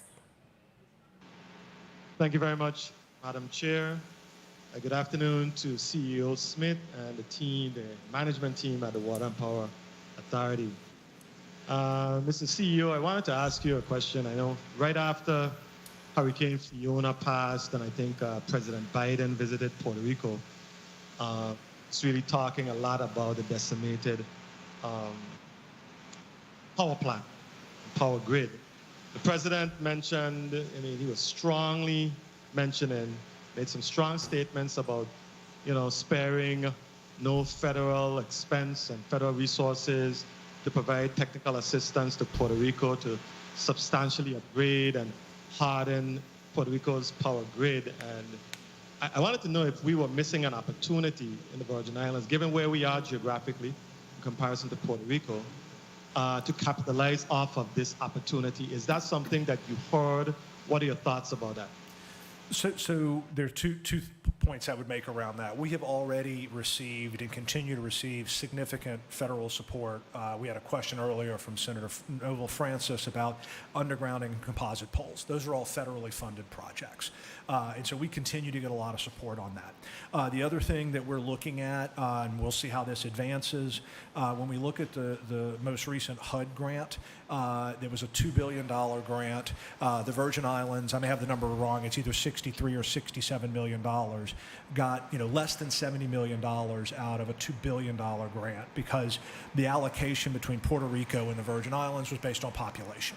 Now, I would argue that that's not necessarily, or may not be, the best basis to allocate that investment into the territory. And so we welcome any and all investment that our federal partners want to make alongside us, because it is absolutely critical to us to be able to serve our customers without having our community bear the cost of that investment.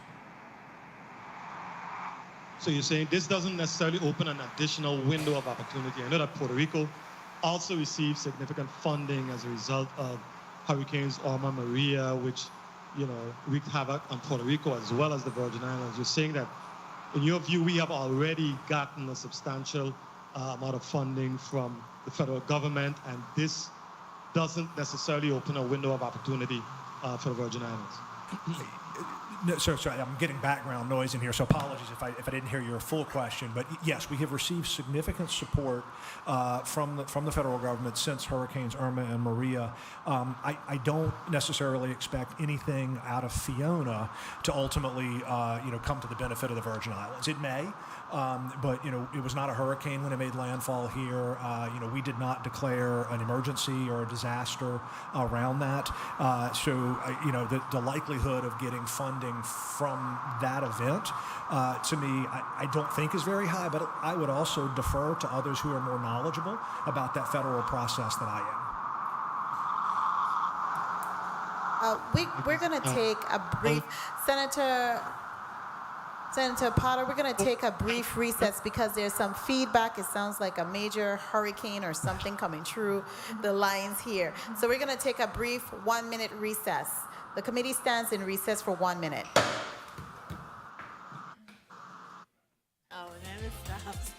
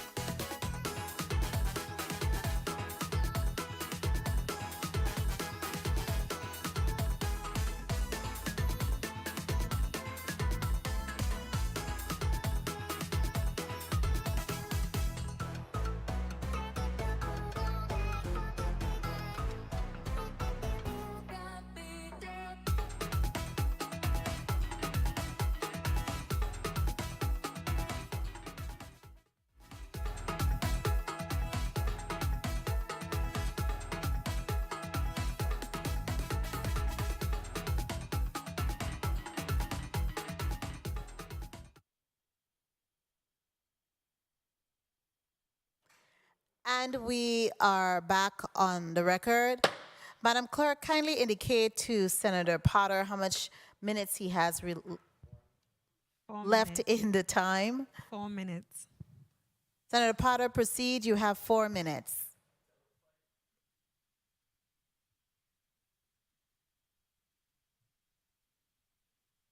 Hear me?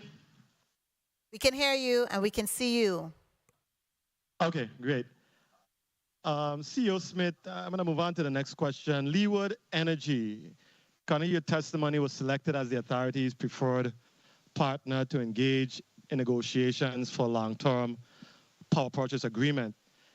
But I was a little confused, and maybe you can clarify. You said that there was some additional offers that came subsequent to that. So is Leeward Energy the entity that you're going to be negotiating with, or are you going to be considering some of the other offers that are maybe better or improved offers that came after your decision to select Leeward Energy? How does that work? On the revised offers. One of the revised offers was better than the initial offer, however, was still more expensive than Leeward Energy was. So that doesn't necessarily help us. The other offer was from VI Electron, which they have pledged to match the Leeward terms. Now, what I mentioned earlier is that there's no reason we can't have more than one project on the island of St. Croix. We have capacity to do more than the megawatts that Leeward is proposing, right? And different sites and places like that. So we will certainly look to do as much solar affordably as we can. And quite frankly, if there are other participants out there that can transact on favorable terms, we'll talk to them as well. Okay. Now, I think you mentioned that next week the PSC will make the determination regarding Leeward's request for qualifying as a qualifying facility or faculty facility. What's typically the timeline after the PSC is able to receive the request? What's a typical timeline for a decision to be made? I'm sorry, your question was what's the timeline for them to make a decision on whether a company is a qualifying facility? Yes, yes. So that's largely up to the PSC, although my understanding is that's a handful of days. Okay. I was impressed by your statement earlier that based on your internal initiatives to improve WAPA's operational financial position, you were able to realize like $35 million in savings. 1 minute. Are these savings real? I wanted to ask 1 minute. Also about the hiring freeze that's part of the savings. What impact will a hiring freeze have on your operations? So great question. Two great questions. One, the savings are real. They are all things that are identified and executed. I mentioned earlier that some of them are not necessarily incremental cash to us because we had not been paying the GE lease, right? So while we don't have an obligation to do that going forward, it doesn't mean that we have more cash. But all of the initiatives, and that initiative is real as well. I mean, it eliminated an ongoing lease expense. In terms of the hiring freeze, one, I call it a soft hiring freeze because there are critical roles that we need to fill. The flip side, though, is that my view is that we have to look critically at all the positions that we have in the Water and Power Authority, and we have to ensure that we have the right number of people in the roles, right, and in the right roles, doing the right things that add value to the authority. So I do not see it having an impact on our operations. In fact, I would argue that it will make our operations better. Thank you, Madam Chair. If I may just ask one final question, one final wrap-up. Proceed, Senator Potter. Thank you. I was waiting for your comment before I proceeded. You mentioned earlier that it is not indefinite, the subsidy that you're receiving from ARPA funds to offset the the increased fuel costs. You mentioned that it was not going to be indefinite, and wasn't any definitive comments from the administration as to how long this would continue. So if fuel costs continues to rise, is it almost inevitable that we're going to see an increase in the LEAC, and as a result, the ratepayers, forced to So as of now, I have no intention to request an increase for rates from the Public Services Commission.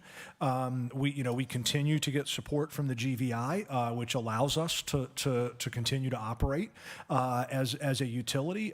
So I have no intention currently of seeking a rate increase. But if it's a temporary, I mean, isn't it just reality? If the government is committing to you receiving this subsidy for a finite period of time, isn't it? I know it's not a good thing to be saying. It's not something you would want to be saying. But shouldn't we be prepared for the worst rather than just being sprung, a week before that the rate is going up? Thank you very much for your generosity. You can answer on the chair's time. Certainly. So again, I have no intention of raising rates. As CFO Lewis mentioned, we do not have a current grant from the GVI for our fuel support. It is our hope, and quite frankly, hopefully our expectation that continues, because it is meaningfully protecting the community from the high cost of fuel. So we have no intention of raising rates at this point. Thank you so much, Senator Potter. Senator Alma Francis Heiliger, you're recognized for your 7 minutes. Good afternoon to my colleagues. Good afternoon to the testifiers, the people of the territory, central staff, and my staff alike. The first set of questions, let me get this set out. There was the conversation in regards to St. Croix potentially going 100% solar. How long do you think that project is going to take? Leeward Energy has said that they're anticipating 12 months. I will add one caveat to that, is that part of that is the ability for us as a territory to help with that. They need land, right? They need permits, environmental, other permits, things like that. So you said 1 year. Yes, ma'am, that's correct. Is this a realistic conversation, or is this a marketing ploy? And the reason why I'm asking this is because whose decision was it? Because when I first initially started to hear about this Crucian conversion to 100% solar, it came from the administration. Is this something that WAPA has signed on to, or is this just something, I'm trying to understand where it came from, and who decided that this is something even feasible when a lot of energy companies are looking to diversify their energy production so that if something fails, they always have a backup. Is WAPA on board with this 100% conversion? Absolutely. Before I even took the job, solar in the territory is a must achieve, right? That would have been a cornerstone of my foundational plan to address the cost structure and the efficiency of the Water and Power Authority.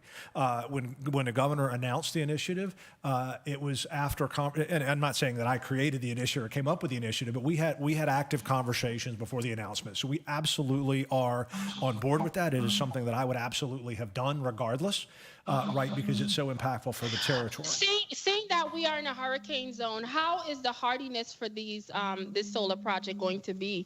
As you know, when hurricanes pass through here, a lot of the solar panels get destroyed.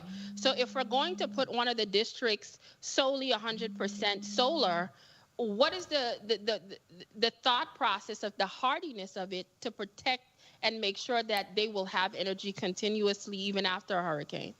So 2 points to make on that. One is that they can be built to sustain storms. Spanish Town, if it received any damage, it was de minimis. It was minimal damage. As I think everybody knows, on St. Thomas, the field was destroyed. And they were built differently, right? And that's why the field was destroyed. The other thing is, and I want to be very clear about this, we will never not be able to have enough fossil generation to keep the lights on. Right, and so because we could have a tropical storm Fiona, sun didn't shine for 3 or 4 days, right? We'd have to have a fossil Exactly. fuel generator to keep the power on. Okay. As you know, here in the district of St. Thomas, St. John, I think in 1 week we've had 3 power outages. That's a problem for me. I woke up last night to sweltering heat, and I have been very annoyed ever since, to be honest with you, because the back and forth of the power going on and off, and when consumers are out of power for hours, but somehow their bill is the same thing. I am not doing the math on that. Because if we have 3 or 4 power outages in 1 month versus a previous month, but within roughly the same amount of days, you're getting the same energy cost, how do you guys calculate this? Because I'll use myself for an example. I was looking at my business's electrical bills, and I noticed a pattern. I noticed that every other couple of months, I was getting the same identical bill. And I'm looking at it mathematically, and I'm saying, how is that possible? How is it possible for energy generation that every 2 or 3 months, and I mean down to the cent, if one bill was $1,232, in 2 months, I got a bill that says $1,232. And then another 3 months, it's 1,000. So I'm thinking, well, by God, I must be doing something great. That I'm coming up with the same identical number. And I'm thinking from a mathematical standpoint, that's almost impossible. So I'm trying to understand what is actually being done at the water company, the electrical company, that could possibly bring about these types of things, because it has me scratching my head. So I'd have to see your bill specifically to answer that question. I can't speak to it without I'll print them seeing out and them. show you. So since that's your answer. The other concern that I'm having is, I'm going to be honest with you. When you guys were here talking before and sharing your report, all I was really hearing was blah, blah, blah, blah, blah. And that's me being 100% honest. As a consumer and as a resident that sits in my office as a representative that got 12, 13 phone calls that people are very frustrated over this energy crisis. I get very annoyed when I have this Inspector General report that there's no traction on it, because you have over $100 million that people can't even explain how the water company made quite a bit of decisions illegally, as far as I'm concerned. Because if we have rules, regulations, and laws that have to be followed, and people just willy-nilly do what they want, and the outcome is higher rates for the people of the territory, that's a problem for me. I have a major concern when I've sat here and spoken to y'all on many occasions. Who is going to be held responsible for the embezzlement of the employees' money? I have yet to get an answer for that. But do you know who get the bulk of the calls? The senators. Because apparently we're responsible for everything. 1 minute. We do not control the decisions of the executive branch. We don't control the decisions of WAPA. So I would be happy, and I'm going to be honest with you, I would be happy to prosecute everybody that I ever found was doing anything illegal at WAPA that is causing to put our community in this crisis. But apparently I can't do it. I don't have prosecutorial powers. That is under the executive branch. So I'm going to call out the AG to please somebody find out what in heaven's name is going on at WAPA. Could somebody please, why do we have an Inspector General spending government money, writing reports like this, and I am not hearing anything is happening about it? Why do you have employees telling you you illegally took my money and I'm not hearing anything about it? Why do I have to wake up in the middle of the night in sweltering heat, but then my bill is still the same? And I'm not too happy with you guys. I am literally having a fight right now with you over water. Time. My water bill, ma'am, could I please finish my statement? I need 1 minute. You may proceed, Senator Francis Heiliger. I appreciate you. My water bill at my business was an average of $110 a month. It is now averaging $500, $600, $700. How much water do you need in one radio station? I am not processing it. And as much as I fight you guys, the last thing I had to do, you guys came down, checked the meter. Do you know what they found out? Even when the water was turned on and the meter was turning, no water was coming out because it was clogged up. So apparently I'm getting billed, and the gentleman had to go in, take out the whole entire meter and replace it. But I'm still getting $900, $500 bills. Why? And this is me. I have to fight these fights. What do you think is happening to the average consumer? Nobody is being held accountable for all of these things, and they are frustrating us. It is destroying our community. And I need somebody to tell me who is going to take accountability for a lot of these bad and lousy decisions that is wreaking havoc on our community right now. Who's going to take responsibility? Thank you very much, Madam Chair. Thank you so much, Senator Francis Heiliger. I appreciate you. CEO Smith, the senator is very passionate about this issue, and she has definitely encountered some challenges relative to WAPA's operation. And I'm suspecting that is not only her, it's also members of our community. How have you dealt with these issues? So I fully understand the frustration. Senator Blyden, I think, started this afternoon with the frustration of the power being out. Right? It's our performance is not good. Right? There's no two ways around it. Right? We're a business been underinvested in for 20 years, as I mentioned earlier. Our power plants have not been maintained. We have assets that are 3 times past their maintenance interval, right? We have a billing system that's inadequate, right? We have historical legacy systems across the company that are inadequate. I am here to address those things. Unfortunately, right now, when I lose 16 cents on every kilowatt hour that I sell, I've got to target my resources to getting to where I can survive, right? Now, addressing billing, addressing meter reading, all of those things that are things that we are working on and devising plans for.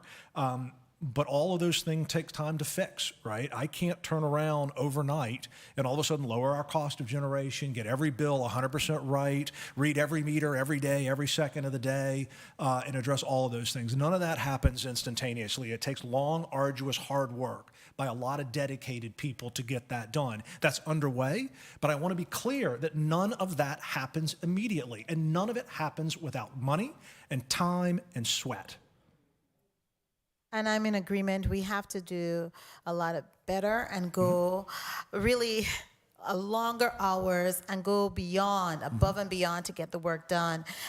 We are staying here after 5, and most of the senators here, we work tirelessly ourselves and the men and women at WAPA. But I do have a question, and my question is regarding, because it's still resonating with me that we have all of these outstanding vendor payments.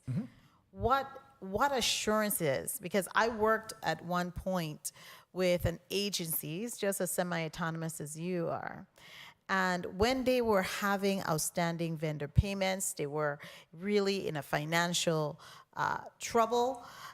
Federal government came in, and they totally did away with all of the contracts. Is that any place on your radar so that you could stop the bleeding with some of these contracts that we have that were not negotiated well? We didn't do a good job. We were really desperate. I think it was a sense of desperation. And to make those tough decisions, because you're going to have to make some tough decisions. Those were tough decisions that they had to make. And the agency is better off today because of those tough decisions. What tough decisions are you prepared to make, especially to address these issues regarding these outstanding vendor payments, to include the operation? Right. So your first point on external assistance from the federal government or anywhere that we can get it would be welcome. We talk to all of our federal partners regularly. We have standing update calls. We have asked for help. Right, that help has not been forthcoming. Right? What has been the challenge with getting the help from our federal partners? Yeah, so what can we do here as legislators to really press the issue home? Because this is our home, and we don't want you to feel or be out there by yourself. What can we do? No, I appreciate that, and it's advocating on our behalf, right? Any time that the senators can carry the message to any of our federal partners or anyone else who will listen about 2 things. Number 1, the Water and Power Authority has new leadership, new vision, and a new strategy, and we're executing on it, right? We have been you could show this presentation to every one of our federal partners. They've all seen it. right? This will not be new to them, okay? We have been open and transparent with everything we're doing and everything we have done, and we need help, period, right? Because to your point, our fuel cost is higher than our rates. We've built up substantial vendor payments, right? Part of that, we were discussing last night, part of that really accelerated in the middle of last year as fuel prices went up, right? And so it didn't happen, unfortunately, but had someone rung the bell 2 years ago, we might be having a different conversation today, right? But they didn't, and it is where we are. So any advocacy that can be put forth on our behalf, we will absolutely help, and we'd be happy to engage with that, right? Because we will talk to anybody and everybody who is willing to help us. Okay, thank you so much for that. The next senator to be recognized will be, of course, Senator Kenneth Gittens. Senator Gittens, you are recognized for your 7 minutes. Thank you, Madam Chair, and good afternoon to all. Mr. CEO, you spoke to billing and meter reading not being adequate. According to you, it's inadequate, but you're not telling me how you intend to correct this situation. We all know that it's inadequate. It's so inadequate that some of the actions at the authority has been deemed criminal. Now, $223 million plus in outstanding vendor payments that I'm looking at here in your testimony. How far back have these payments gone to your knowledge? About how far back? Just a year? Yeah, CFO Lewis, I think, can look that up. Good afternoon. I don't think your mic is on. Kindly recognize Mr. Lewis's mic, media. Proceed again, Mr. Lewis. Jacob Lewis, Chief Financial Officer. We're not hearing it clearly here, media. Okay, speak I hope closer to the some mic. of this time. Go ahead. Good afternoon. Is that helping? There we go. Now Yes, All right. now we hear you. Jacob Lewis, Chief Financial Officer. Beautiful. So of the 223 million, the majority of it is the aging I have just breaks it out. The oldest bucket I have is 120 days or older. The majority of it is older than 120 days. I do want to make Dating as far back as what? I just want specific answers. I want to move on. I would say the vast majority of this has been accrued over the last 2 years. So you say 2019? I would say that's probably a reasonable estimate. I'd have to get back to you with the exact All right. details. Hopefully you get back to us sooner rather than later. When have you last scrubbed this listing that you've provided The listing to us? I've been referencing today is as of September 13th. You scrubbed it as of September 13th, 2021? No, 2022. I mean 22. Yes, sir. Now, it appears to me that you're owing under 100 people less than $1,000. 97 people to be, or entities to be exact, ranging from $1 to $990. Why can't we pay these people off? So I can't speak to every individual vendor, but what I would like to give some color on, and we've referenced this a few times today, which is our weekly critical payments meeting. Media, that we can go you on. put his mic up so I can hear and understand what he's saying, please? Thank you. And you so could to your raise your point, mic as well, yeah, 'cause so I'm really again, fighting so to hear the you. list we're showing is accounts payable. So a certain portion of this would be current and not delinquent. So I'd also have to get back to you with that exact breakdown. But the other, what I wanted to mention again is we've talked about this some today, is on a weekly basis, we get all of our directors and above together and we go through, we hold a meeting called our critical payments meeting, where we review every payment that we're going to make for the week. And that is something we have to do given our very limited resources. And every week that we have any amount of funds, we take it down to the bare minimum and we pick out small vendors like this every week chip away when we can to try to address some of the things that I think are an issue. All due respects, I'll cut you off there because you're taking up a whole lot of my time to not give me the answer that I'm looking for. Because what I have here today again is almost equivalent to what you all gave us back in October of 2019. And some of you weren't here, I understand that. But what I refer to as a document dump. Because I have to go through all this, and I'm asking you about the 97 people that I was just able to sit down here and scrutinize and see that you owe 97 people, to be exact, between $1 and $990, and we can't get that off the books. I mean, that's just hilarious. WAPA has a lease with a church that's tax-free that we have paid some $1.5 million to, $41,000 plus a month in a 3-year contract with an additional 3 years to go forward, which would total that whole contract at $3 million. You're telling me on page 5 that you're,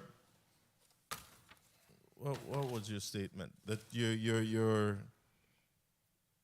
plan to eliminate this lease. When do you plan to eliminate the lease? Because we've already paid over $2 million to a tax-free entity for a building that's dilapidated and grounds that's not even kept properly.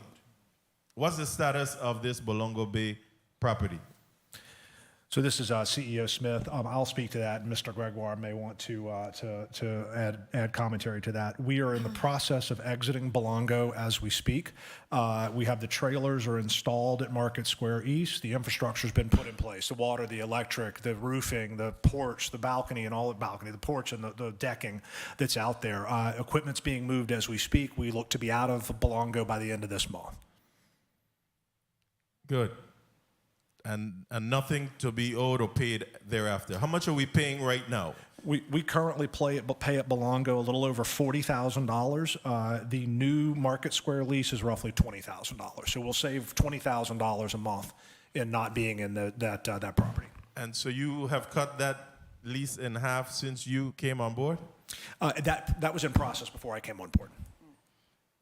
Tell me about the Four Winds lease that we were paying some $11,000 per month for.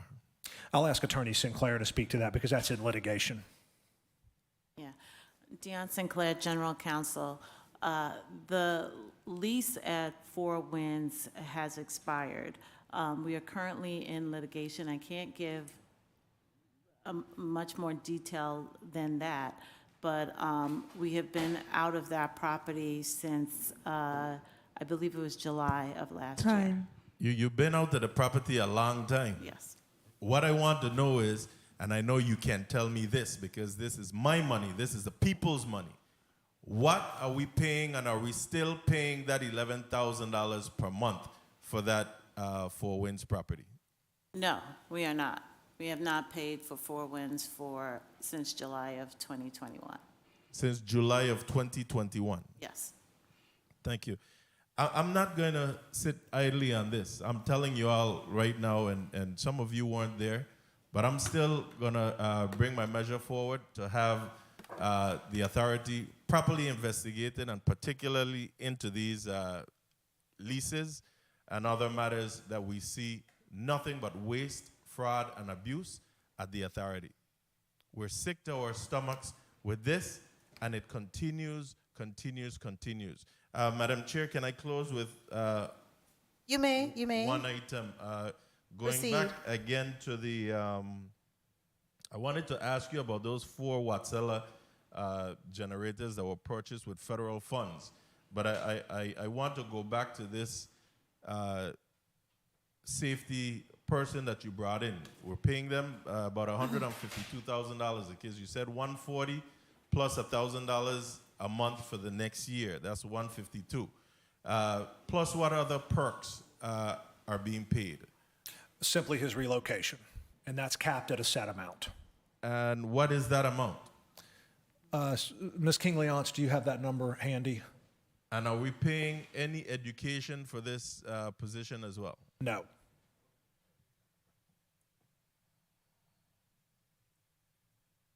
Good afternoon, Senator. Good afternoon. May I proceed? You may. Sabrina King-Leon's Director of Human Resources. We are paying for the shipping of 1 container of household goods and 1 vehicle. That doesn't give me the cost.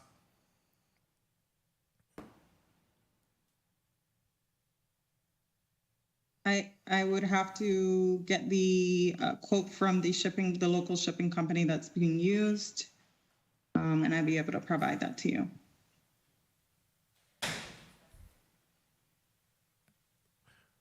Thank you, Madam Chair.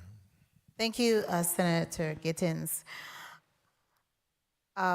It's now the chair's time. I want to really start.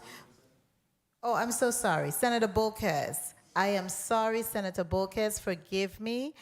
You are new, and I did recognize you before.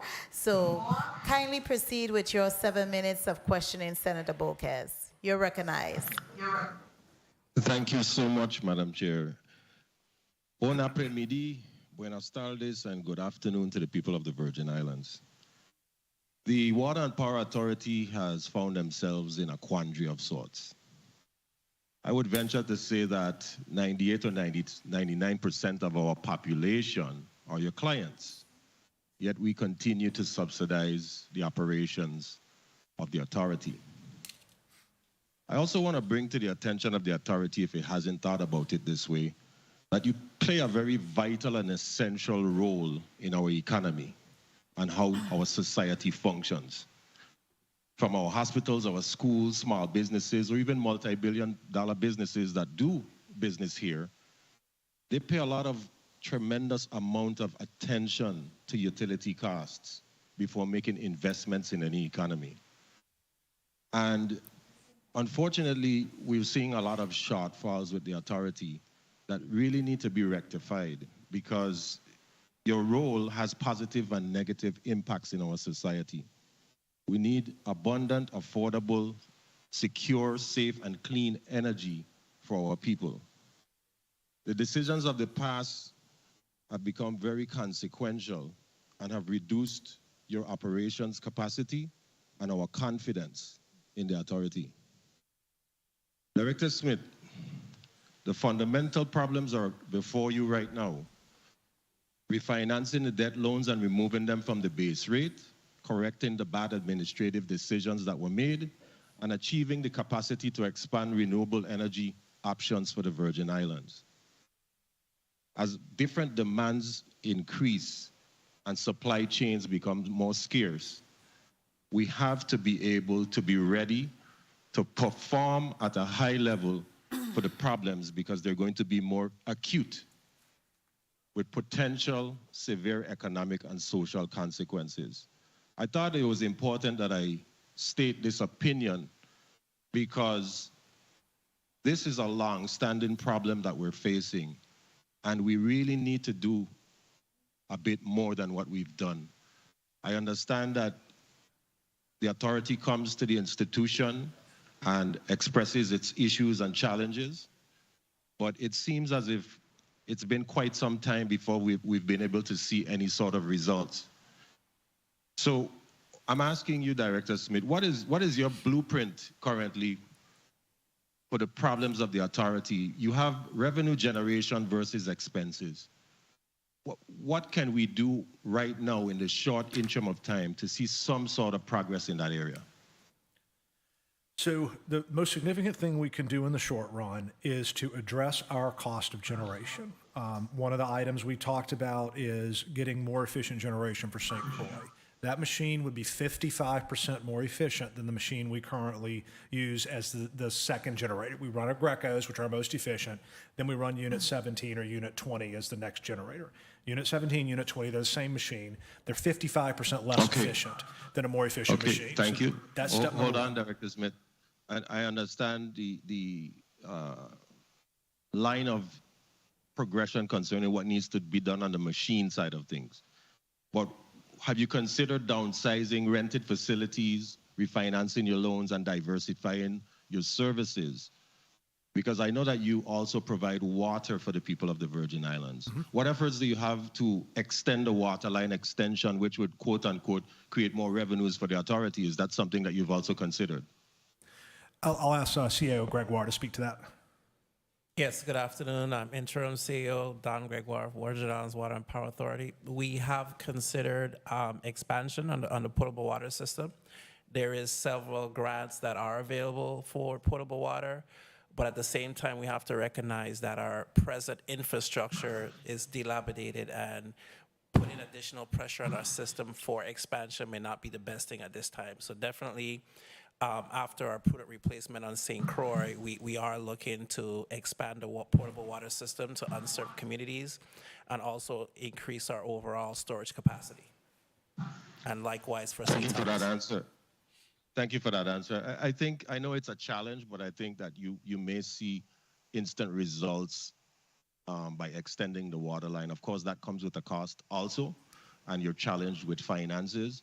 But I believe you'll be able to see something in the short run that would be more beneficial for the authority. Now, we also had in the letter concerning the streetlights. By law, I understand that WAPA is in charge of the maintenance of the streetlights. Why aren't we seeing some action, especially on the highway on St. Croix, concerning our streetlights? So I'll make one opening comment on that and ask Director of T&D Ashley Bryan to speak to that. We do not own all of the streetlights in the territory. We maintain the streetlights that are ours, but there are streetlights that are owned by the Department of Public Works that we don't maintain. I think we've helped out when we can, but there are other lights that we're not responsible for, or don't own, I should say. Director Bryan? Well, 1 second. So Title 30, Chapter 5, Section 105 states that it is the responsibility of the Water and Power Authority to maintain the streetlights. So how do you determine which streetlights are not yours and which are theirs? 1 minute. Attorney Sinclair, would you speak to that? Yeah, good afternoon, Senator. Deion Sinclair, General Counsel. There are certain federal highways and lights adjacent there too that were owned by the Department of Public Works. And after the storm, we were actually unable to even attempt to go in and remediate the problems because we as non-owners were unable to do so. So Public Works did, in large part, get grants and facilities to install themselves. We don't have access to those equipment. Those equipments are different than the ones that we ourselves hold. So it's been an ongoing effort to work together to try and see what can be done in terms of maintaining the lights within the territory. I will just have to say that the street lighting fund also that's been established for WAPA to install and to maintain and take care of these lights has been completely depleted and not used by WAPA. But those are monies that were used by the government that just don't exist. Understood. Understood. Madam Chair, may I ask for your indulgence for one more question, please? You may proceed. Thank you, Madam Chair. I understand that the Water and Power Authority is renting a fleet of vehicles for their meter readers. How many vehicles exactly are you renting on a day-to-day basis, and what is the cost association with that, and why aren't we just purchasing vehicles for the meter readers? Yes, good afternoon. Don Gregoire, Interim Chief Administrative Officer. We are presently renting approximately 4 vehicles for the meter readers because we do have a shortage on vehicles. We're looking at possibly repurposing some existing vehicles in our fleet to cut those costs as well. And we're also looking at additional grants to get additional vehicles to add to the fleet. What is the cost association with that on a yearly basis? That portion of the question wasn't quite answered, please. Give me a second, I'll get that information for you. Yeah, it's approximately, Thank you. I believe it's approximately $1,000 per vehicle per month, but I'll ask Mr. Gregoire to confirm that. And I don't want to abuse my time, but those 4 vehicles, are they territory-wide? Senator Bolquez, we do have a second round, and we'll thank have you. Mr. Gregoire supply that number to you once he pulls it up. Also, Thank you, Madam Chair. Senator Blyden, you are recognized for your point of inquiry. Yes. Thank you. Thank you, Madam Chair. Mr. Gregoire, in responding to the last senator's statement in respect to the waterline extension, and you said it is not feasible right now on the island of St. Croix, but I know the mitigation funds in particular was for those type of projects, and I know I've been pushing and advocating for waterline extension on the island of St. Thomas, St. John, and St. Croix, and Mr. Hodge have been in many meetings, and we have had many discussions. Mr. Hodge, the mitigation funds for the waterline extension on the island district of St. Thomas and St. John, what is the status of those funds? And in respect to revenues for the Water and Power Authority, in respect to driving on the cost of affordable housing, etc., with the water line, what's your take on that, based on what this young man said in respect to the water line extension? Can you clarify for me, please, for the record? Yes, Mr. Hodge? Mr. Hodge, Senator. Mr. Hodge, Mr. Hodge. Yes. Thank you. Yes, Senator.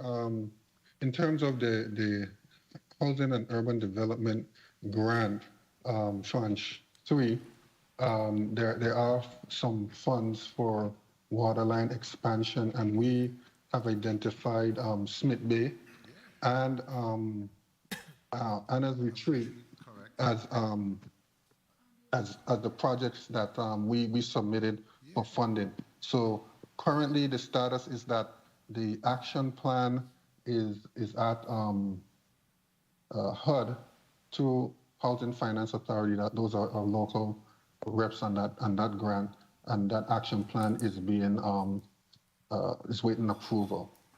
Thank you so much for your response. Thank you, Madam Chair, for the time. You're welcome, Senator Novell Francis. You had a point of inquiry. You're recognized. Thank you, Madam Chair. Just real quickly, in respect to our street lights, because that's a public safety issue. I think for far too long, we continue to see the pointing of fingers between Public Works and WAPR in regards to that. Have there been a proper assessment and a cost association with street lights that this body could take a look at and attempt to fund? Again, it's a public safety issue. So we do work with DPW, to coordinate how we can best maintain our streetlights. Commissioner Gabriel and I speak, regularly about that. The teams meet as well. Where we are in that process is actually delineating whose assets are where, right? So that we understand where sort of the responsibility and jurisdictions lie. Once we aggregate that, my view is it's inefficient to have two separate companies maintain their streetlights. We should have one team that maintains streetlights, right? Where that team sits and how it's paid for is to be determined, right? As I mentioned earlier, my only source of revenue is rates, unless there's some. I think we have property tax funding for streetlights funds. We would have to figure out how that gets paid for. Also, as I mentioned earlier, we don't have the right equipment to maintain because they're different types of lights. We'd have to have spare parts and inventory. They're different lights. We don't have that. So there would be some investment we would have to make if we were going to take on responsibility for the DPW lights. Very well. What is the timeline do you believe that it'll take for you to be able to complete your assessment and render this body some perspective of what it'll cost for us to fund the streetlights? Yeah, I don't have a timeline for when that's expected to be completed. I know it's underway, so I'd have to check with the team. Is 90 days reasonable? Is 60 days reasonable? I followed up with a letter, but again, this is very important. It's a public safety issue. What is the reasonable timeline for us to be able to close the loop on this issue? Director Bryan, do you have a sense of the timeline potentially on that? I know we've been in conversations. I think that we should relatively be able to come up with a plan within the next 90 days or so. Okay, thank you so much. Point of inquiry. Point of inquiry, Senator Gittins, you're recognized. Thank you, Madam Chair, and thank the Vice President for speaking on that public safety issue as well, because I wanted to inquire about the western end of the Melvin Evans Highway here on St. Croix. We know that there's major road construction going on there, and there's absolutely no lighting at all on the western end of the highway. So that was brought up. But what I wanted to come to ask about is, are we for real in renting cars for meter readers? This government just bought some 20 or so Teslas. And I believe that they use some kind of energy grant funding or something. So why rent cars and not be able to get at least 5 of those Teslas to use in our utility? Why not? So, Senator, we do have 8 Teslas in service for the Water and Power Authority. We have 4 on St. Thomas, 4 on St. Croix. In all honesty, they don't go to the meter readers because the meter readers will destroy them, right? The meter readers access very difficult terrain. They need 4-wheel drive vehicles. We've actually had 2 meter readers wreck 2 Jeeps in the last couple of months. So slow down for me. So it don't have to be the Teslas, but I just made mention that we just got 20 Teslas. Right. But we also have some SUVs as well that we got from a Tekada settlement agreement. We got to work with each other more than be out there squandering the monies that we claim that we don't have. But while we're saying that the utility is broke and we continue to see that we're spending money on crap, I mean, come on, how do you expect the ratepayers to feel? And being without power for more than 15 hours, and then to come here today to sit and hear all this waste continuing? What part of the outstanding vendor payments are listed here? Who are we renting these cars from? Don Gregoire. I believe we're renting from Olympic. We shouldn't be believing at this time, but thank you, Senator. Thank you, Madam Chair. This isn't a hearing where we can have actually. Another. I know. I understand. Okay. So thank you very much, because You're welcome. I'm starting to see the little difference between here and there. Thank you so much. You're welcome, Senator. I will recognize, this is going to be the last point of inquiry I'm going to recognize for this round. Senator Franklin D. Johnson, you are recognized for your point of inquiry. Thank you very much, Madam Chair. Just before the hurricane, WAPA had a contractual agreement with a company to put up lights that included solar panel. That project was never completed. WAPA said that they're taking this case to court.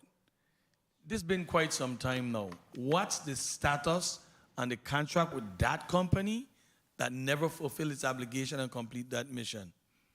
Attorney Sinclair, would you like to provide an update on that, given the litigation status? Yeah, Dion Sinclair, General Counsel. You're correct that Dion Sinclair, General Counsel. Senator, you are correct in that contract is in dispute. Pursuant to the contract itself, it laid out how disputes would be handled between the parties. So we have completed a mediation, which ended in an impasse, and we are currently in arbitration. Thank you. Okay, thank you so much. And how far, I'm just going to follow up on Senator Johnson's question, because the street lights was one of the items that I really wanted to focus on and to find out who was the responsible entity and what role that you have. Now, how far along are you with this whole litigation, a court case with the street light vendor who did not live up to its performance? Well, there's a number of things that we did do. There were some supplies that were purchased by the vendor, and we've managed to reclaim those. In terms of the arbitration, we're in the discovery period. I anticipate that will probably take several more months to conclude, and the hearing itself would probably take place within a year.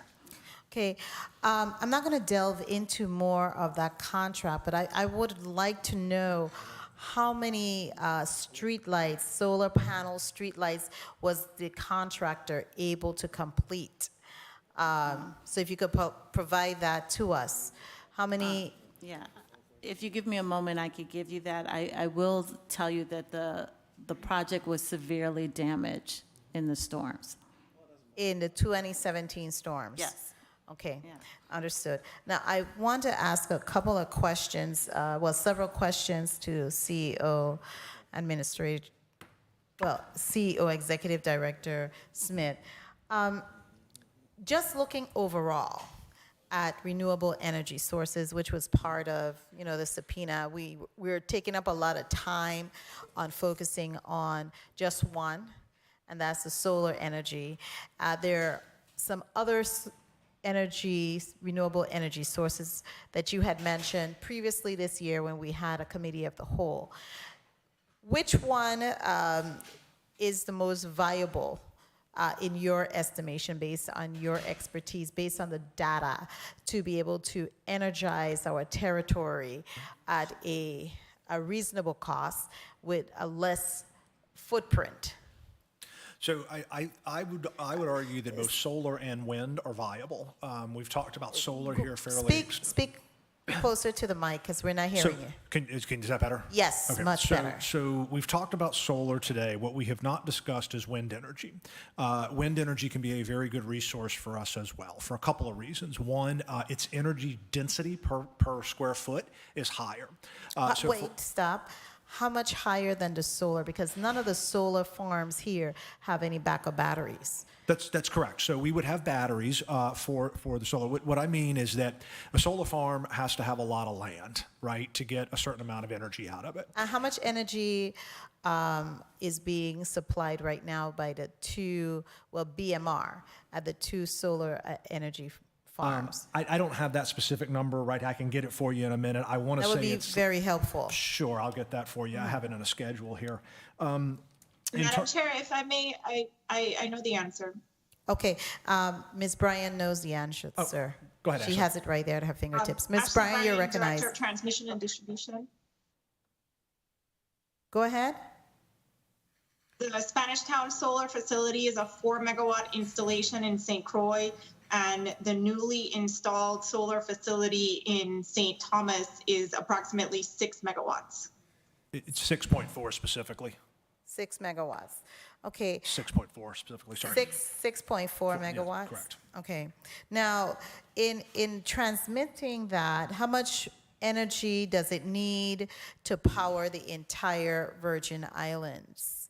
So the peak load on St. Thomas is approximately 60 megawatts. 60. That's correct. And then the peak load on St. Croix is approximately 42. Okay. And now tell us how much megawatts would wind energy produce? So wind energy, the developer that we're talking to now is proposing 30 megawatts of wind energy for St. Thomas. 30? So 30. that would cut our consumption in St. Thomas by half? It would not. So let's talk about that concept, right? When we run a fossil generator, we can turn that machine on and it runs, right? Assuming we don't have outages or disruption. The wind doesn't blow all the time. Right, so when we think about a megawatt of wind or versus a megawatt of fossil conventional generation, wind typically for a megawatt generates about 30% of energy, right? A megawatt out of a fossil plant, you get 100% of energy out of it because you can turn it on, right? So the 30 megawatts of wind would translate into, make the math easy, 10 megawatts of displacing fossil generation, again, approximately. And compare now, you said 10 megawatts. Compare solar also using that same type of calculation. Right. So solar would give you a similar result. So solar would give you a similar results. Now, let me clarify one point, if I may. That's an annual average, right? In a given hour when the wind's blowing, the wind turbine's putting out 100% of its energy. In a given hour when the sun's out, the solar panel's putting out 100% of its energy. But if we think about solar, there's cloud cover, right? There's nighttime, obviously. And then for wind, there are days when the wind doesn't blow. There are days when the wind blows harder than other days. And so when you look at an average performance, that's where those 30% factors come in. Okay. Is it true that the nameplate listing and capacity is a bit different for the solar energy. The solar would say is going to generate a certain amount of energy, and in fact, on its nameplate, and it doesn't generate to that full capacity. And that's the same concept of cloud cover and other dynamics, right? And there's a yield concept off of a solar panel into how it converts sun into energy. But again, 1 megawatt over a period of time, you think about roughly a 30% yield off of a solar farm. Okay, 30% yield. And you will still apply the 30% to wind energy as well. That's correct. Okay, have you looked at any other, hydro renewable source as well, because that's been talked about in the community? So hydro resources for us really would be wave technology, right? There's also some ocean thermal that's very sort of, I would argue, out there. I think Puerto Rico is considering a project for using the temperature gradients across seawater to generate electricity. One of the things that I would argue that we've been talking about decisions at the Water and Power Authority. We don't need to launch a rocket ship to Mars, right? We just need to drive around the block, right? And so, solar is tried and true. Wind energy's been tried and true. It's been developed for years, right? This wave technology, energy, thermal, ocean stuff, we don't need to be a test environment for somebody who's trying to start a new business. And I understand that we really don't, because we could exacerbate our costs and increase it 10 timefolds by making another bad decision. Now, I want to also ask you, what about the technology of solid waste to energy? That has been tested. Is there any consideration for that? There is.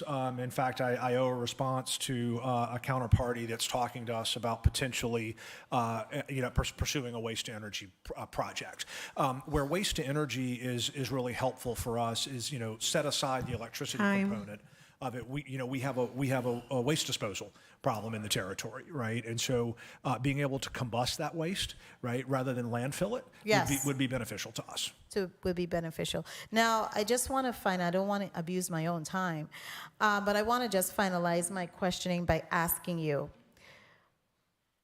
how can we be able to look at all of these moving parts, look at what we have as, this accounts payable is really in my mind constantly to really pay down. The biggest debt that we owe is to VTOL.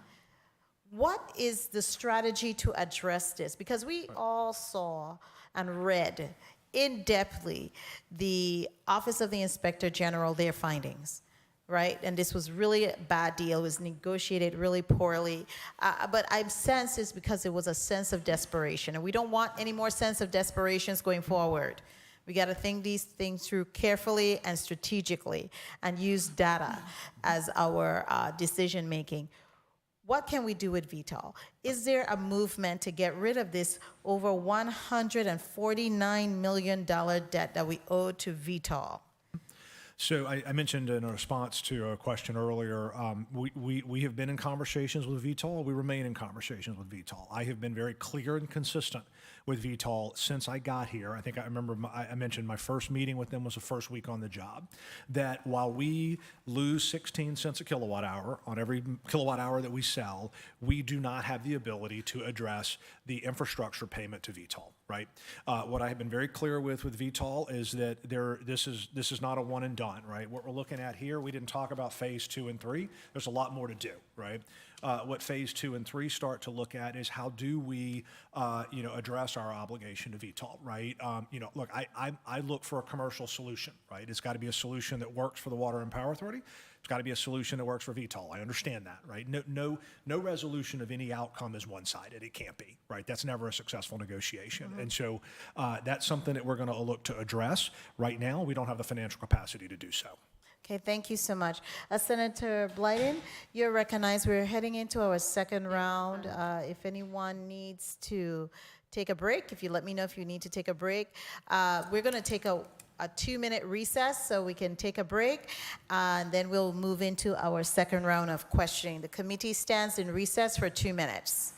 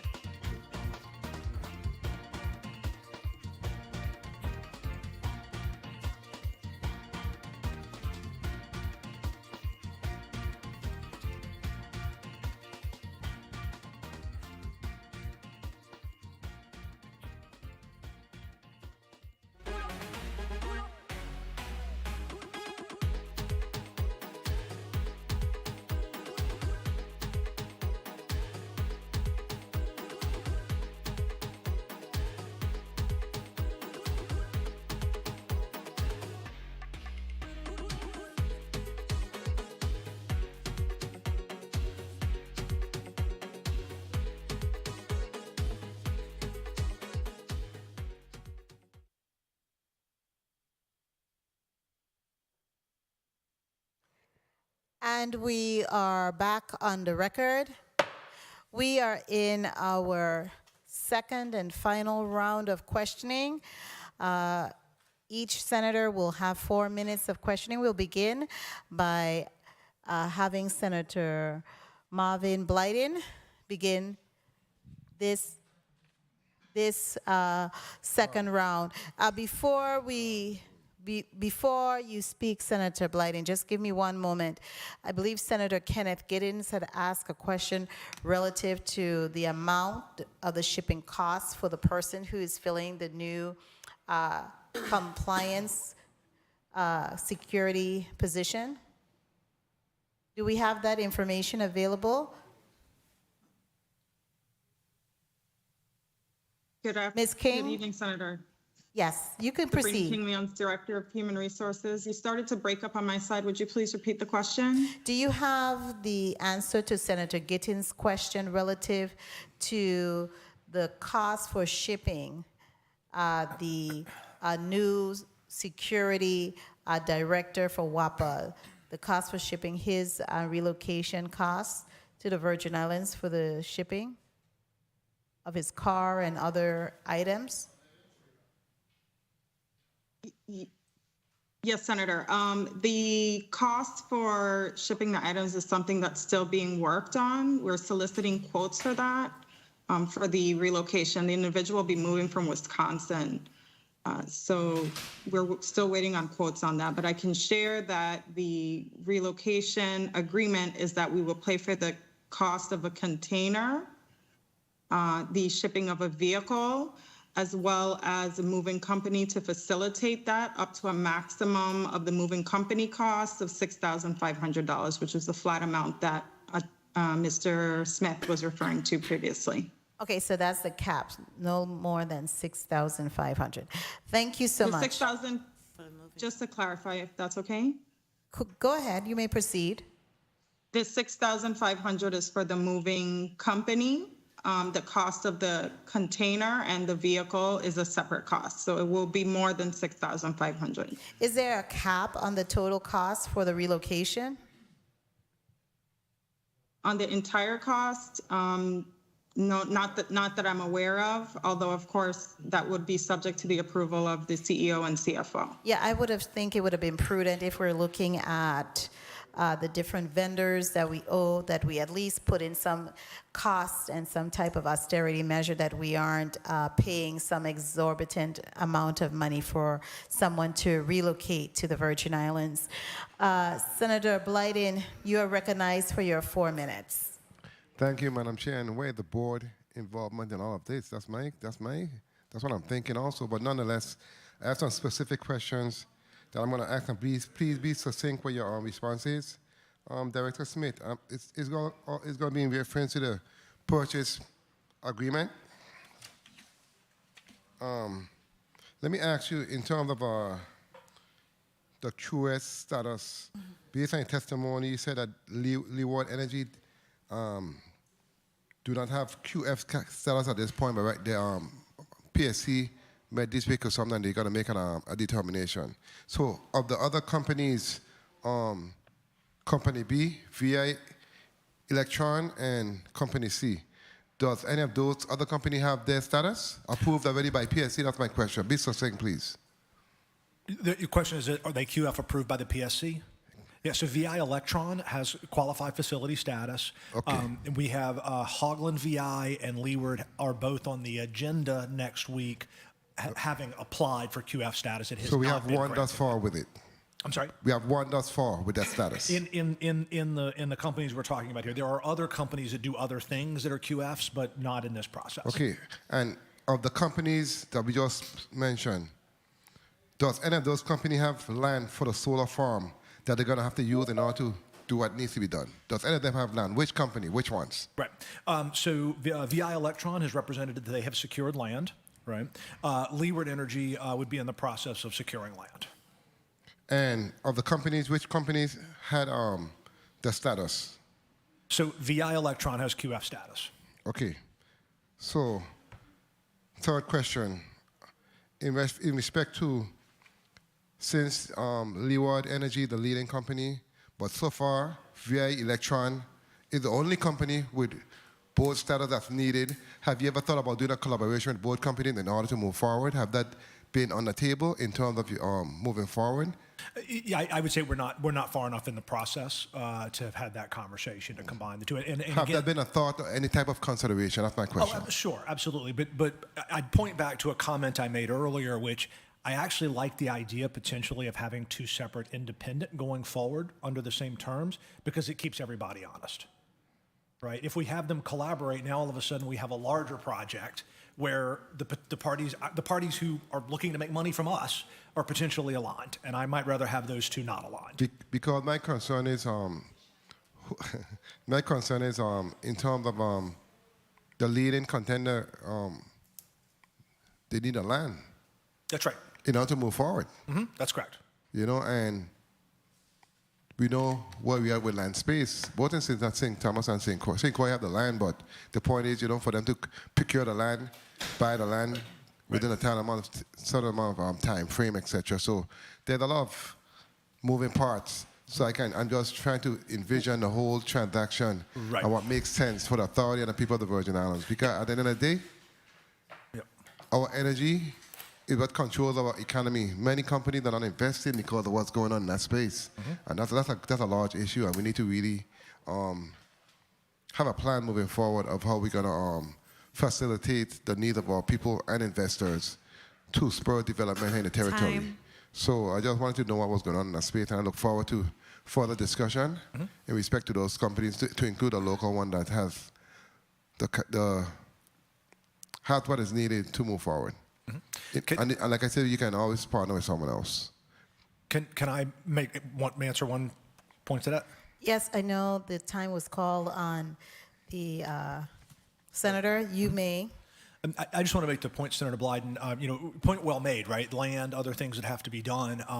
Most of the sites that have been identified are owned by the GVI, right? So, and we've already had conversations with the relevant agencies about just initial conversations about that. And in closing, Madam Chair, slide 15, the chart that you have here is as you stated, Company B started off at 10.6 cents per kilowatt hour and drastically increased to some 8.34 cents. Also, Company C was pretty steady, and Leeward was pretty steady. Did you analyze exactly how that can be done without them actually having no type of fluctuation across the board to stay at 14 cents? That's pretty impressive. Right. So when companies model these projects, right, they've done thousands of megawatts, and so they're very familiar with how the projects perform, how they develop them, how they finance them. Right. There are tax benefits to these projects that. One of the reasons we're going to talk about one of the reasons we're doing a power purchase agreement, right, is that the tax benefits in these projects, if we were to develop and own the project, because we're a municipal utility, we're not eligible for all the tax benefits, right? And so the developers that do these projects have tons of data about what their structure looks like, and so that's how they get to a fixed price. Thanks for responsive. Thank you, Madam Chair, for your time. Thank you. Thank you so much. We do have a point of inquiry by Senator Bolkes. Senator Bolkes, please proceed with your point of inquiry. Thank you, Madam Chair. I just at the time with the previous point of inquiry, I just wanted to recall that I had asked a question concerning the cost association with the rental vehicles. I was hoping to get an answer on that at some point before the second round is over. Thank you, Madam Chair. Okay, thank you, colleagues. Media has just requested that we take a break. We're going to take a 2-minute break. This committee meeting stands in recess for 2 minutes.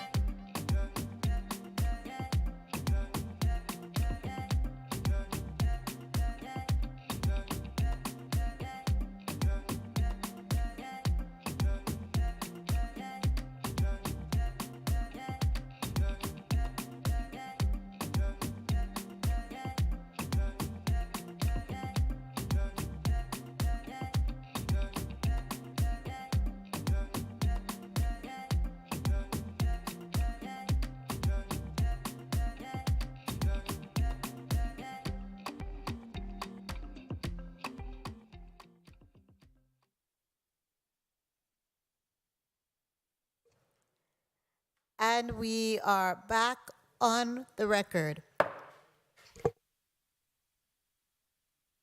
Next senator to begin to be recognized for their 4 minutes of questioning is Senator Johnson. Senator Johnson, you're recognized. Thank you very much. You need a glass of water, Madam Chair? All right, somebody get some water for the Madam Chair here. We're talking about going into solar, right? And St. Croix going into this 100%. And if by chance, if we do that, what become of your contract obligation to Vital? So our contract obligation to Vital would not change, right? What would happen under that scenario is we would buy less propane. We'll buy less, but what about the contractual agreement for the cost of building those propane tanks? Right, that is, so there are three components of the contract with Vital. One component is the fuel purchase, right, fuel supply contract.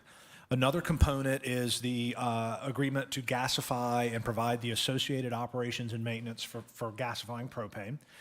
The third element of the agreement is the capital lease, right, which is the infrastructure payment as it's called. So under the fuel purchase, we would just purchase less fuel. Right, we need less volume. Under the O&M agreement, presumably that amount would not change, and then our infrastructure obligation would remain. Who's doing the maintenance of those tanks as we speak right now? Vital is. Vital is still doing maintenance? Correct. Although you owe them this 200 and something? That's correct. So that 200 and something $1 million is pretty much increasing as we go along here? Well, it's increasing for one specific reason.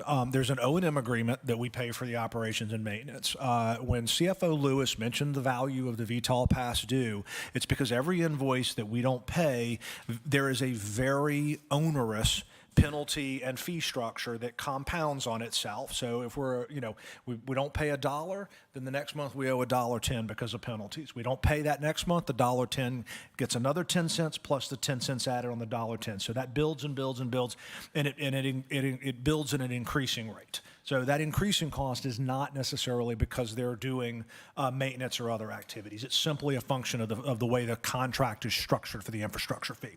Why is WAPA avoiding the RFP? Why? We're not avoiding the RFP. The reason we elected to go through a process of soliciting from various vendors is that, number one, doing utility scale solar and battery storage is a specialized skill. Right? We have very talented engineers internally, but we've not done utility scale solar. The solar that we have was done by a third party, BMR. We've talked about their past dues tonight. So if we were going to go out and execute an RFP, the first step would be is we'd have to do an RFP for a consultant, right, who could advise us on the right amount of solar and battery capacity to have on the island. That takes time, right? Once we get that finished, we'd have to execute an RFP specifically with that request, right? And, I've seen a lot of results of RFPs. We've talked about bad deals all night tonight. RFP process, right? RFP does not guarantee you that you get the best price and the best outcome. It's a formal process, I grant you that, right? It's a process that's very specific in what it asks, right? But if you don't ask right, do you get the right answer? Hasn't there been federal funds set aside or made available for renewable power generation for WAPA?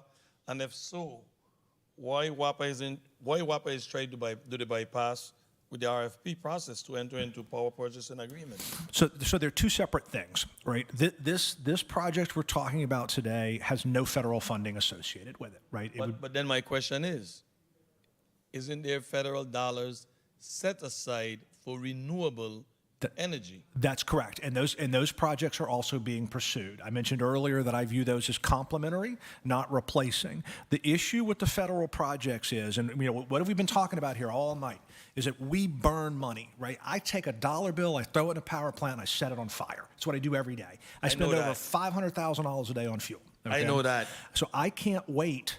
Federal projects 3, 4, 5 years to execute, right?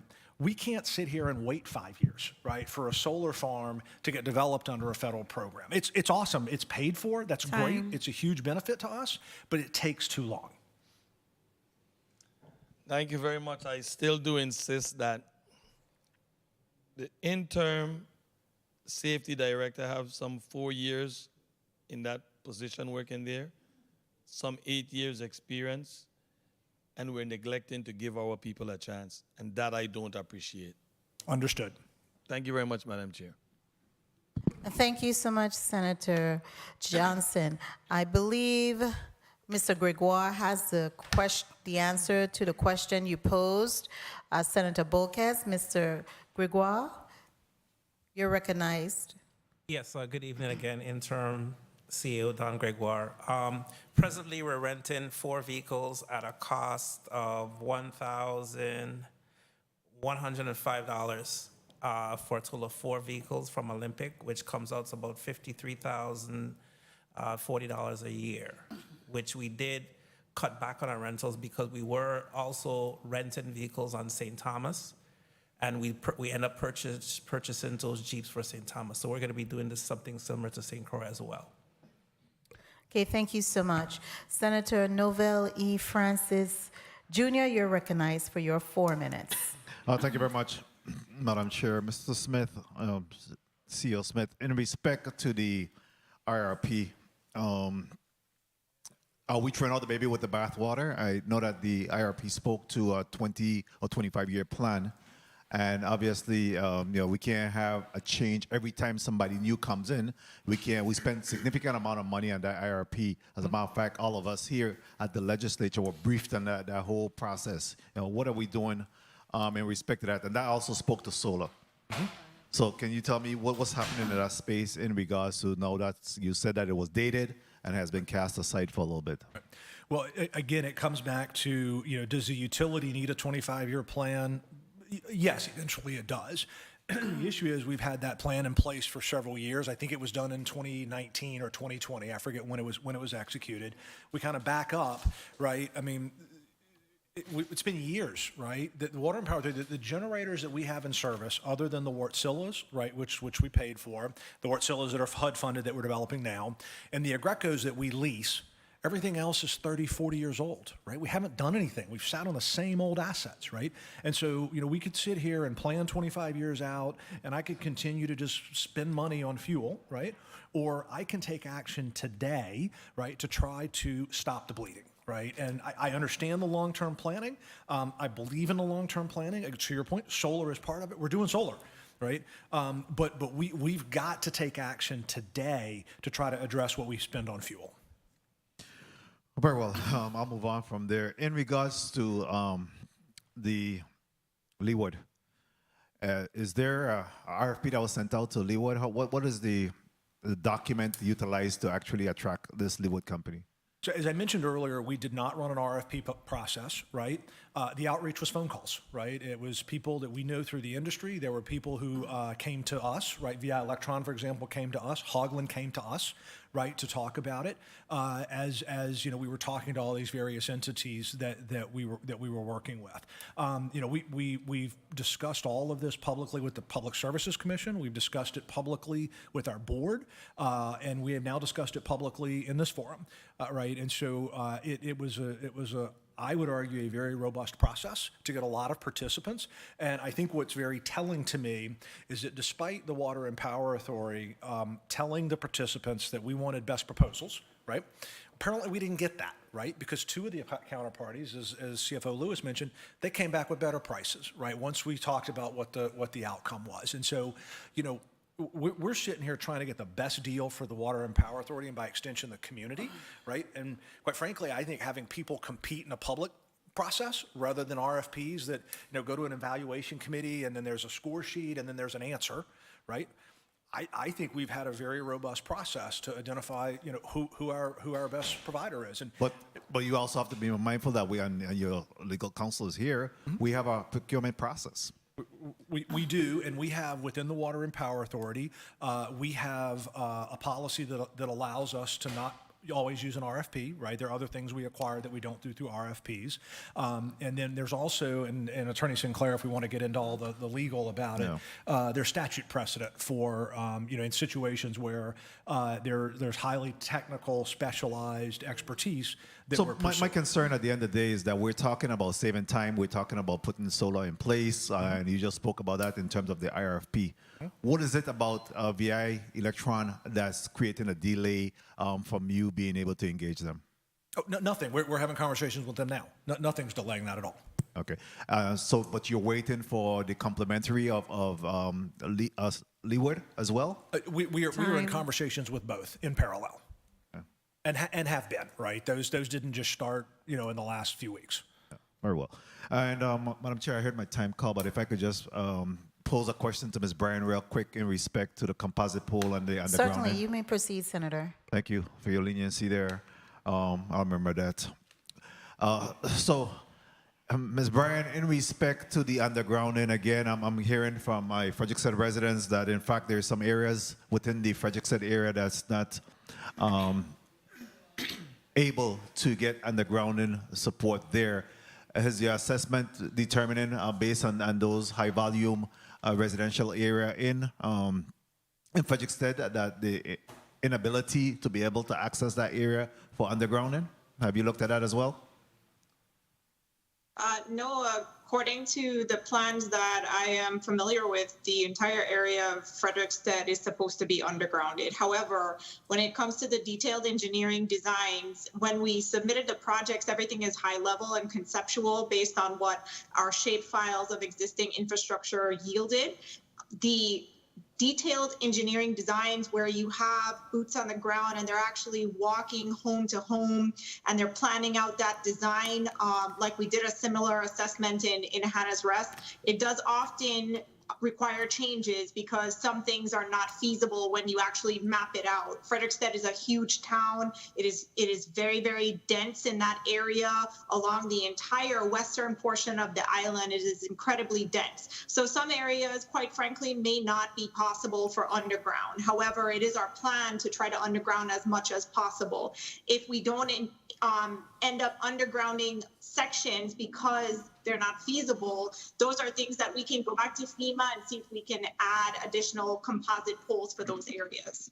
So my constituent concern is that we may be missing opportunities for the erection of composite poles in those areas, again, to provide some leverage of some level of security during this storm, as well as we're utilizing the time now to put poles in pasture area and those are other areas that, they're concerned about that, where we could maximize at least the installation of poles in the Frederiksted area and those areas that, again, present some challenges for undergrounding. So please take a look at it. And the most important thing is to be able to have some dialogue via community meetings and some other means. You got a public relation person on board, so that the public could be able to certainly voice their concern and allow the technicians, the technocrats, to be able to make an informed decision. Thank you very much. Yes, certainly. And for the public, it should be noted that underground is always going to be more reliable than overhead. Your overhead has so many different components where there's damage and outages can occur, vegetation, lightning strikes, animals that impact the line, cars hitting poles. The underground doesn't have that. So, like I said, we're trying to pursue the underground in as many areas as possible. And quite frankly, from a personal perspective, I would prefer underground in my neighborhood, like in Frederiksted, where it's so dense, versus having, a large overhead infrastructure that's sort of like a spider web around your area. It's more aesthetically pleasing, it's more reliable. So that's why we're trying to pursue as much underground as possible. So, if you don't see composite poles, it's probably because we're doing undergrounding, which is more reliable.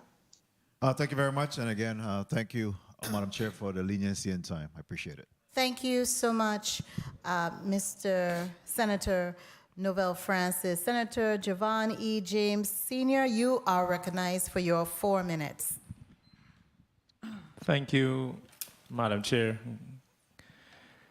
Yes, so on page 6 of 9, you made mention of the critical payments process. and how it was helpful to the authority. And I think it was implemented by the former comptroller. And they're now utilizing that same process at the Snyder Regional Medical Center. If you can just elaborate for us some of mostly the pros and the cons of this critical payments process. Absolutely. And so for a point of clarification, the process was actually implemented by myself when I got here, right, with the assistance of some of the team. The benefits of that process are, one, prior to having that process, the leadership team across the company, so Mr. Gregoire, Attorney Sinclair, all the people who are on the call there with us, didn't know where our money went, right? All they were told was, hey, I need a part, and they would say, we don't have any money, right? So one of the things it's now done is it's gotten us very focused on spending our money and getting value for it, right? It's gotten everybody thinking about how do we go out and do things cheaper, better, faster, right? We're Chief Administrative Officer here has got several things in negotiation. I don't want to name the names of the companies and blow it up, but that will lower our cost, right? And so it's really changed the focus of the company in terms of how we spend our dollars, right? It also gives us critical visibility into what we can pay each month. We tried to repair our bucket trucks on St. Thomas, and we weren't getting the results that we needed. So a few months ago, we said, all right, we're going to start setting aside money every week, right, to build up enough money to go buy trucks, right? We did that. We found the trucks. We bought them. They're on the way to the territory. Without that payments process, we would have had no visibility into being able to build up that kind of money. Okay, and in every operation, whether it's business or the government operations, there is a cost per day to carry out the functions of the specific department or agency. So as far as the amount of days of cash you have at hand when it comes to the Water and Power Authority ever since the implementation of the critical payments process, how much days of cash you have on hand? Right, so our current forecast has us needing additional fuel support roughly the second week of November. So we have to wait until November to get that report? No. We run the report weekly. We update it to the extent that circumstances change in between that week. It comes out every weekend for the well, not just the following week, but the next 13 weeks, right? That gets refreshed regularly. If fuel prices change, for example, that flows through the forecast. If other things change... Okay, so let me ask a different question. Mm-hmm. To run the Water and Power Authority on a daily basis, what is the average cost to run the Water and Power Authority? Give it to you on a monthly or weekly basis. Bear with me here 1 second. You can give me a weekly basis as well. Where's my... Let me get my file here real quick, sorry. Because the reason why you look for that, the reason why I'm asking that question, ever since I've been in this position as a senator, one of the main problems that we had with the Water and Power Authority is the cash flow. Mm-hmm. We have a cash flow issue. And we want to make sure with the implementation of the critical payments process, how those numbers are looking, because I have the documentation when I was in the 33rd legislature of the Virgin Islands that broke down the cash flow and whatever the cases may be.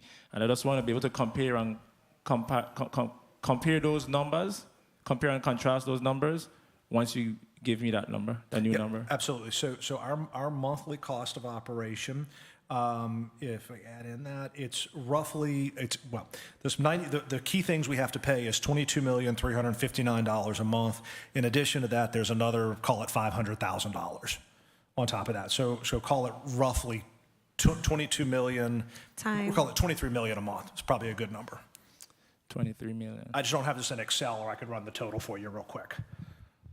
And through the chair, I would like for the Water and Power Authority to give us those numbers so we can have an idea of the cash flow of the Water and Power Authority. And if I can just ask one last question, Madam Chair. You may proceed, Senator. I know it was mentioned several times, the plans to reduce the base rate. I know you made mention of you not being dependent on the government of the Virgin Islands to subsidize and all the different things that you have. But as far as a projection or a date, as we can see some kind of relief when it comes to the overall base rate, when can we expect that? Right, so the base rate's not the issue. Our cost structure is set such that we operate within our base rate now, right? Our issue is fuel cost, right? We pay tremendously high prices for fuel, right? That is our issue. It's not our base rate. Yes, you're correct, because you mentioned 70% of that goes to fuel. However, In the past, we had a lot of infrastructure investments and whatever the case may be. So with those investments in infrastructure, we have to put that in the base rate, if I'm not mistaken, for the cost of operation. So there are two things with the base rate to your question about what's in there and not in there. There are things in the base rate that we don't have anymore. Lease generation, for example. Okay, there's some leased units that we don't have anymore. There was a rate set 2 or 3 years ago that included those revenues for the lease generation. So set that there. That should come out of rates. Now, at the same time, what's happened to other costs? Right? Health insurance cost has gone up over the last several years. We actually held it flat this year over year, through good negotiation, but it's up over 3 years, right? So they're net things that are up and down. Our VTOL O&M expense has gone up a little bit. And so when you look at the mix of all of those things, we set our budget that we presented back earlier this year, we set our budget to operate within our base rate as it exists today. I don't want to abuse my time. In closing, I'm not going to sit here and act as if everything is perfect in the Water and Power Authority, but I must admit, ever since there were changes in the leadership, we are seeing some changes. However, we have some challenges, and I was kindly asking you to just get the cash flow issue rectified and bring down the overall cost of electricity in the U.S. Virgin Islands. Thank you, Madam Chair, for the time. Thank you, Senator Javon E. James, Sr. We will move on to the next senator, Senator Milton E. Potter. You're recognized for your 4 minutes, Senator Potter. Thank you, Madam Chair. CEO Smith, I wanted to ask you regarding HUD. HUD has asked the Housing Finance Authority to submit the electrical grid action plan by December of 2022, or risk losing funding. And I just wanted to know if you are aware of this, and what role is WAPA playing in this regard, and is there a contract with a third party? So we are aware of the process. HFA is leading the process of coming up with that grid action plan, and basically engages us by asking us questions. Right, we would like to be arguably more proactively engaged in that. HFA has engaged some third-party consultants to advise it on what the third-party consultant thinks we need. I would tell you that the team here, we know better what we need than a third-party consultant hired by HFA. Now, I'm open to all sorts of external input, right, and having conversations, but I would argue that we need to be much more engaged in that. I mentioned the generators that we need to buy. That's a perfect fit for that program, right? The 2 generators all in would cost roughly $35 million and save us a phenomenal amount of money. We'd save a couple $1 million a month by having those generators. And so to me, that's a perfect fit for that electrical action plan.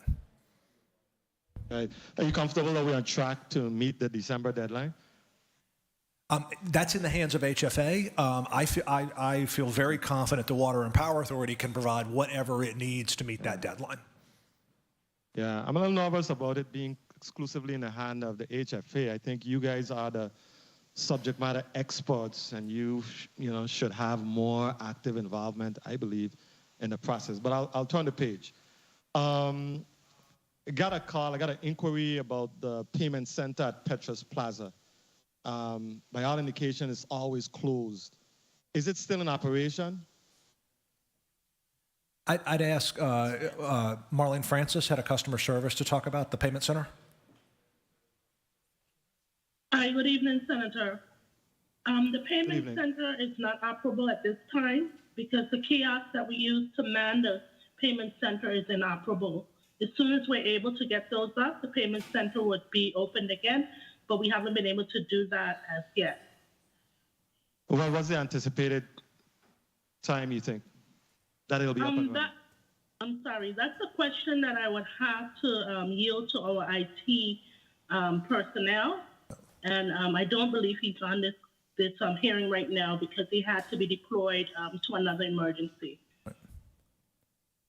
Okay. Regarding composite poles, what's the status of the composite pole project on St. Thomas? Ashley Bryan, Director of Transmission and Distribution. So thus far, the poles installed on St. Thomas are 1,749. There is a total of 2,333 poles that will be installed overall. So the project is approximately 75% complete with a projected completion date of January 2024. 2024. Well, has the project reached in the Tutu area? I know that's probably the most populated area on St. Thomas, but I can't recall if I've seen any movement whatsoever regarding erecting the composite poles in the Tutu area. No, like I mentioned before, we did an analysis of where we're going to put composite poles and where we're going to put underground. A lot of the densely populated areas like the Tutu Valley are slated for underground currently. In the Smith Bay area, however, they have installed composite poles on some of the side roads and takeoffs. But it's our hope to underground the main backbone. So like on the main feeders, on the main roadways, you'll see no composite poles, unless it's a really, really far out area like feeder 2A going towards like Cheeseburgers on St. Croix. But on the main roadways, it's going to be underground. In the densely populated areas, it's going to be underground. Excellent. And you're looking at a projected 2024, January 2024 for the undergrounding as well? No, the undergrounding is a much longer endeavor. We have 2 projects that are getting ready to begin. They're in the bidding process right now for St. Thomas. That'll be on feeder 5A and also on feeder 9A. The 5A project is going to be feeding the water island infrastructure and some of the infrastructure behind the power plant, some of the VTOL and such infrastructure, and 5A also serves the airport. The other project, 9A, is going to run along the back street area, pick up some of the large infrastructure, critical infrastructure like the ports, the Niski Center area. It's going to go all towards Back Street and stop at the Main Street area. That one is a quick project because we do have some existing duck banks that we can utilize. But we have a lot of underground. They're in all different stages right now between design, planning, environmental procurement. You'll be seeing a lot of underground probably for the next 5 to 6 years with these projects. Okay. And you have adequate manpower to complete that project? Senator Potter, your time was called. Just alerting you. So if you could proceed to wrap up. Is this your last question? But your time was called about 3 minutes ago. I didn't hear you say time, but if I can just wrap up and just ask one final question. Thank you. And what type of acreage is required? And forgive me if you've answered this question before, CEO Smith. What type of acreage is required for that solar project on St. Croix? And is it going to require like one contiguous stretch of property? So sorry about that. I was conferring with CFO Lewis on the acreage required. I may get a text with that answer here in a second. It will not be one site. We would look for different sites and split up. And there's an advantage to that from 2 perspectives. One, you don't need as much contiguous land, right? The other is that unless you have like a big storm like a Fiona, right? Cloud cover typically doesn't cover the whole island. Right, so we may have cloud cover come in over the east end, right, for example, but then, over by Frederickstead or the airport, there's no cloud cover. So hopefully somebody will send me the answer to the, in fact, I think I just got it here. The acreage it's about 4 acres per megawatt, so it's about 240 acres that we would need in total. Okay, thank you very much. Thank you very much, Madam Chair, for the generosity. Thank you so much, Senator Potter. Again, that's a question I keep asking, how viable we're looking at utilizing solar energy versus the other alternative energy, because we're taking up a lot of property for solar and space and acreage for solar energy, wherein we're utilizing a lot of space that is currently green space. So how productive is that if you're looking at the other renewable energy sources? Well, so some of the land right now, when we think about the solar project, we're talking about the Alcoa site is one of the areas that's being talked about. That land's not really usable for much else, right, given what its historical use was. And that was my comment earlier, was that, 240 acres on St. Croix, while it sounds like a lot, St. Croix is 85 square miles, right? When we think about St. Thomas, that's where wind energy is very valuable in St. Thomas, because the land mass on St. Thomas is not nearly as conducive to building solar. It's steep, it's rocky, and wind turbines, it does not take that much land to get 30 megawatts of wind turbine. Okay, and I have a follow-up question to that, because I believe and I'm not a member of the Committee on Finance, but there was a lease agreement between WAPA and GVI regarding some use of properties in the Bavoni area. And I don't know what happened and what transpired during the meeting when the Finance Committee was considering that lease agreement, but they decided to hold the agreement. Correct. They decided to hold it. What is WAPA's plan? Because I watched it. I just didn't have a sense that WAPA was fully behind of that lease agreement to utilize it for solar and wind. And so I want to know, because you just mentioned that, in St. Thomas, it may be more viable to have the wind compared to the solar farms because we don't have sufficient space. How is it, and where do you think that we would be, based on the data and the tests and all of the assessments that have been done, is the location that is being proposed for the wind farm in St. Thomas the most conducive place? I would argue that it is, and on that lease, the developer there has re-engaged with the Water and Power Authority. It's a company called Advanced Wind. One of the things that we've been in discussions with Advanced Wind about was Advanced Wind was told by the Water and Power Authority that the Water and Power Authority wanted 10 megawatts of wind. Advanced Wind's view is, well, why would you only do 10, right? There's ample room to do more, and we have ample room to take it onto our system on St. Thomas. So we're now considering a 30 megawatt wind farm, or I should say we're in discussions with them on a 30 megawatt wind farm. With the scale of that wind farm, their proposed pricing has gone down by a little over 20%. Right, and so and we've been talking a lot about value and good decisions and that sort of thing with the Water and Power Authority. That's moving in the right direction, in my perspective. In your perspective, so is there going to be some movement on that? Because all I'm hearing today, and on the subpoena we did ask for renewable energy, and all I'm hearing about is solar. And even though I am a big fan of solar, I want us to look at diversity, similar to what we do with our incomes. You have certain diversity that you put in place so that you're able to withstand the shifts of time.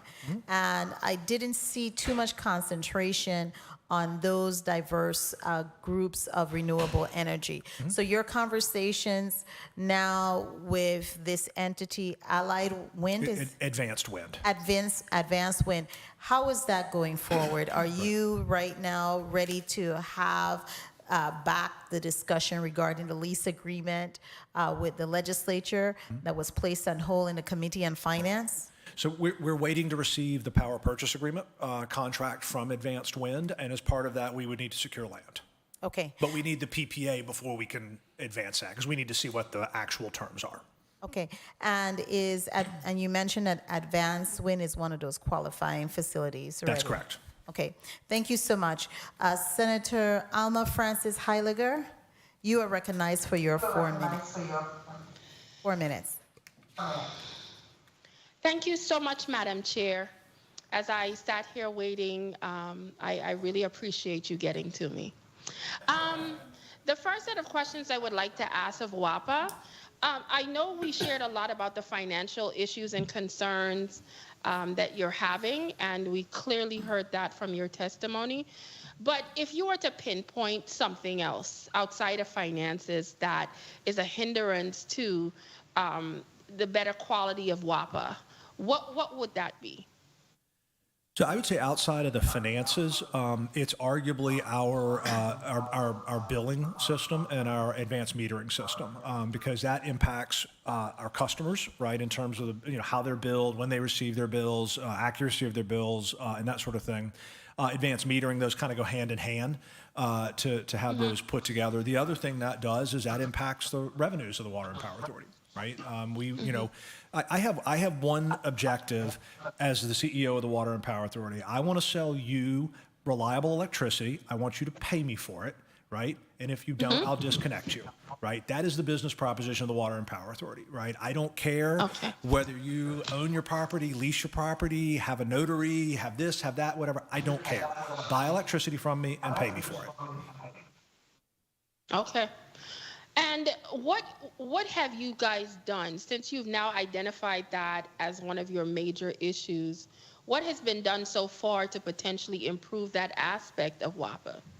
So several things have been done. For example, earlier this year, we got rid of the requirement of a filed and stamped deed to get service at your home if you are a homeowner. We're in the process. I'm actually waiting for a proposal to come in from customer service and legal to eliminate a number of other requirements like that we put on our customers to get service from us. We're beta testing now. The ability to go in and fill out an application to become a WAPA customer electronically on our website, right? We're one of probably a handful of utilities in the world that still makes you send paper in to do that, right? And so things like that make a huge difference in the customer experience for the Water and Power Authority. Okay. One of the things that I have been working on diligently for the last couple of months in regards to Bill 34-0048, which is actually in the Committee of Government Operations, this committee, which has been on the agenda, taken off, put on, changed, and done multiple times. So I'm still waiting. I would have preferred it to be on here today so we could have had a chance to discuss it and knock it out one time. But the decision was made otherwise. But that piece of legislation has to do with a lot of estimation and disconnection, as you just spoke about, and trying to promulgate rules and regulations that WAPA has to be able to follow when it comes to the protection of the consumer. Because as of right now, how it's being done, it's based on just policy, roughly. Do you think that your policies as it relates to estimation has been a benefit to WAPA just the way it is, as you guys make decisions accordingly? Time. Or do you think it has been a hindrance? So our policy on estimation, I think it functions, but it functions, right? That's kind of a transactional word, right? Is it the optimal structure? No. Is it the worst structure? No. Thank you so much, Thank you so much, Madam Chair. Also, Senator Francis Heiliger, does that conclude your questioning? And just to clarify something, because we want to make sure the record is straight, the bill that Senator Francis Heiliger just mentioned, are you finished? Excuse me, media is getting late in the evening. Senator Francis Heiliger, have you concluded your questioning? You have one question to wrap up. Would you like some time to wrap up your one question? Oh, thank you. While you asked 5 questions and you did not allow me to finish. But I'm asking you now. Okay, so no, we're not going to have that this evening.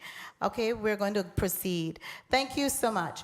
I want to just clarify one item that the previous speaker mentioned.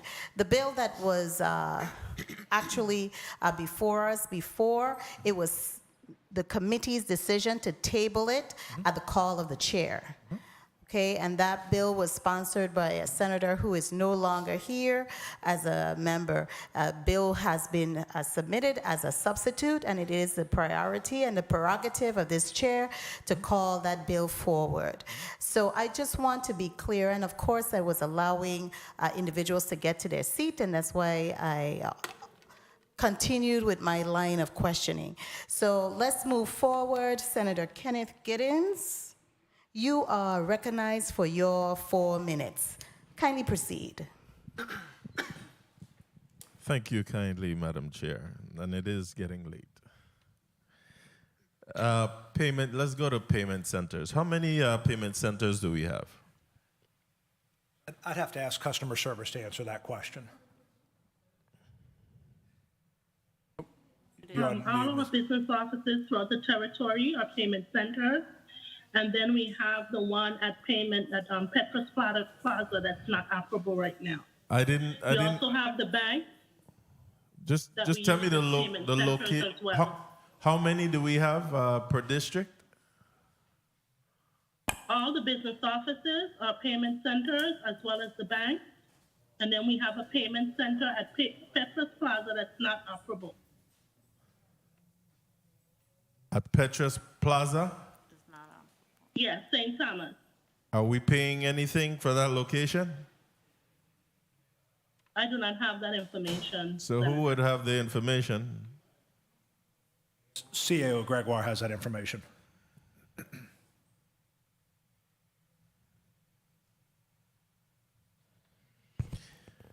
The time is running, but I'm wondering why. I'm wondering what's the cost of each of these payment centers, and why aren't we encouraging more online payments? And I don't think that we have any payment centers on St. Croix besides going to WAPA itself. And the Bank of St. Croix is also a payment center. Where? The Bank of St. Croix. And I would agree with you, Senator. We would encourage every single customer that can to pay online. Yeah, well, that needs to happen. Let's go, while Mr. Gregoire looks for that information. The street lighting, again, on the western end of the highway, Melvin Evans, where there's major road constructions going on. How will you prioritize this for us to see some lighting on the western end of the island? I'd ask Ashley Bryan, Director of T&D, to talk about that. Quickly, please. I just want to know what's your prioritization. The lights on the highway on Melvin Evans are part of the discussion that we've been having of the lights that are wrapped up with Public Works. After the storms, there was significant damage to the lights on Melvin Evans, where some of them don't even have streetlight poles or infrastructure existing. That's the plan that we're trying to put together with Public Works so that there can be some sort of a repair or replacement project. Okay, Director Bryan, excuse me. I just want to know what's the prioritization for this. I don't have the answer, Senator, because we need to if you figure don't out have the how it's answer, gonna then be paid if you for don't, and whose responsibility. ma'am, excuse me. Okay, if you don't have the answer, then say you don't have the answer. I mean, we're just rambling on. I just need to know what the prioritization plan will be. I also want to say thank God we were spared by the during this hurricane season and whatnot. But I wanted to ask quickly about your tree cutting contracts, because I've been reporting a number of areas where I see overgrown trees within the lines and whatnot, and to date, they haven't been addressed. What's the status on the tree cutting contract? So Asflund Services handled our tree cutting historically. That's a firm that we owe a fair amount of money to. We're on a payment plan, right, to pay them back. Right now, we do our tree trimming internally, but there's been a fairly significant discussion about if that's the right path forward for us to do that, and do we need to go back to a contract service provider? Alternatively, if we're going to have tree cutting internally, we need dedicated crews to do that. So we can't do that. We could. We have to have the personnel and the equipment to do it. Right now, we do it when we have availability of crews. Okay. You had the response. Your time was called, and if you could go to a wrap up. Okay. I think Mr. Gregoire wanted to respond. Yes, good evening again. Don Gregoire, interim CEO. Petrus Plaza on St. Thomas, approximately 900 square feet, and we pay approximately $2,851.51 per month. So my question is, we're still paying that that is not operable? No, we are utilizing the space. That's where our dispatch center is on St. Thomas. Okay, thank you. Thank you, Madam Chair, and at the appropriate time, I'm asking all my colleagues' support for that move to have the special prosecutor bill move forward in this body and finally addressed. Thank you so much. Thank you so much, Senator Gittins. Our next senator who will be recognized for your 4 minutes is Senator Angel Bolquez. Senator Bolquez, you are recognized for your 4 minutes. Kindly proceed. Thank you, Madam Chair. And again, enhancing your revenue generation to offset the expenses of the authority is the challenge. But of course, we do not want that to fall on the backs of the people. That's why I believe the extension of the water line is one of the ways that you can create more revenue. I'm curious to know to what extent have we supported water line extension to agricultural lands? I'll ask either COO of Water, Mr. Hodge, or Chief Administrative Officer Gregoire to answer that question. Yes. Good afternoon. Good evening, Senator. Yeah, we do depend heavily on federal grants for the water line expansion projects. You know, we do have application in for to do the design work and planning for water line expansion to the border area. So that's something that's in the work. That is a ARPA application. And so we are working with you know, OMB to get that going. Very well, and I hope that you continue to provide those extensions to agricultural lands because they will in turn yield economic stability and viability here in the territory because it will create jobs for our people that want to operate in the agriculture industry.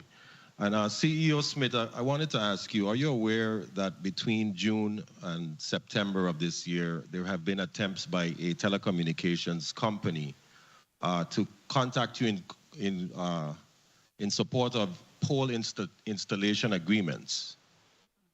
I'm curious to know if you're aware of that. And as of this date, no one has responded to that telecommunications company. And I'm asking the question because we're talking about creating more revenues and other, you know, we know what the issues are, but creating more revenue for the authority is obviously one step for the solution. So have you even considered having a pole attachment fee for some of those companies that may want to attach to a pole that creates revenue for the authority? Do any of your landline companies pay a pole attachment fee? So first off, it's not correct that I have not been in communications with the telecommunications company. I have open dialogue with both the CEO of Via and the CEO of Liberty. We have other companies that we also have pole attachments that I actively engage with. So if you're hearing that we're not talking to them, I'm not sure where that's coming from. We had a pole attachment agreement that was over 30 years old, dated, not up to modern standards. That has been revised. Attorney Sinclair has taken the lead on that. The last step in that is, to your point of revenue, is determining what the appropriate pricing is for pole attachment. Again, given our agreement was 30 years old, the pricing in it was not modernized. And so we're canvassing industry comparables right now to determine what that pricing is, and then we will finalize that process and move forward with the, with the pole attachment agreements. Okay, okay, understood, but I'm saying that there are a lot of jurisdictions in the United States that currently operate with pole attachment fees. Correct. And I believe that you need to consider doing that, and if it's something that we have to legislate, by all means, I'll be happy to champion that effort. But we really need to find creative ways of trying to help sustain the authority, because the continuous subsidization of the authority is something that's starting to affect not only this body, but the people of the Virgin Islands. So let's get our heads together, work together, and try to find creative solutions to these issues. Time. So, can I make a point Madam of clarification? Chair, You Go may ahead, sir. respond. I just want to CEO respond Smith. that when I answered the question earlier, there will be pole attachment fees in those agreements, right? We're just trying to determine what the relevant pricing is. Would you like to Okay, wrap up? thank you. You have a wrap-up question, Senator Bolquez? Yes, Madam Chair, and thank you so much for asking. I believe that what you should consider is looking at other jurisdictions. I know that our terrain and other parameters pose a very unique perspective when it comes to how our poles are erected, etc. However, I think that we'll see a lot more telecommunications companies coming here as we try to further enhance our communication, especially during disaster situations with hurricanes and so forth. So let's look at that really at a broad scale and see what we can do to try to further enhance it. Thank you, Madam Chair. I appreciate the leniency. Thank you so much, Senator Bolquez. Ask and ye shall receive. I want to, finally, is my round, to ask questions and just to shift the conversations to the hard-working men and women at WAPA. Where are we with negotiated contracts for the unionized workers? So two of our unions are currently in the midst of their contracts. The one contract that is currently in negotiation is the WIA union. We have responded to the non-financial. There's a couple of formalized rounds that you go through with the union negotiations. We have provided our proposal to their non-financial components, and we are awaiting their response to that. We have not received that yet. Okay. I also wanted to ask you, what is your relationship now with the union workers? What is the relationship? How are our union workers? How far behind? Sorry, let me just roll back. How far behind are we with the union negotiations? How many, is only one union you have? And when was their last pay increases? So the union contracts have pay escalators that kick in every year.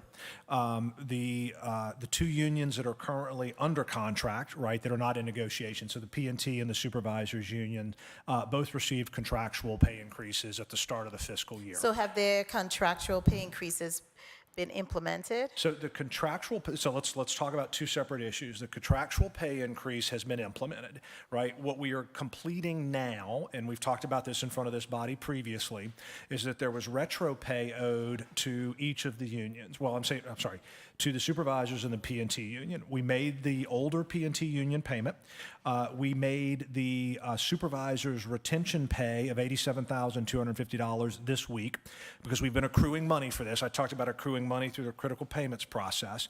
We owe P&T $119,000 for retro pay. We have the money accrued for that. We are right now going through and reconciling the amounts to ensure that the payments to the individual employees are correct, and that amount will be paid in the next 1 to 2 weeks. Wonderful. That's good news for our hardworking men and women. I really want to applaud you in making your strong effort to pay the unionized workers their step money. That is very critical. Also, I wanted to ask you, overall with the street lighting, I have to go back to that because it's a safety issue.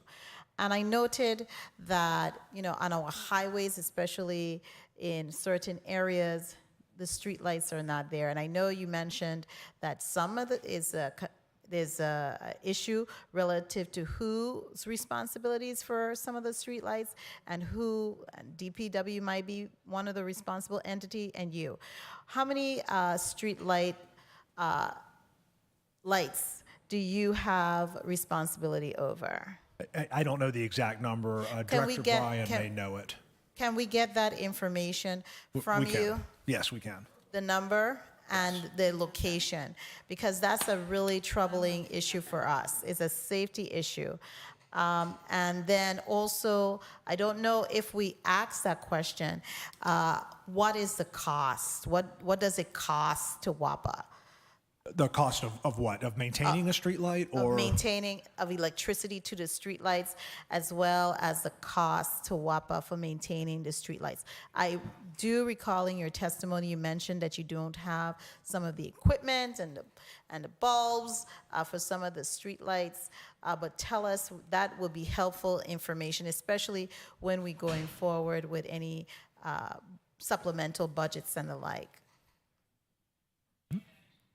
Okay, so those are some of my pressing questions. Now, I also wanted to ask you regarding the meter reading.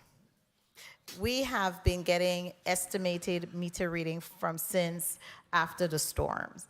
Where are we as far as getting true meter reading? And I know you've invested in rental cars so that that could get done. You're making every effort that you possibly can to do that.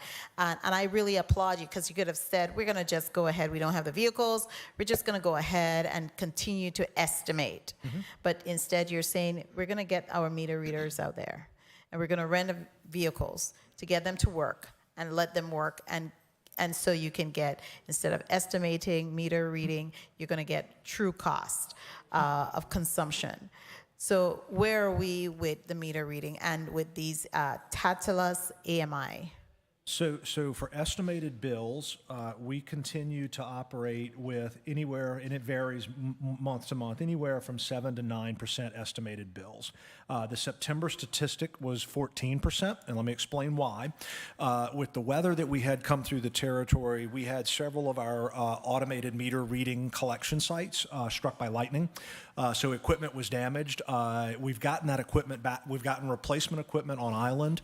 It's been installed and or is being installed, and so we've already seen the read rate improve, right, for those sites. Our AMI system is currently reading at about, I can tell you not about, our current AMI system is reading for the last month prior to the damage that we sustained was reading at 67%. So 67% of the total population of electrical consumers, 67%. That's correct.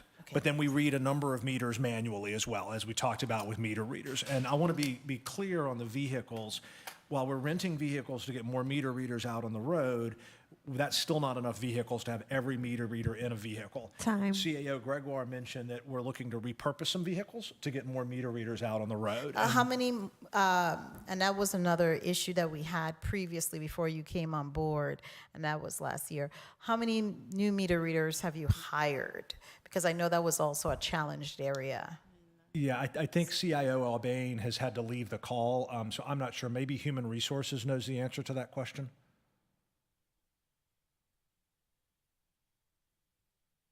Sabrina King-Leonce, Director of Human Resources. I can pull that number and have that for you in just a few minutes. Okay. I am the last person actually to ask questions, the last senator, and so this is a final round. You could provide the information, Mrs. King-Leonce, through the chair. You could email me that information. That would be helpful, because we're not going to be wasting any more time waiting for that. I want to proceed quickly to wrap up and offer you, CEO Smith, an opportunity to present a 1 minute. It's usually, that's twice as long as we normally allot to people, because we know WAPA is a huge issue. It's a burning issue for all of us. 1 minute wrap up for this evening's hearing on WAPA. And thank you for the opportunity to wrap up. It'll be very brief. First, I'd like to thank the honorable senators for the opportunity to appear and discuss where we are as a company and what we're doing. It's a great opportunity for not only the Senate to hear, but the public to hear what we're doing. And I also want to thank the hardworking men and women of the WAPA family. I've talked earlier in a lot of my remarks, our people are our most valuable resource, and they're out there working hard every day, doing hazardous jobs. I think sometimes the community really appreciates them. Sometimes, as I mentioned earlier, the community's not nice to them. And people need to be nice to our employees. I would really ask people to respect the hard work that our team is doing. And thank you for the time today. And thank you so much also. You are released from your presentation to the Committee on Government Operations and Consumer Protection for Wednesday, October 19th. Colleagues, we have exhausted all of our time. I really want to thank my colleagues for staying here for the full duration. I really also want to thank, of course, our hardworking Central staff members for their time, their patience with us today. And Last but definitely not least, I would like to thank my hardworking staff, a youthful staff, for staying here with me, taking notes, passing on questions and the like. The Committee on Government Operations and Consumer Protection meeting for Wednesday, October 19th, 2022 is hereby adjourned.